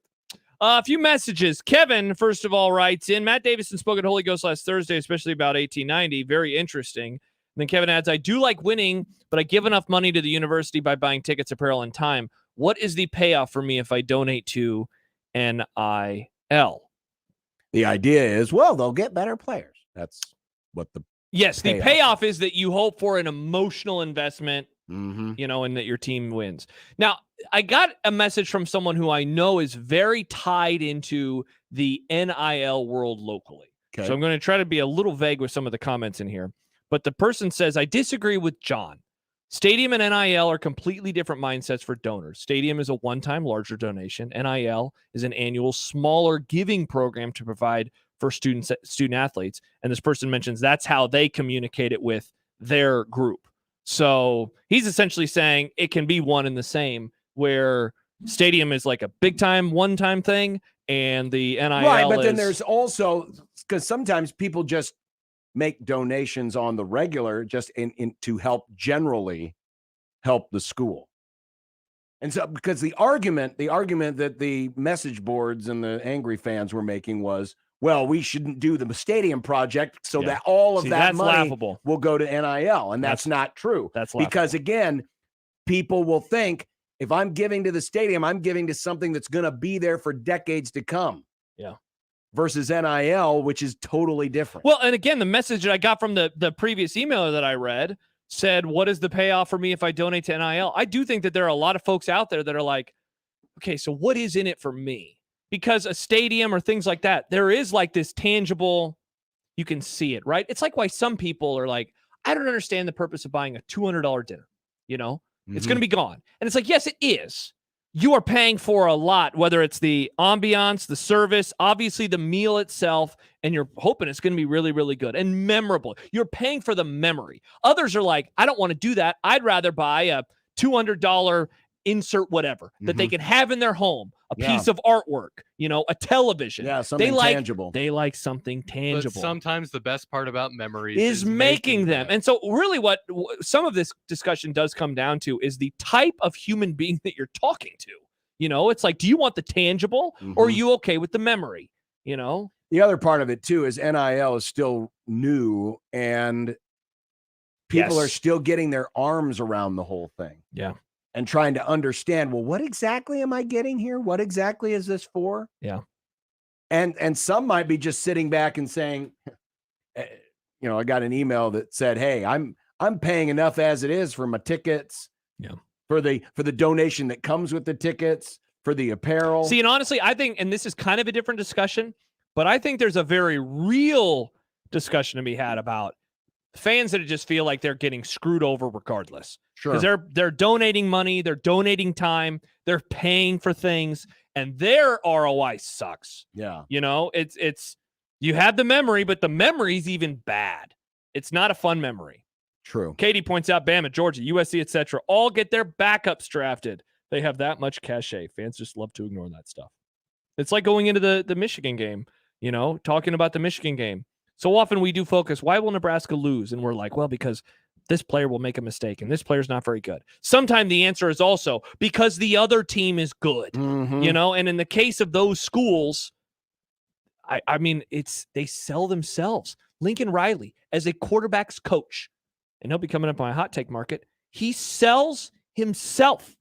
You know, if you are a great quarterback, you're a Dylan Raiola type, you're a 5-star. I mean, if they're offering, it's hard not to put them in your top 3. Because he's had first-round draft picks, number 1 overall draft picks, Heisman Trophy winners. He has, how many starting quarterbacks are in the NFL right now? You got, well, starting. I mean, Kyler Murray, maybe Baker Mayfield, Jalen Hurts, who was not at that level before he got to Oklahoma, and soon he'll have Caleb Williams. Yeah. So that's 4. That's in a short window. His first guy was that Baker sells Mayfield. A hell of a lot more than an extra few $1,000s of NIL. Yeah. Because that's long term. That's what are they going to do for me in my career? I like what Jed says. It's like the people that say, well, do you want insert crappy Coach X back? As if it's a 1-to-1 trade-off. That's not how the stadium donation and NIL works. It's not 1-to-1. And let's be honest too, like you're talking about kind of fishing in different ponds for some of those big money people. I mean, certainly you have your big fish. You're hoping that they're hanging out with both NIL and the stadium. But then there are others that maybe they're more of an NIL person. Maybe another, they're more of a stadium person. Again, it just depends on the human and what they are kind of interested in. But it's obvious that it's possible to do both because we see it everywhere at the top level of the sport. So it's obvious that it's possible. Well, speaking of big money, college football coaches' salaries, the latest, USA Today has done a great job of accessing this data. Now, this is only from the schools that report, AKA the public schools, because private schools don't have to report. But they added a new column this year, not just total pay and bonus, but also the buyout. And this is the buyout as of December the 1st, 2023. So if these coaches got fired before December 1st, 2023, this is the money that they would be owed. Interesting that next to Mel Tucker's name, the number is blank. Yeah, what would have the number been? Like I don't know, but it would have been a lot. $70 million. But right now it's just blank because that's going to be litigated in court. Yeah. We have, counting Mel Tucker still, 5 members of the $10 million a year club. Counting Mel Tucker. Counting Mel Tucker. God, that's crazy. Saban at 11.4, Dabo at 10.8, Kirby at 10.7, Ryan Day at 10.2, and Tucker just over 10 million, are the $10 million a year coaches club. Wow. The rest of the top 10, Brian Cajun Kelly, 9.9. Go Tigers. Jimbo, 9.1. What's his buyout? Oh, we'll get to that. Mark Stoops, a shade over 9. Josh Heupel and Lane Kiffin, 9 even. Even 9. Now, remember, the Matt Rule contract is staggered. He's getting less early, but he's getting more late. Yeah, because right now the Panthers are still paying some of his Because the salary. Panthers are still paying some of his salary. So what a life. that's why Matt Rule is only 33rd on the list, tied with tied with Prime. What are they at? 4? 5.5. 5.5 is what Matt Rule is getting in base this year. But that will increase over time because by the end of it, that's how his contract is built. By the end of it, if he didn't get an extension, it would eventually get to what, 9 a year, I think? I Or no, believe- is it over 10? Good question. I don't remember for sure. As far as the buyout, the number one buyout, if they fired him today, would belong to Kirby Smart. $92.6 million. Yeah, because that'd be wild. By the way, real quick, Rule, final year of his contract as of today, 12.5. Okay. Wow, Kirby. That'd be, but he's not on the hot seat. No. No. Would you like to guess what Jimbo's buyout is? I believe this year it's in the 70s. 75. $77.5 million. Is he number 2? He's number 2. See, now that's the first coach that is actually on the the seat is warm. It's like, when you go into a bathroom and you sit down and you're like, oh man, someone was just in here. That's what the Jimbo seat is. Brian Kelly is at $70 million. Now you don't have to worry about him. He's a great coach. They've lost 2 games now. Not even going to be in the playoff. Gumbo. You don't know that. They're They done. won out. They're done. Nah. They're done. Plenty of time to rebound. They're done, John. just like that gumbo is done. The gumbo is done, I folks? just want them to win a game, and then instead of Gatorade, they just pour gumbo on them. That would be pretty funny, Nick. That would be amazing. I'd be down with that. Especially if they be a little hot. Be a little I'm trying to look down the list to see cold gumbo in terms of the Sounds like a coach on band. the coach nearest the hot seat who has the biggest buyout. outside of Jimbo. Yeah. Let me name you some coaches that are on the hot seat. I should have opened up. Well, you think Ryan Day's on the hot seat. Yeah, his what's Ryan buyout, Day? $46.2 million. You could afford that, Ohio State. Which is more than Nick Saban currently. He should just get his favorite problematic musical artist to pay for it. Nice, Nick. Iowa, Kirk Ferentz, his buyout is 37. Okay. What about now? They're 5-0, so he's probably hopped Billy off. Napier. Yeah. Oh, yes. What's his? 32. What is Brent Venables? I don't think he's 30.5. I don't think the seat is very warm anymore.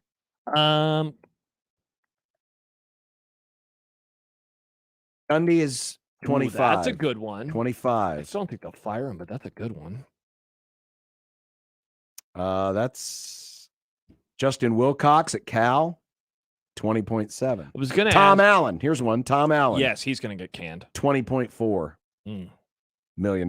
That's crazy. $20 million to fire a coach not that long ago was like an obscene amount of money. And now it's like, wow, that's kind of affordable. Yeah, and that's about 40 coaches down the list. Yeah. And again, these are just the public schools. So the Lincoln Rileys, the Marcus Freemans, they won't show up on here because those are private schools and they don't have to report. Correct. But you can check that out on usatoday.com. Still to come, Steve Sipple will join us. Oh, baby. But on the other side, the football hot take market, and the question I asked earlier regarding Nebraska's greatest achievement in the Big Ten era, it'll come full circle. Okay. When I go shopping in this aisle of the football hot take Market. Aroldis Chapman has entered the game for Texas. He plays for Texas now? Yes. You learn something new Where did every he day. play? You got traded by the Yankees, Royals. Cubs, Yankees, Royals. And He's the a guy Royals. that's used to multi-inning saves in the playoffs. I know. Oh, It's 4-0 Texas in the 8th. Mm. And it's still 2-0 Minnesota in the 3rd on 1620 The Zone. The Connor Happer Show. So let me tell you a couple of the things that happened to Memorial Stadium as they were building it. Rain plagued the project. At one point, there were 6 feet of water inside the stadium. 2 months before the stadium was set to open, a tornado destroyed some of the wooden forms used to pour sections of the concrete stands. Material was picked up and moved, and in some places the wind dipped down below the surface of the ground and picked up heavy material and tossed it about like eggshells. I like when they compare stuff to stuff. The Connor Happer Show. Weekdays from 10 to 2 on 1620 The Zone. The cigar enthusiasts at Hearth Cigars and Pipes are a pretty diverse bunch of humans. Some enjoy an adult beverage or two, others pass the time with a competitive yet friendly game of dominoes. Still others enjoy shooting some pool downstairs, while more than a few are just satisfied with each other's company. The common thread with all of them is the awesomeness that is their favorite cigar from the humidor. Hearth Cigars and Pipes, just off the 48th Street exit from I-680 at the corner of Mormon Bridge Road and McKinley, and at hearthcigars.com. Hey, it's Happer. Snap into action this NFL season with FanDuel, America's #1 sportsbook. Right now, new customers get $200 in bonus bets. That's guaranteed. And all you have to do is place a $5 bet. That's right, $200 in bonus bets, win or lose, with your initial $5 bet. So if you've been thinking about joining FanDuel, there's no better time to get in on the action with a huge NFL slate coming up as always. A whole bunch of college football as well, spreads, player props, over-unders, season-long totals, award winners. It's endless, the options at FanDuel Sportsbook. Visit FanDuel.com/Happer and kick off the NFL season the right way with FanDuel, official partner of the NFL. 21 and over, present in Iowa. First online real money wager only. $10 first deposit required. Bonus issued is non-withdrawable bonus bets that expire 7 days after receipt. Restrictions apply. See terms at sportsbook.fanduel.com. Gambling problem? Call 1-800-BETS-OFF. Follow your imagination to the Bellevue Berry and Pumpkin Ranch. Bring the whole gang and explore for treasure on the pirate shipwreck. See how the West was fun. Pretend you're a superhero as you jump on giant bounce pads. Maybe reserve your own campfire rental where you can roast marshmallows and tell stories. It's all up to you. And of course, go on a hayride and grab your own pumpkin. Priced by the size, not the pound. Follow your imagination at the Bellevue Berry and Pumpkin Ranch. 48th between Cornhusker and Highway 370. More info at BellevueBerryFarm.com. Yo, J Balvin here. Verizon just hooked me up with a new iPhone 15 Pro with titanium. How can you get one? By switching to my plan at your Verizon store, get the amazing new iPhone 15 Pro on them. When you trade in any iPhone, any model, any condition, guaranteed. And listen to my new song, Dientes, on your way to get the new iPhone 15 Pro. Don't miss out. Switch to my plan from Verizon today. It's your Verizon. $999.99, 128 gigabyte only. Device payment purchase or full retail purchase with new smartphone line on unlimited ultimate plan required. Less $1,000 trade-in or promo credit applied over 36 months. Promo credit ends if eligibility requirements are no longer met. 0% APR. Get a full breakdown of what went right and what went wrong immediately after every Nebraska game with Big Red Overreaction, presented by Equitable Bank. We take banking personally, and by Coors Light, keeping Nebraska chill. Also brought to you by Chase Senate Contracting, Dingman's Collision Center and Mechanical Repair, and Rotella's Italian Bakery. Immediately after the game, join the show and sound off with the good, the bad, and the ugly. Big Red Overreaction with the Keg and 1620 The Zone. The brand new Dollar General Distribution Center in Blair is now hiring. Starting wage is up to $22 per hour with benefits including medical, dental, vision, 401k, and a $2,000 sign-on bonus. Apply today by texting DG Warehouse to 25000 or online at dollargeneral.com/careers. Again, apply today by texting DG Warehouse to 25000 or online at dollargeneral.com/careers. Dollar General can't wait to have you become a team member at their brand new distribution center. 1620 The Zone at 1620thezone.com. 1620 The Zone's Unsportsmanlike Conduct is brought to you by Union Bank and Trust. Now back to the program.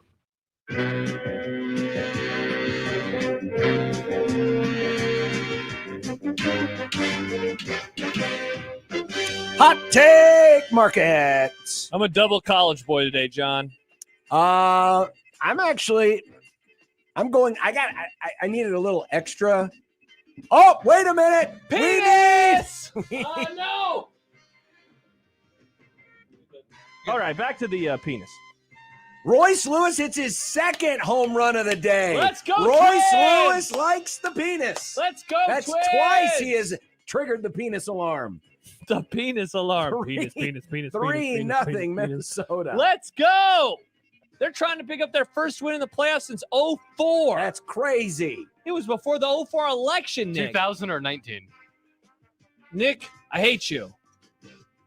2004. Oh, okay. Nick. I wouldn't call 1904 04. Anyway, what I was going to say was I have to go to the store for a lot of things. We ran out of. You need 2 bags of penis. Yeah, I do. Here's a hot take I can be talked into. Caleb Williams will stay at Southern California for his senior season if the wrong team is at the top of the draft board. I love this take, John. Tell me more. Well, him and his dad have talked. Well, his dad's talked about it. Yeah. Right now, I mean, look at the teams that are in contention. The Bears. What a train wreck. Yucky. I don't know if the Cardinals are an option. The Broncos? The Broncos have to get out from that very heavy contract. I mean, it's got to be. I'm really looking at this more if it's the Bears. Yes. Because A, the Bears are obviously where quarterbacks go to die. As we've talked And about B, many times that lately. is a dumpster fire of a franchise right now. Correct. I'm not saying it is what I believe, but it's something I could be talked into that Caleb Williams will stick around for another year if the wrong team's at the top of the draft board. Because keep this in mind. As of today, well, I shouldn't say as of today, but the Bears have 2 first-round picks because they've got Carolinas. Yes, they do. Who's also at the bottom of the standings. Yes, they are. And the Cardinals, who have the Texans' other pick. There's a chance that those teams could both be could have 2 picks in the top 5. Both those teams. Well, maybe not the Cards because Houston's like awesome and maybe we'll go to the playoffs. But I understand your point. Throw this in too, John. What if this continues to be the year from hell for Cincinnati? They're obviously not going to take a quarterback with the number 1 pick. Right. So then it would slide up or move around. I'd move around. Man, honestly, I hope you're right because we have never seen that. We've seen guys return. And look, maybe Matt Leinart, when he came back, was getting money under the table. This would be completely unique. This would be a new age John Elway, Eli Manning situation, given what they did. I like that one. Hot take. You know what? Let's go with the Lincoln Riley one since you started there. Hot take I could be talked into. He is never going to win a natty. Wow. Now, I'm couching this into talked into because he is the best quarterbacks coach in a sport that is driven by the quarterback position. But, man, this is getting a bit ridiculous. So it started with Baker Mayfield. Won the Heisman. Honestly, that team, his first team at Oklahoma, Lincoln Riley's that is as a head coach, that was their closest they've ever come to making it to the Natty. They went to overtime against Georgia. They should have won that game. He's picked number 1. He wins the Heisman. Kyler Murray does the same thing. That team gets smoked in the playoffs. The Jalen Hurts team, they got beat even more in the playoffs by LSU. Now he's at USC. Here's the problem that I have, John, with Lincoln Riley. It's that I don't think he takes defense seriously. It'd be one thing if he's just unable to get over the hump. But he still has Alex Grinch. And the quotes that came out of their win on Saturday were like, oh, yeah, it's fixable. We're fine. No, you're not fine. It's the same every year. They're not very good. Caleb Williams, in my opinion, is the best of those quarterbacks, at least at the college level. I don't know if he'll turn into the best guy, but at the college level, he is the best. Now, again, couching this in what I can be talked into, because all it takes is a good defensive coordinator. Not even great, just good, above average. And with his quarterback coaching, they'll be fine. He's at USC. They're going to recruit well. So, yeah. Hot take I can be talked into. He's never going to win a national championship.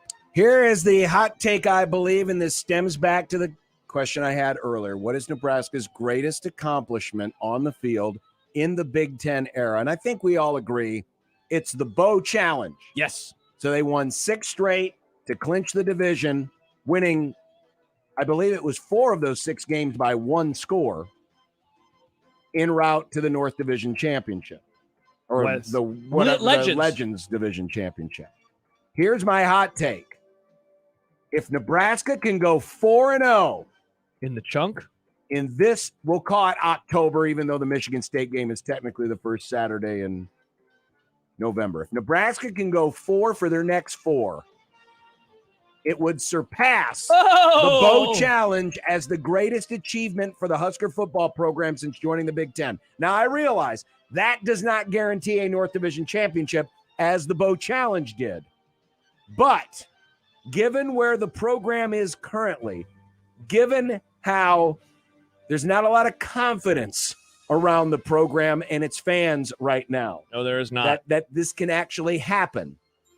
Given that this is the first year under Matt Rule in a rebuilding circumstance. Given that 2 of the games are on the road. Given that the game they're playing this week is against a team that's beat them 3 straight years. Hard to argue. If Nebraska can win the next 4 games, it would be their greatest football accomplishment since joining the Big Ten. How do you like that? Hot take. That is, honestly, that is one of your spiciest takes because the 2012 chunk got them to the Big Ten championship. It's a championship. They have a trophy somewhere that But also- says Legends. But also remember, Nebraska was a much better program then. Sure, for sure. Wow. And I believe they were favored in all of those games. You think so? They might have been. I'll double check during the break. Okay. I It's think very they were hot. Favored. I think they were favored in all those games. Be a lot of fun because they'd go to a bowl game and we would know they're in a bowl game by mid-October or mid-November. And we already know Nebraska's not favored this week against Illinois. It would be very impressive. Be very impressive. I have. Do you? Yeah, I have one more. We have Yeah. one more. Go Hot ahead. take, I believe. I alluded to this yesterday a bit. 2023 Georgia is 2014 Florida State. Speaking of one-score games, John, you remember that Florida State team, defending national champs. They had ripped through the sport in 2013. They were awesome. They won every game except for one, if I remember right, by double digits. They were the slam dunk number 1 team. The next year, they showed issues essentially immediately. They beat an unranked Oklahoma State team by 6 points. They were taken to overtime at home against Clemson before they became Clemson. They allowed 41 at NC State. By mid-October, they were undefeated, the defending champs, and they had dropped to number 2 in the country. They had near misses or close wins against Notre Dame, Miami, Boston College, Florida, and Georgia Tech. 3 of those teams were unranked, and then Oregon beat them in the playoff by 39 points. I'm not saying that's exactly what's going to happen, that Georgia will make the playoff, and then Dan Lanning and Oregon will beat them by 39. But this Georgia team is living on the wild side right now, and at some point it is going to come back to cost them. I could see it happening in the regular season. Most likely, though, I think that the signs that will be there all year long, they'll make it to the playoff, and someone will beat them comfortably, and we'll all say, we probably should have seen that coming. They were down at the half against South Carolina. They were losing to an Auburn team that stinks. 2023 Georgia's 2014 Florida State Part 2. All right. By the way, Nebraska was not favored against Michigan State in the comeback win. That was the one that I wondered But about. they was only by 1 point. Okay, so it's basically a pick 'em. It was only by 1 point. I do have one more take. Cue the music again, Nick. I do have one more take. Nick, I don't know if Nick will like this one. Oh, 2 is bad. This is a hot take Dump I and can be suck. talked into, and it wouldn't take much talking into. Move them out of Florida. The NFL. Travis Kelce. No. Taylor Swift. Oh. And the movie producers and distributors have conspired to hook these 2 up in order to get football fans to go see her concert movie and to get more girls watching the NFL. That this is a setup. This is an arranged marriage by big business to make more money for the NFL, for Travis Kelce, and for Taylor Swift. I unironically think that Odson shares the same exact take. So John is doing it kind of as a bit. Odson believes it to be true, though. That's what I'm saying. Look into your heart. You know it to You be don't true. have to nudge it. I mean, look at the timing of this. Her movie's coming out in like 2 weeks. The 1989 Taylor's version is coming out soon. Exactly. Yeah, John, the 1989 Taylor version is No, coming that's out. a big deal. It's No, I know. perfect. It's perfect timing for like the all original of Shake this. It Off. They're going to change it? It's perfect timing for all of this. I mean, would it surprise you that in November, after all the psychos have gone to the theater 18 times to go see this stupid thing, that Taylor will be like, okay, we're done now. And then they'll go their separate ways. And it was all arranged It's a for work? business. It's a work. It's a work.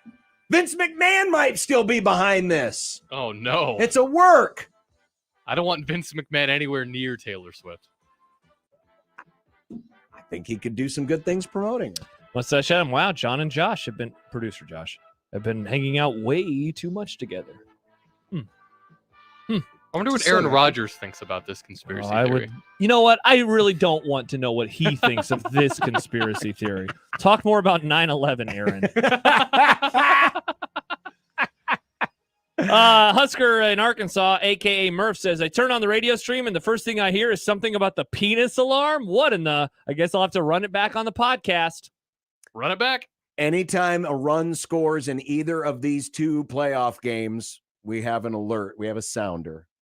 And because the penis alarm. And Josh thought it'd be funny if we chose a penis drop. And if you want to hear the past penis, you can go on our YouTube stream and rewind. and you can watch all of our shows on the YouTube stream. You can rewind, fast forward, whatever you want. Yeah. By the way, tomorrow we'll have a different drop. I think we should just make an alarm where it just says penis over and over. Well, I don't want to do that because we're tying it to a giveaway. We're tying it to a giveaway. Oh, well, okay. After the giveaway, then we bring back the penis alarm. Sure. Okay. If there's playoff games in the afternoon on Thursday, we can bring it back. Okay. But tomorrow, we're going to do if they score, you score. And Nick's going to give away his own personal passes to Scary Acres. Personal passes? Yeah, these are all of his. This is how much I love you. He hoarded them all up. He was going to go at least 9 different times. I was going to take my spiders in my apartment so they could have a good time, maybe get some inspiration. But I'm doing this for you, friends of the program. People. So be listening tomorrow if you want to go see Scary Acres. When they score, you score tomorrow during the Grum. We will score with Steve Sipple next. Hello. We'll score. We're gonna benefit from his knowledge and wisdom. I hope we get to play the penis drop during the interview. Well, if Royce Lewis comes back up again, let's go. He probably will on Let's 1620 The Zone. Live from the Host Coffee Studio, this is 1620 The Zone. 1620 The Zone. Traffic. From the Zoom Drain Time Saving Traffic Center, we've got a crash with injury still on northbound 30th at Whitmore, a crash on southbound 72nd at Spring Street causing delays. We've got the left lane blocked because of a crash on southbound 480 at Martha. A wreck has the right lane blocked on eastbound I-80 at 72nd with stop-and-go traffic back from 96th. A crash on westbound Q just before 120th. A wreck on southbound 144th at Pacific. And delays on westbound I-80 between 50th and 96th. I'm Mike Neville. This time-saving traffic is brought to you by Scary Acres. Fear has a name. Scary Acres, the ultimate haunted attractions. 172nd and Giles. Your neighborhood is more than blocks of buildings. It's the people who live there that make it special. At Union Bank and Trust, we're not just creating home loans, we're making neighbors. We're not just small business lenders, we're small business shoppers. We don't just live in your community, we help you build it. Because our people are your people. Visit ubt.com/neighbor to learn more. Union Bank and Trust, member FDIC. Vallis Pumpkin Patch and Apple Orchard has something fun for all ages. Come take a ride on the antique cars, where the kids are the drivers. Visit our foam ball play area called the Egg Scramble. Stop by the cider mill area where you can have a drink of refreshing apple cider and taste some deliciously good barbecue at Ethan's Applewood Smokehouse. Vallis has more than 50 other attractions included with admission, along with fireworks every Friday night at 9. Vallis, the place to visit this fall. If you love food, love fun, love fall, you'll love Vallis Pumpkin Patch best of all. Prescriptions require an online consultation with a healthcare provider who will determine if appropriate. Restrictions apply. See website for details and important safety information. Subscription required. Price varies based on product and subscription plan. Hey guys, did you know there's a generic form of Viagra that works just the same, but is 95% cheaper? And you can get it online? Just go to hims.com/radio. Through Hims, you'll get a free medical consultation, discreet shipping if prescribed, a 100% online process, and trusted generic alternatives to the name brands at up to 95% off. That's right. Get generic for Viagra, the same active ingredient as brand name Viagra, but for 95% less. It's the same medication, still prescribed by a licensed medical provider, but with zero copay, no expensive appointments, and no awkward face-to-face conversations. To start your free online visit, you need to go to this exclusive address, hims.com/radio. That's hims.com/radio for your free online visit. HIMS.com/RADIO. The madness haunted house will terrify you to your very soul. Come, your pants all over the 2 acres of fear at Pioneer Trail Orchard. Screaming for 30 minutes until you can scream no more. Follow us on TikTok and Instagram. FearTheMad.com. Some days I cover up because of my moderate to severe plaque psoriasis. Now I'm hitting the road with clearer skin thanks to Skyrizi, Risankizumab Riza, a prescription-only 150 milligram injection for adults who are candidates for systemic or phototherapy. With Skyrizi, 3 out of 4 people achieved 90% clearer skin at 4 months. And Skyrizi is just 4 doses a year after 2 starter doses.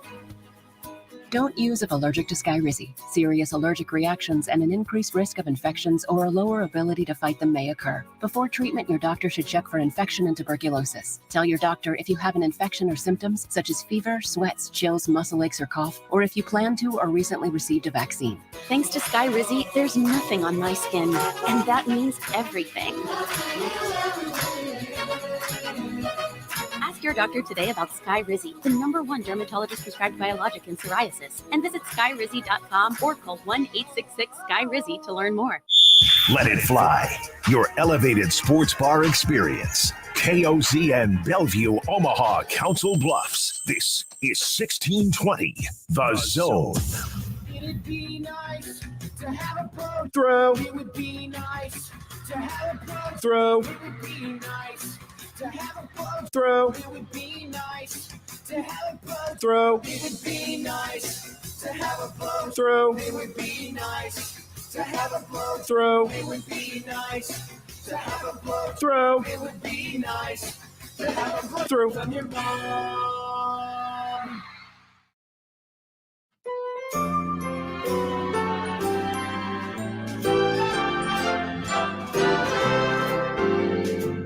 Sipple the snowflake is one old triggered soul with reading glasses sitting on his nose and takes that really blow. Sipple the snowflake deserves a mouthpiece to the face. He says LeBron's the GOAT and Steph will choke. Then he runs to his safe space. Hey, we gotta be careful here. He tells us when we speak, but when 10 games air in a day, he thinks that's too many. Oh, Sipple the snowflake says words like mature. He's a blogger now and an honor too. And the hell? The happy hour's on the air. He stopped it. Where is he? Did he confirm, Nick? He did. Well, maybe they brought out an extra rib roast at Golden Corral. I said, hey, Sip, we good for 450? He said, absolutely. Wow, that's pretty hard to argue with that. Wow.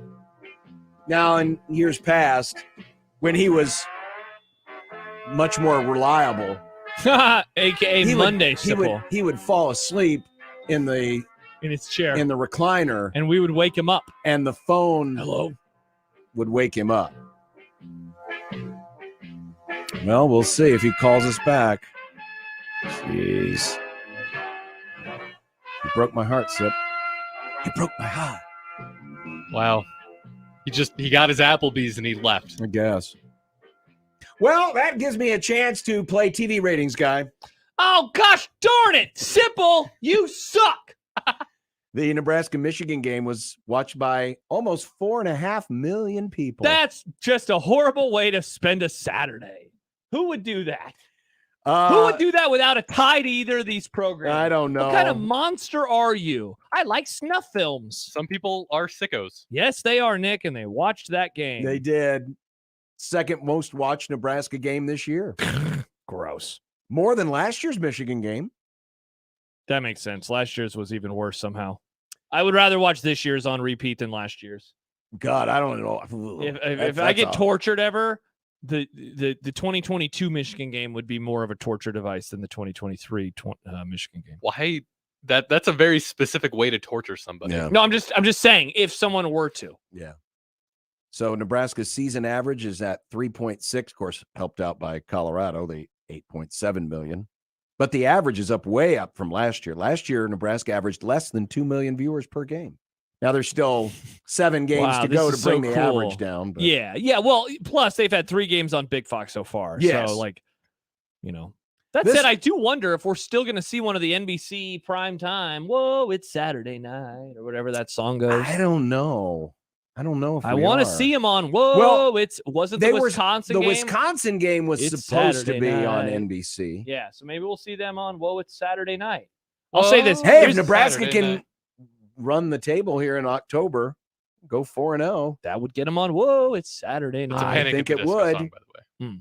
I think it would. I will say this. This is just a kind of a side conversation. That NBC broadcast looks good, man. Mm-hmm. It looks like a big game. It was odd watching Iowa, Michigan State, which is definitely not a big game, but it's treated like one. Yes, it is. I appreciate that from the folks at NBC. Yeah, it looks good. They've done a nice job so far. Yeah, indeed. I can't say I've won. Well, let's see.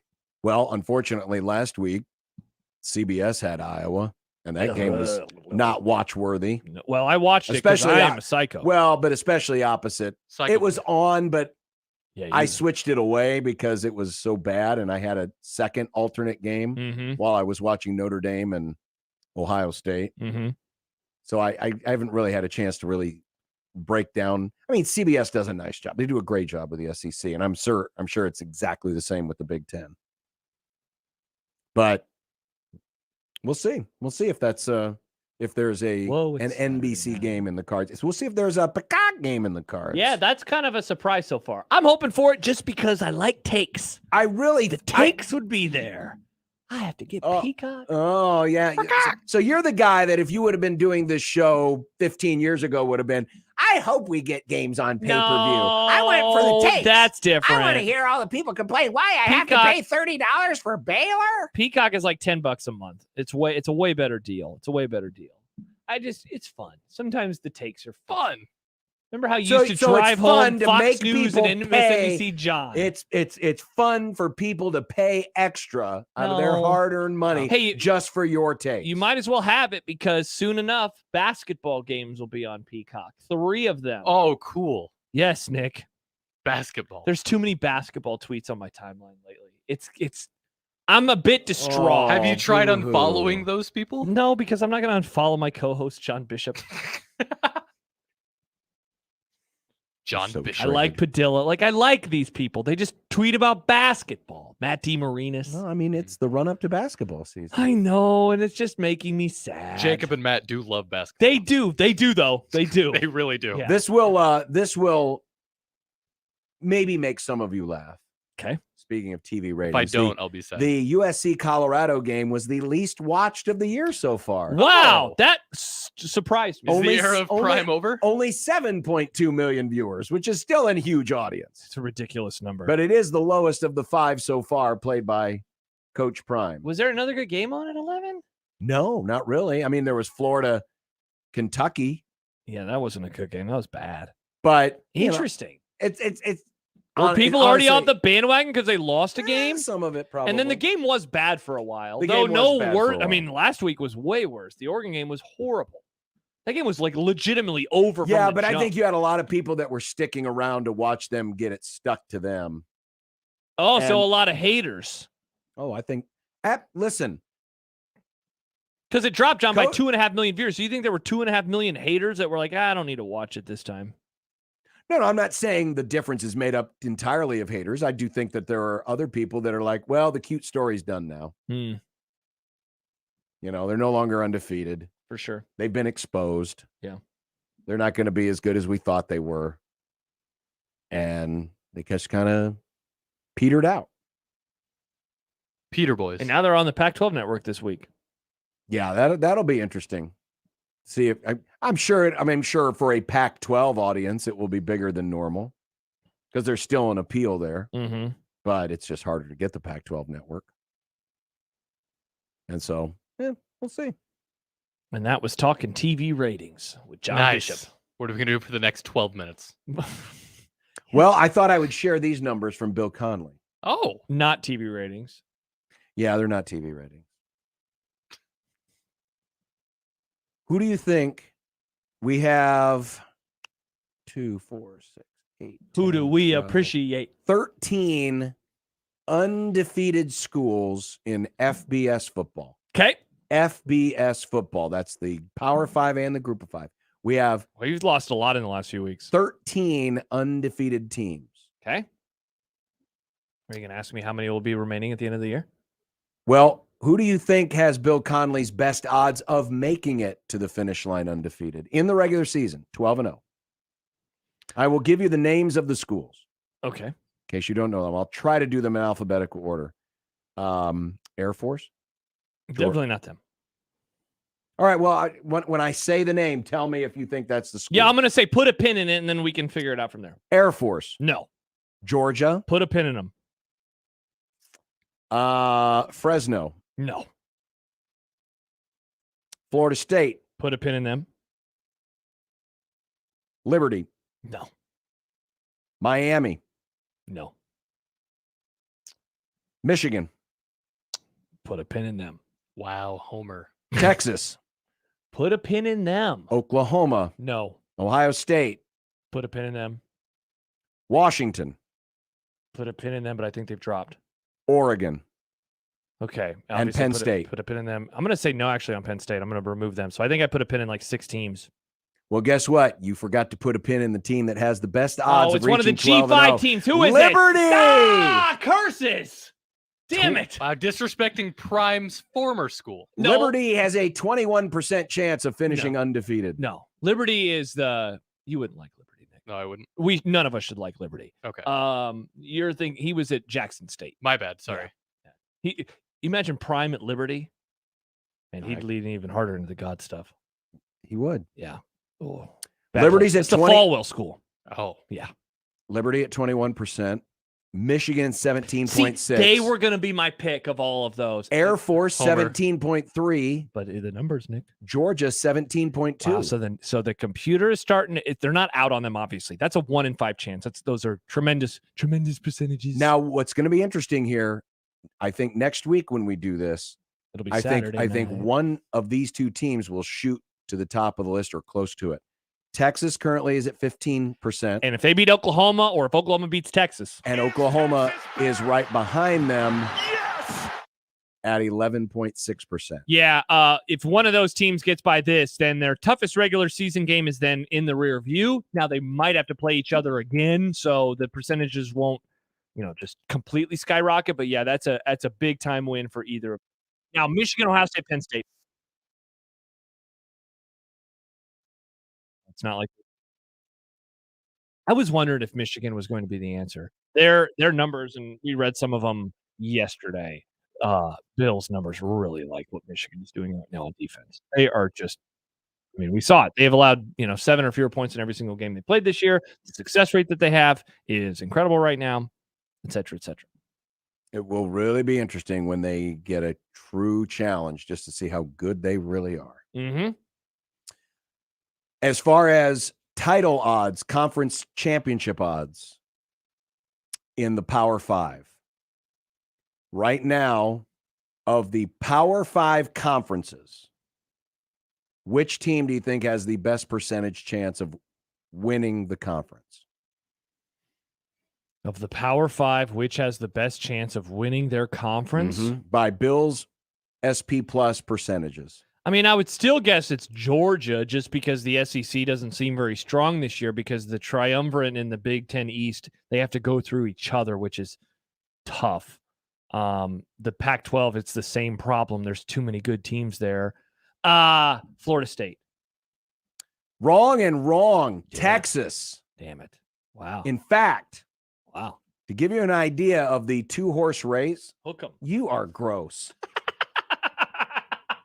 Horns up, says You're- Josh. This is gross how much you lean into Texas. Why?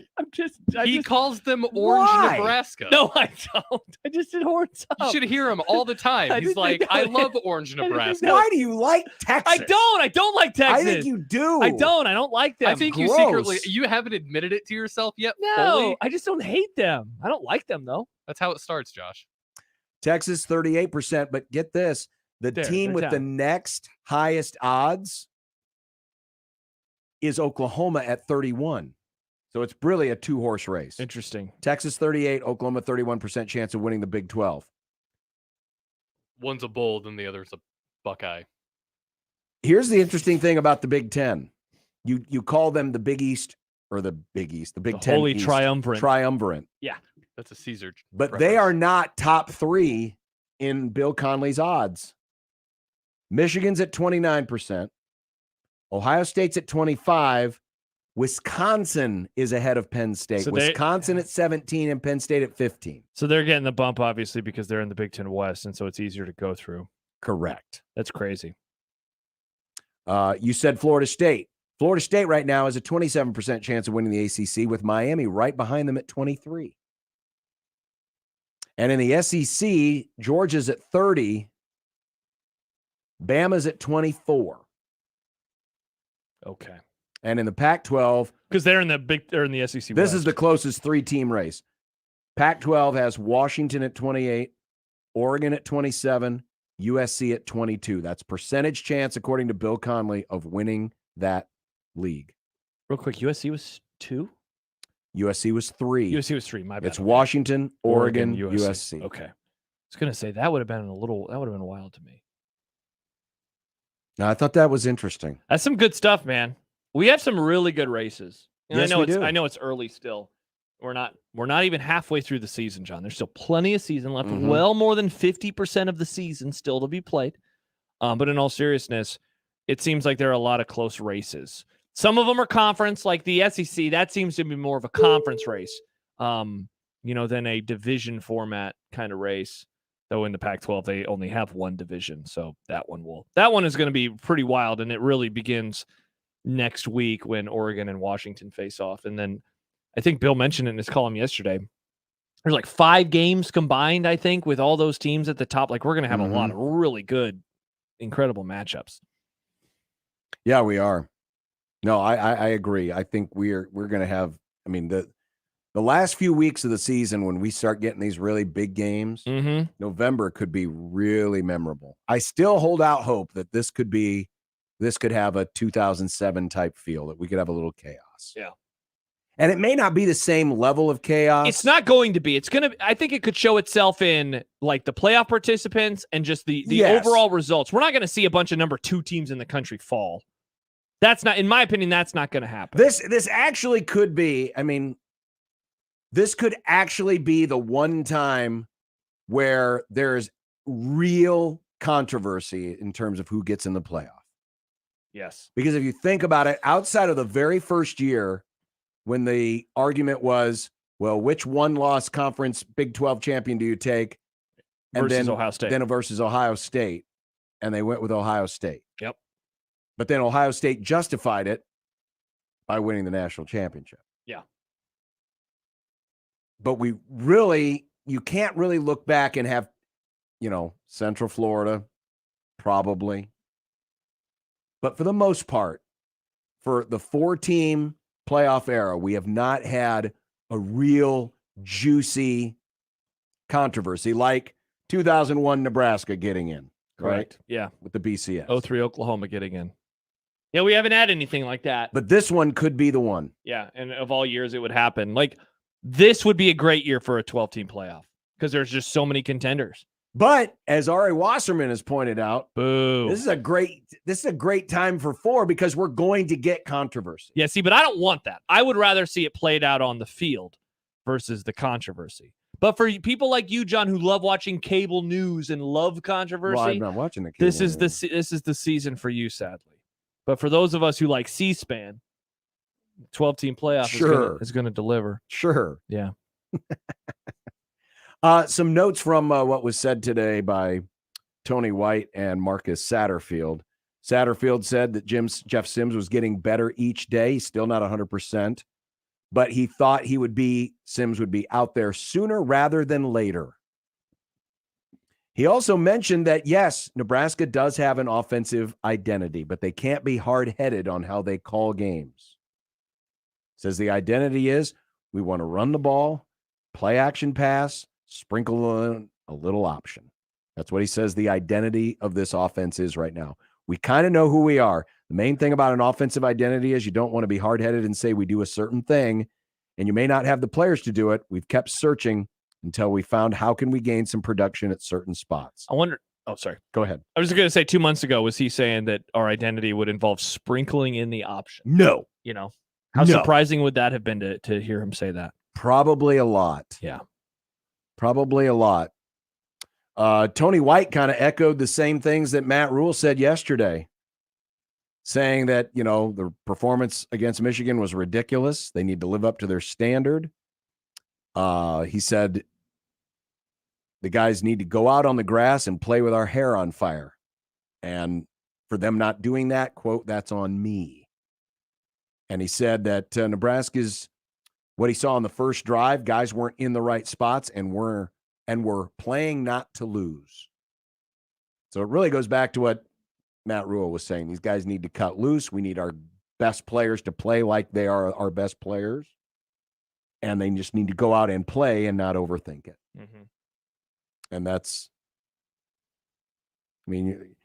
remember when the big controversy around here was Nebraska wouldn't let their assistants speak? I do. Because they just wanted everyone to come from one voice, and a certain person who normally is on in this segment would say, well, I didn't have a problem with that because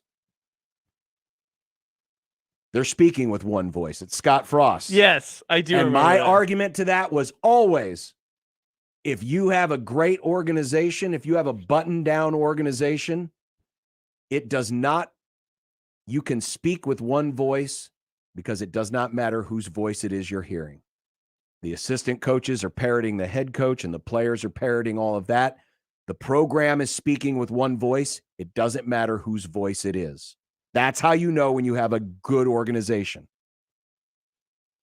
These guys, they are in lockstep. The assistants, the players, they're hearing the message, they're repeating the message, and they're not worried about someone going rogue. And it's certainly not disagreeing with each other, whether on accident or obviously. Exactly. How many times did we go through audio tape from assistant coaches and players saying, well, wait a minute, that guy said something different the other day. Let's go to the videotape. Mm-hmm. We're not doing that with this group. Why? Because they are speaking with one voice. Because the program they're building a good foundation. That's a good early sign. I know some people might poo-poo that, but in my opinion, that is a good early sign. That they're not worried about other people and having different agendas. Everybody's on the same page. And even if they do have disagreements, at the end of the day, they come to a consensus, and then the man at the top makes the call. By the way, speaking of that man at the top, he'll be speaking again tomorrow. Already? Yep. Because they're playing on Friday, John. Goodness. Friday night's a great night for football. It is. Literally. It's going to be great. Oh, it is going to be a great night for football. It would have been a great time for an interview with Steve Sipple. Yeah, it would have been. He's betrayed us. So Mr. Tuesday is Mr. We're not taking you out to Applebee's. Or I guess he wanted to support local. He wanted to go to Benson. Mm-hmm. You've lost your Benson privileges. So. Yep, indeed. Unbelievable. Yep. Be a bunny and hop on out of here. You know what? He's probably too busy fighting with all the Biffs in the basement. He's been doing that a lot this week. He's been arguing with his message board users. Yes, he has. All right, we will continue with more. We still have some content coming up, including pictures that Nick would appreciate. Oh? Are we allowed to show those on YouTube, Yes, John? we are. And we're going to rank our top and bottom 5 after 4 weeks of the NFL. In years past, it would be the quarter poll. Now it's just all I goofed up. Googled how many, or the percentage today. It's like 23.2% of the season. We'll be at the 23.2% poll of the season. Man. Wow, what a mark. What a mark. On 1620 The Zone. Previously on the crossover. Bacon is the most flavorful food in the whole world. Bacon to a baby, and then give the baby a piece of sausage. The look on the child's face when they eat the bacon, mind blowing. Can you trust a child for your food takes, and that's your problem? Yes. That's the problem. Yes, there you go. Hey, look at this baby. That baby knows. Mornings with Sharp and Hanley. The Connor Happer Show. Unsportsmanlike Conduct. 6A to 6P. 1620. The Zone. Your Omaha area forecast, presented by Bellevue Berry and Pumpkin Ranch, from the KETV Newswatch 7 Weather Center on 1620 The Zone. Showers and thunderstorms are likely this evening between 8 p.m. and 10 p.m. Otherwise, partly cloudy later tonight and lows dipping back into the mid-50s. Partly sunny and mild for Wednesday, a high temperature in the lower 70s. I'm Chief Meteorologist Bill Ranby from KETV Newswatch 7. This hour is powered by Dollar General Distribution Center in Blair, Nebraska on 1620 The Zone. 1620 The Zone. Traffic. From the Zoom Drain Time-Saving Traffic Center, we've got a wreck with injuries on westbound Center at 119th. The stall has the right lane blocked on westbound Center at 78th. We've also got a stall blocking the right lane on southbound 680 just past Pacific. Some road work on southbound 72nd causing delays between Mercy and Spring Street. The stall has the right lane blocked on southbound 144th at Pacific, and then delays on eastbound and westbound I-80 between 60th and 84th. I'm Mike Neville. This time-saving traffic is brought to you by Scary Acres. Fear has a name. Scary Acres, the ultimate haunted attractions. 172nd and Giles. Get ready to start the NFL week off right, because right now, and I mean right now, don't hesitate. All customers, you can get a no-sweat same-game parlay for Thursday Night Football. All you have to do, just place a 3-leg same-game parlay on this week's game between Washington and Chicago. And you know what? You'll get bonus bets back if your bet doesn't win. Yeah, you can build your own or choose from one of the popular same-game parlays pre-built for you in FanDuel's top-rated sportsbook. Anything from alternate spread, alternate total points, first half total, and so much more. Visit FanDuel.com/zone. Again, use the promo code ZONE so you don't miss out on your chance to get a no-sweat same-game parlay on America's #1 sportsbook. FanDuel, an official sports betting partner of the NFL. 21 plus and present in Iowa. Refund issued as non-withdrawable. Bonus bets that expire 7 days after receipt. Max refund $5 unless otherwise specified. Restrictions apply. See terms at sportsbook.fanduel.com. Gambling problem? Call 1-800-BETS-OFF.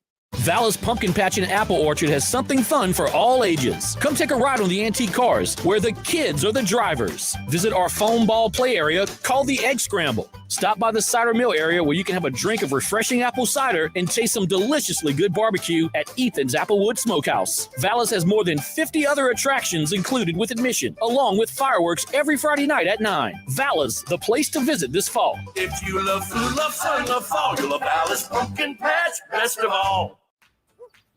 Your neighborhood is more than blocks of buildings. It's the people who live there that make it special.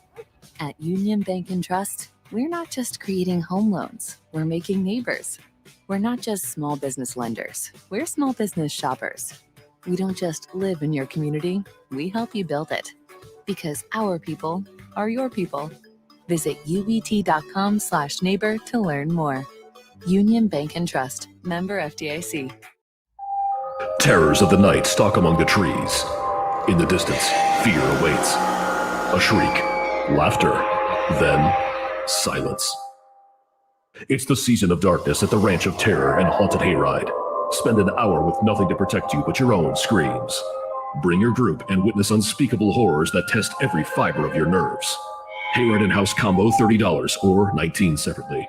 The Ranch of Terror and Haunted Hayride. BellevueBerryFarm.com. Unsportsmanlike Conduct with John Bishop and Josh Peterson. Good on you, David Duke. The basketball David Duke. On 1620 The Zone. It's Saturday night.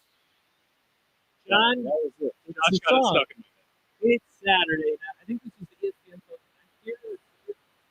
years ago. I didn't get the disco. I mean, what's it's the really NBC just one, Nick? your age. Google the Fallout Boy Saturday song. That's the one that for some reason I kept singing it's Saturday night. Pyro Mike writes. Pyro Isn't Mike. that when you're into fire? Yes, Pyromania. You should change his name to Steve Skipple since he misses so many shows. He does. Walter says, way to go, Skip. You blew it. And then Danielle writes, the Nebraska media was one voice with Frost, though. All Frost defenders. Now they want to be hard asses on rule. Hard asses on rule. Again, Steve Skipple was among these folks. I guess. We can't talk to him today. Well, speaking of being hard on people, it's still 3-0 Twins, by the way. In the 6th inning. You knew there was going to be a rebuttal. To the McCarthy news? Lou Holtz and Ryan Day, the greatest rivalry in college football. Oh, yeah. The oldest, the most geriatric rivalry in college football. Oh, hell yeah, it is. So if you missed it yesterday, Lou Holtz votes in this football Super 16 poll. Some writers, some ex-coaches. I mean, does it mean anything? No. But on a bye week, last week he had Ohio State number 4. Idle week. Thank you, Nick. Again, it's like fall camp, training camp. I can't get them straight. And you owe us a quarter. You do owe us a quarter. It's Saturday night. So Lou Holtz, in his vote, dropped Ohio State 5 spots. They didn't even play. Dropped them to number 9 in the country. All right, so that's what Lou Holtz did. Yeah. Now, what did Ryan Day do in return? Today, Ryan Day was speaking before this week's game against Maryland. He returned serve. And was asked about it. And here was the very esteemed, the very sound, the responsible, certainly not disturbing head coach of Ohio State had to say. He said simply, I'm very proud of the fact that we're 2-0 against Notre Dame in the last 2 years. Oh, that's a pretty good response. I'll give him that one. See, yeah, but you know what he didn't say? Find me, Lou Holtz! Wake him from his afternoon nap! He didn't say that. No, he didn't. He didn't say anything about an afternoon nap either because it was like 10 o'clock at night when it happened. Bedtime. Yeah. He was way asleep at that point. So we'll see who the next shot comes from. I'm sure it'll be Lou Holtz because, he's got nothing else better to do. I want Lou Holtz to say something about his taste in music. No. Here's the thing, though, Nick. Lou Holtz. No. Oh, he would agree. Oh, he definitely would agree. Yeah. Lou Holtz likes the stuff from the 40s, probably. No, it was more of the word. It was the word, John. Big band music. More the word. I would say that this is a crippling blow to Iowa, but that would imply that the offense was good anyway. Go Hawks. The Cade McNamara officially done for the season, knee injury, suffered against Michigan State. Yeah, not a surprise, obviously, given that when it happened, it was a non-contact injury. Yeah. And then he was running, and he stepped and tried to go one way. And he fell over. Time to check out the Brian Ferentz-o-meter. Where is he trending? Not going well.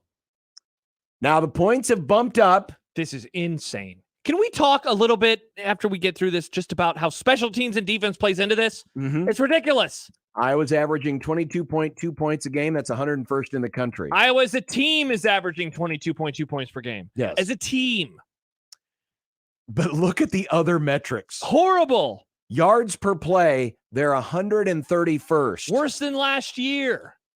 Do you know how many teams there are in the FBS? It's 133 now. Yes. Yeah, they're 131st. So they're almost dead ass last. Dare I say rock bottom. Yards per carry, better than last year, but still 111th in the country. And again, like I keep saying this every week, on yards per attempt, we can get to that too before I make my point. 5.4, which is 130th in the country. Which, by the way, is one spot away because it's like a 4-way tie at 130 or whatever. Yeah. So there's only one team throwing the ball worse than Iowa. Worse. So here's the thing, too. These stats still do have some non-conference built into them because they've only played 5 games. Now, one of those games is against a P5. So this is 3 power games versus 2 non-power games. Mm-hmm. But the numbers in theory are going to get worse and worse and worse because they will be playing bigger players, faster players. Theoretically, yes. And stronger players. It, again, continues to be wild. Now, look, why am I that upset about his contract working the way it does? I shouldn't be because I don't like Iowa. So, oh, well, it doesn't really bother me. It's the point, though, man. It's the, I think we're about, because I think Steve might be ahead of us. Nick, I think it's time to play it. You know what? I'm going to buy 2 bags of peanuts. Oh, baby. Look at that. 2 out base hit for Toronto. No, I'm not rooting for them. Damn it. It's now 3-1. Kevin Kiermaier, 2 out knock. Scoring Bo Bichette. So that's now 3-1. 2 outs in the 6th. Minnesota leading, still 2-1. All right, but again, I'm not rooting for him to have his job. It's crazy that someone would agree to this. He has nothing to do with the defense scoring and the special teams scoring. If they want to have field goals, that's fine. I'll allow it. Offense usually plays a part in that, but not in a defensive score, not in a punt return for a touchdown. It's crazy, man. It's crazy. Well, because how many points have they scored so far? I don't have the number right in front of me, but it's not a lot. They're not a great scoring No, team. I meant how many scores does the special teams or defense have? They have multiple touchdowns on the year. They scored one. They scored one this weekend. The special teams one. I think that's their first special teams one. And then how many? Does the defense have a score? Yes, because I remember it coming up after one of their week 2 or 3 games earlier in the year. I honestly don't remember. I don't know if the defense has a score or not. Just crazy. It underlines the ridiculousness of having a clause like that. Yeah. How about you just measure him on his merits? If you think he's doing a good enough job, you keep him. If he's not, you fire him. You fire him. That's how normal people work. It goes back to something that we discussed a week or 2 ago. Is this good that this has become a circus? Surprised that they allowed it to get to this spot. Everyone is having fun with this. I've never seen an assistant coach treated this way by such a large contingent of the viewing public. They have 111 points total, by the way. Iowa does on the season. Yeah, it's not great. And so I'm stunned that they allowed it to get to this spot. And then you throw in, of course, the fact that he is the coach's son, and it makes it even more awkward, uncomfortable, whatever word you want to use. I'm not sure if this is a compliment, a backhanded compliment, but you have this, which is an unnecessary distraction. And then just a few years ago, you had the allegations in the program of racism and slurs being used. Yeah. Brian Ferentz being one of those people at the center of it. Correct. And yet this franchise, this team just keeps rolling along. Well, I don't know. That's the thing. They're 4-1. That's the other thing. Is they have won in spite of this side of the ball now for years. If these types of things had happened here, oh my gosh, I can't imagine what the on-field product would be like right now. Yeah, and it really is a testament to the defense that they have continued to win. Yeah, it is a testament to the organization, which is probably why they give him so much, him being Kirk Ferentz, so much leeway. Yeah. It's a tenet that they have just been so painfully, boringly consistent. Yeah. That they can make their way through this. But at the same time, they also literally handcuff themselves. It's wild, John. It's absolutely wild when you look at their recent stretch of football and how in 2019 they went 10-3. The COVID year they went 6-2 and they won their last 6 games. 2021 they went 10-4. 2022 they went 8-5. Right now they're 4-1.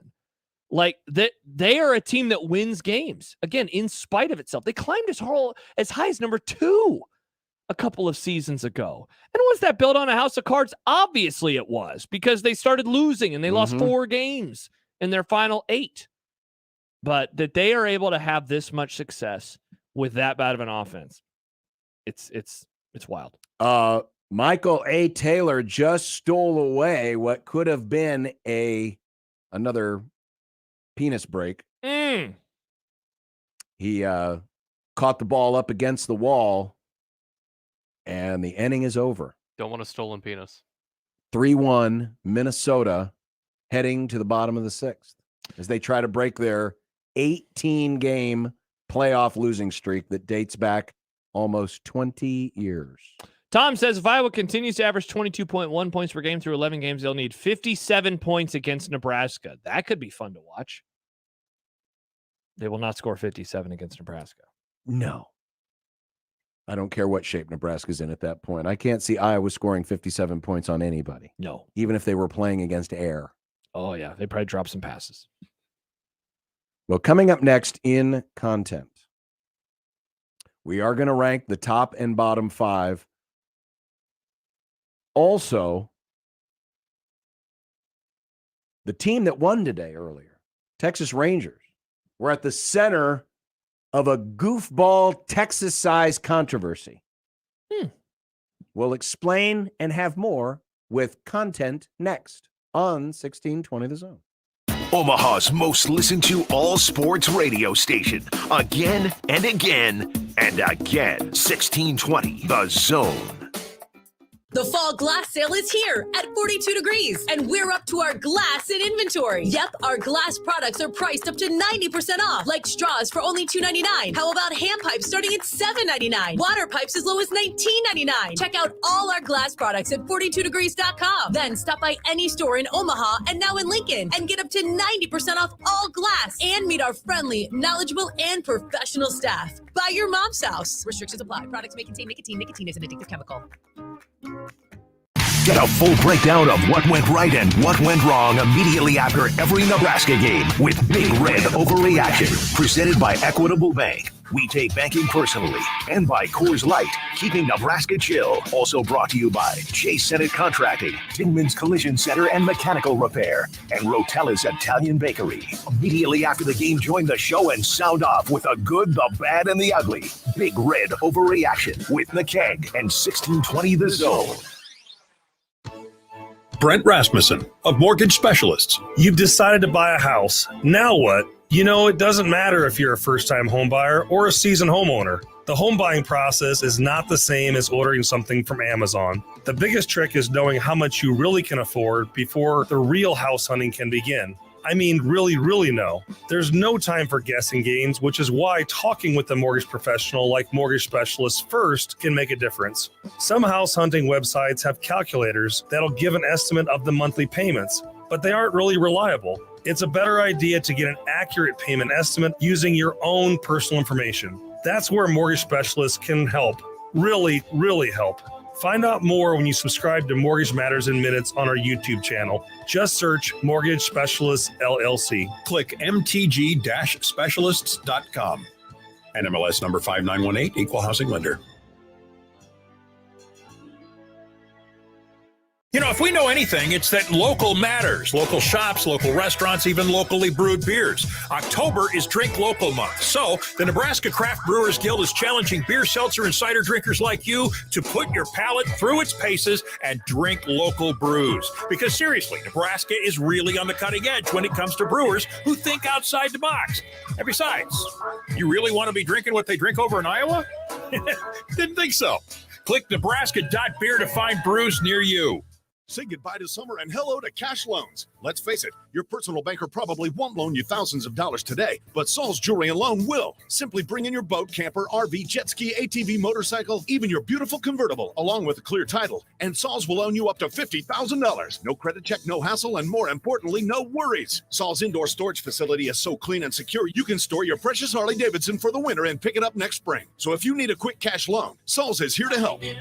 Saul's Jewelry and Loan. Prescriptions require an online consultation with a healthcare provider who will determine if appropriate. Restrictions apply. See website for details and important safety information. Subscription required. Price varies based on product and subscription plan.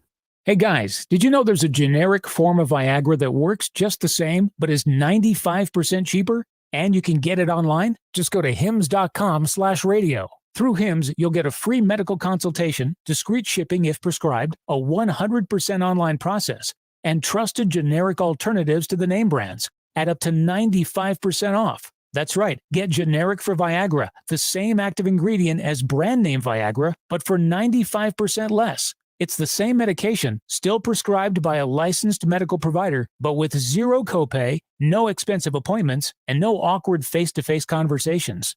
To start your free online visit, you need to go to this exclusive address, hims.com/radio. That's hims.com/radio for your free online visit. HIMS.com/RADIO.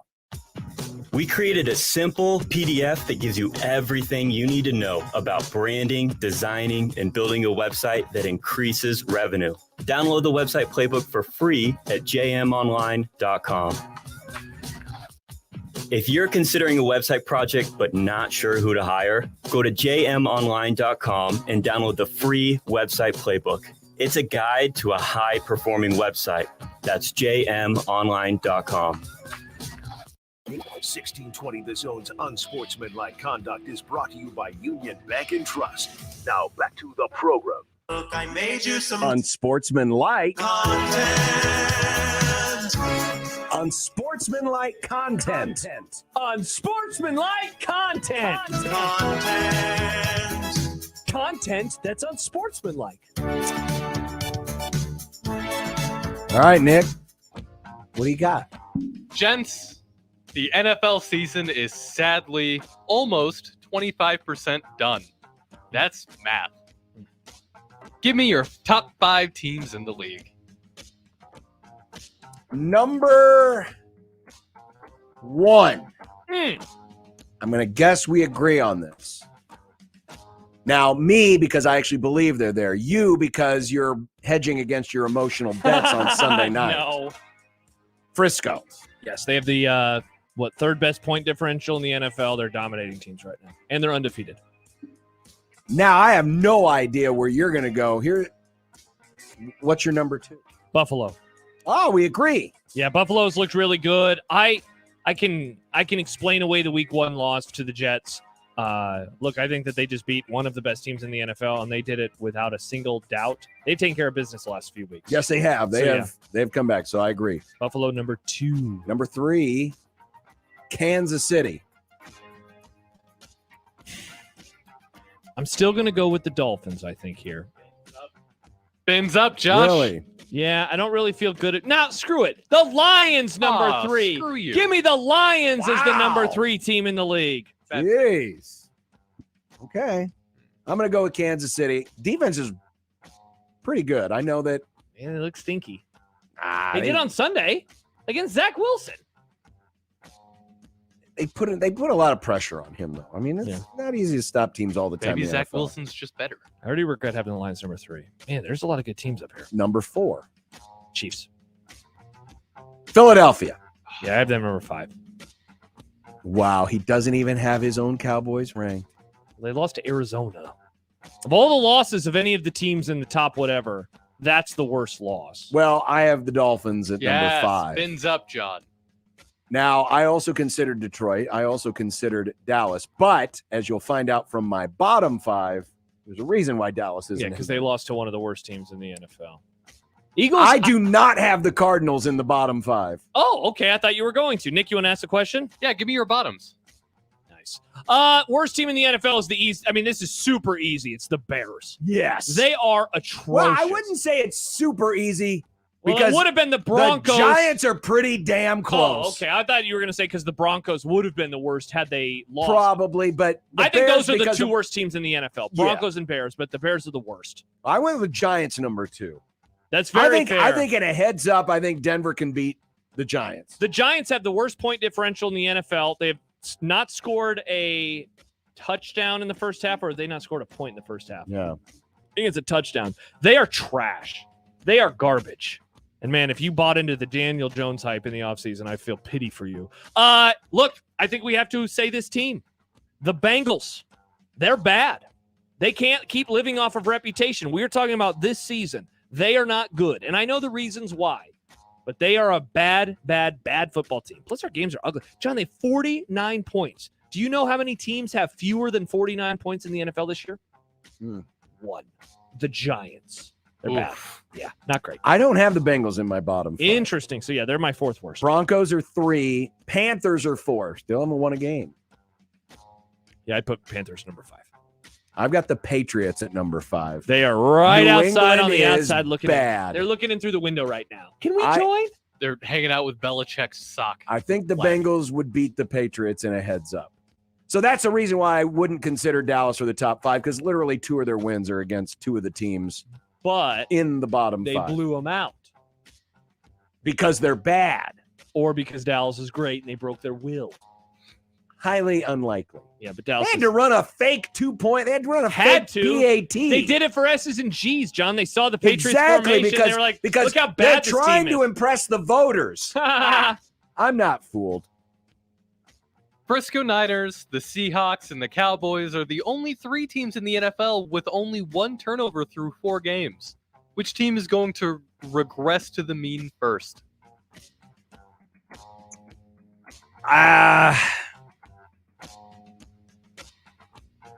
I don't say this to troll, but I think it's Dallas. How come? Because Frisco and Seattle run the ball better.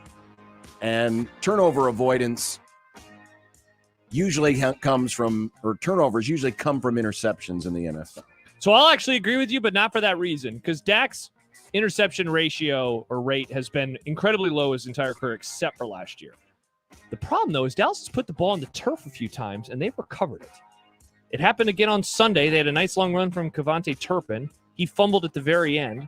I don't remember which of his teammates picked it up. That's happened like 2 or 3 times this year. I think Dallas will regress to the mean first, and I'm worried that it's going to come Sunday versus San Fran. They say things are bigger and better in Texas. You could also say bigger and dumber. Rangers GM Chris Young is calling an Astros reporter classless after that reporter took a swipe at the Rangers post-game playoff clinching celebration. This happened a day after the Rangers surrendered the lead to the eventual division champion Astros. What is your biggest takeaway from this? My big takeaway from this is always baseball teams and franchises celebrate way too much for making it to the postseason and need to act like they have been there before. They celebrate like they're going to the World Series for getting into the playoffs, and half the league makes the playoffs now. Well, see, that's the real takeaway. The real takeaway is that too many damn teams are getting into the playoffs. When you used to, when it was just about winning a division, then it was, oh, that's a big deal because that's the only way you could get into the playoffs. So it warranted the big celebration. Yeah. The Rangers literally, they led the Western Division for 160 of the 162 games. And they lost it on the last weekend. Yet they're still celebrating, still popping the champagne corks. The whole thing was just silly. And all the Astros did was they basically posted a video and said, baseball. Because this came from a reporter who covers the Astros for MLB.com, who posted the Rangers partied last night while the Astros had a champagne toast and quickly turned their attention to Sunday and one more win. Houston's been there, done that mentality, paid off, it seems. That's classless?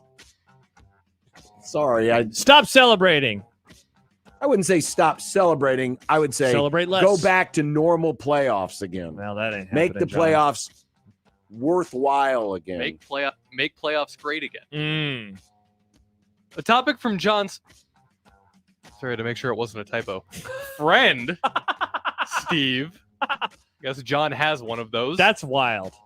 In just 5 games, has Deion Sanders' stock changed? After game 1, you would swear any team in the country was going to throw $12 million a year at him.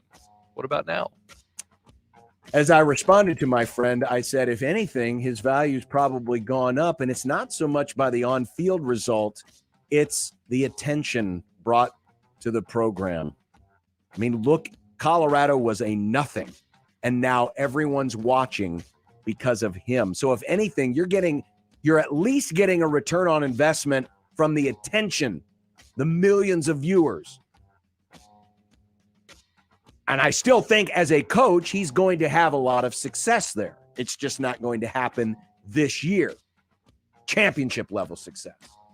So I would argue that it doesn't matter. Honestly, it doesn't matter what happens the rest of this season. He's already paid for himself in the attention Colorado's gotten. And whatever changes he needs to make next year, he's going to go out and try to do it. He's going to have his son back.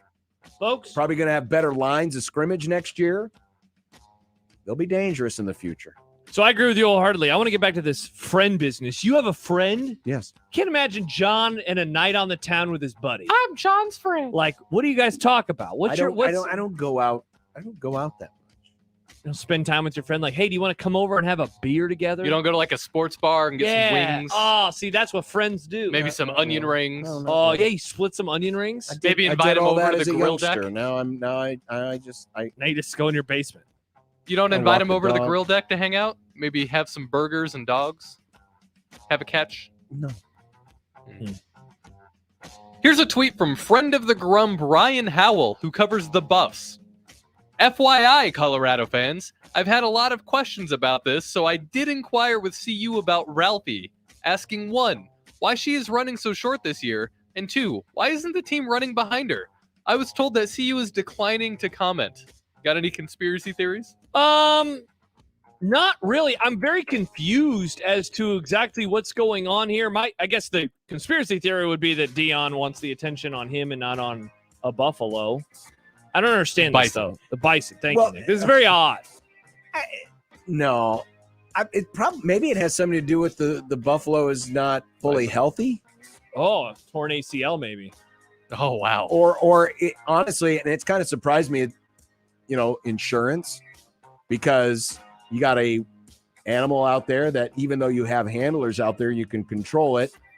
It wouldn't surprise me if maybe they've had to shorten it because they're just worried about more people on the field because of all the celebrities that are there for Dion. Mm-hmm. That's one of the reasons. Oh, that'd be why. interesting. Yeah, I could see that. I bet it's more of a liability and a safety thing than it is conspiratorial in any way. Jimmy Butler is sad.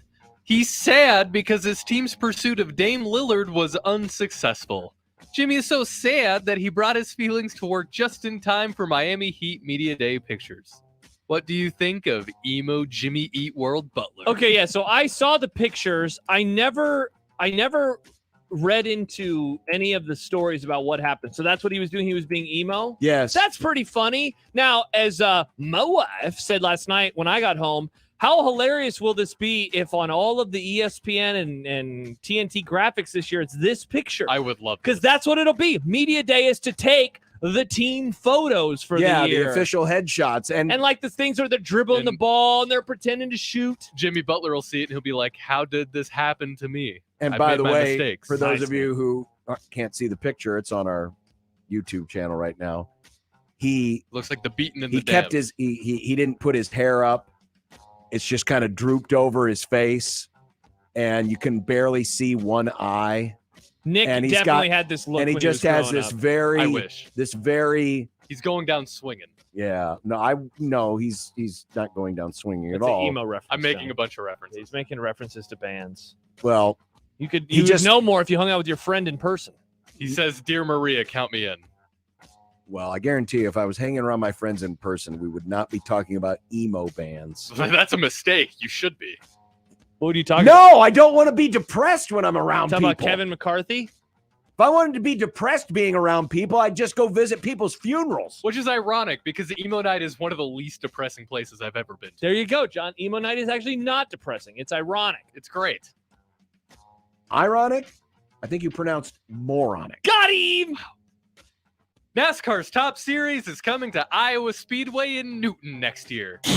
John, are you and I going on a road trip? What the hell did you just do over Make there? a fart noise. That was... John, I'm not very good at it. John, make a fart noise for my lack of a fart noise. You and I are going on a road trip, right, John? No, Can we go? you can't go. You know why? It's Because it's the damn weekend of the College World Series. No, I'll be busy. I'm going to go and I'm going to take pictures and I'm going to be like, look where I am, guys. You don't even like... I'm going to do it. I'm going to do it. You don't deserve to go to Iowa Speedway. Iowa Speedway kicks ass. How far away is this? About from 3 here? hour drive. 3.5 never hours. mind. Yeah. The bit's not that funny. I mean, it's worth it, though. It's a cool experience. Yeah. I've been to one race at Iowa Speedway. I'll It was be on great. the air at the College World I Series. saw Kyle Busch win. Brought to you by Peggy the Worst. By the way, it's only going to be a 1-year deal. Sad. I mean, it's cool. It's cool that Iowa's getting it. Look, I think it's time for you to take a day off. Take one day off during the College World Series. Just let Well, me you know and what? Farron You know do who it. the happiest person in America is right now? The Probably Ryan McGee. Because you know what? McGee's going to go over there, and he's going to watch the race, and he's going to come back here and watch the College World Series. He's going to get a 2-for-1 out of it. A twofer. No, John, take a day off. Me and Farron will do the booth. I'll be color. He'll do play-by-play. It'll be fine. Yeah, I'm sure Josh, Farron come would produce. love that. Farron Sure. likes me. We get along. So Padilla says the pictures taken on Media Day being used all season long is the whole point for Jimmy Butler. It's a bit. Look at what he looked like at last year's Media Day. So he did something last year. I'll admit I've never covered a NBA Media Day. Me neither. Or paid attention to the pictures that they took. Yeah, me neither. But okay, so last year he had. Well, that's not a headshot. That's him at a press conference. But they do. That's Media Day though. No, So I they- know, but this is like the official headshot that shows No, up. yeah, in John. Like there's the official one. Oh, So, okay. but apparently I they didn't see didn't use that. So maybe I don't know. Who knows if they'll do that for this year? Interesting. Bet of the day. Next on. Well, I lost. He's coming out of his cage. He's Damn doing fine. Tampa! I was halfway home. 16:20 the zone. Live from the Host Coffee Studio, this is 1620 The Zone. Good boy. At Cox, we think all customers deserve a reliable connection. So whether you're a loyal customer who's been with us for years, or you're new to the family like this little guy, you'll get the same great deals on the same great internet. And no matter who you are. See how you can save at cox.com/deals for all. Other restrictions apply. All rights reserved.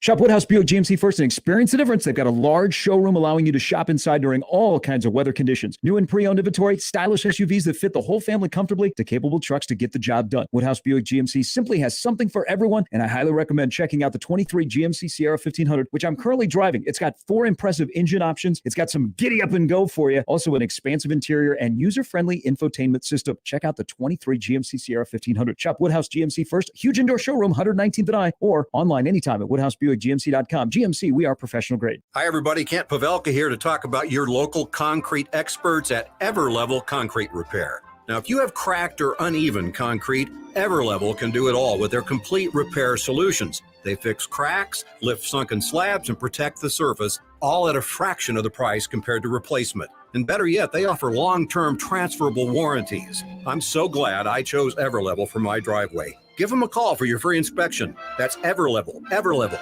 Everlevel. Try saying that 3 times fast. If you love whiskey or want to learn more, then get to Omaha Whiskey Fest Saturday, October 7th from 2 to 5 at the Hilton downtown Omaha. Sample from more than 400 whiskeys. It's the largest whiskey event in the region. Get tickets at omahawhiskeyfest.com. Hey everyone, Josh Peterson here with Dr. Lance Kugler of Kugler Vision. You know, it's been 5.5 years since I had my procedure done at Kugler Vision. I remember going in for the eye analysis and finding out, hey, there's something other than LASIK. Well, I think it's important to have a full analysis of the eye so that you can make a good recommendation. A lot of the patients that we see have been told over the years, sometimes a long time ago or sometimes more recently, that there isn't an option for them. And I think that's just because they haven't had as in-depth of analysis as they need to know for sure what their options are. And I think one of the coolest things about that entire process was how comfortable I felt. And I know as I've talked to other people who had procedures done, they said the same thing, whether it was the consultation, whether it was the day of the procedure,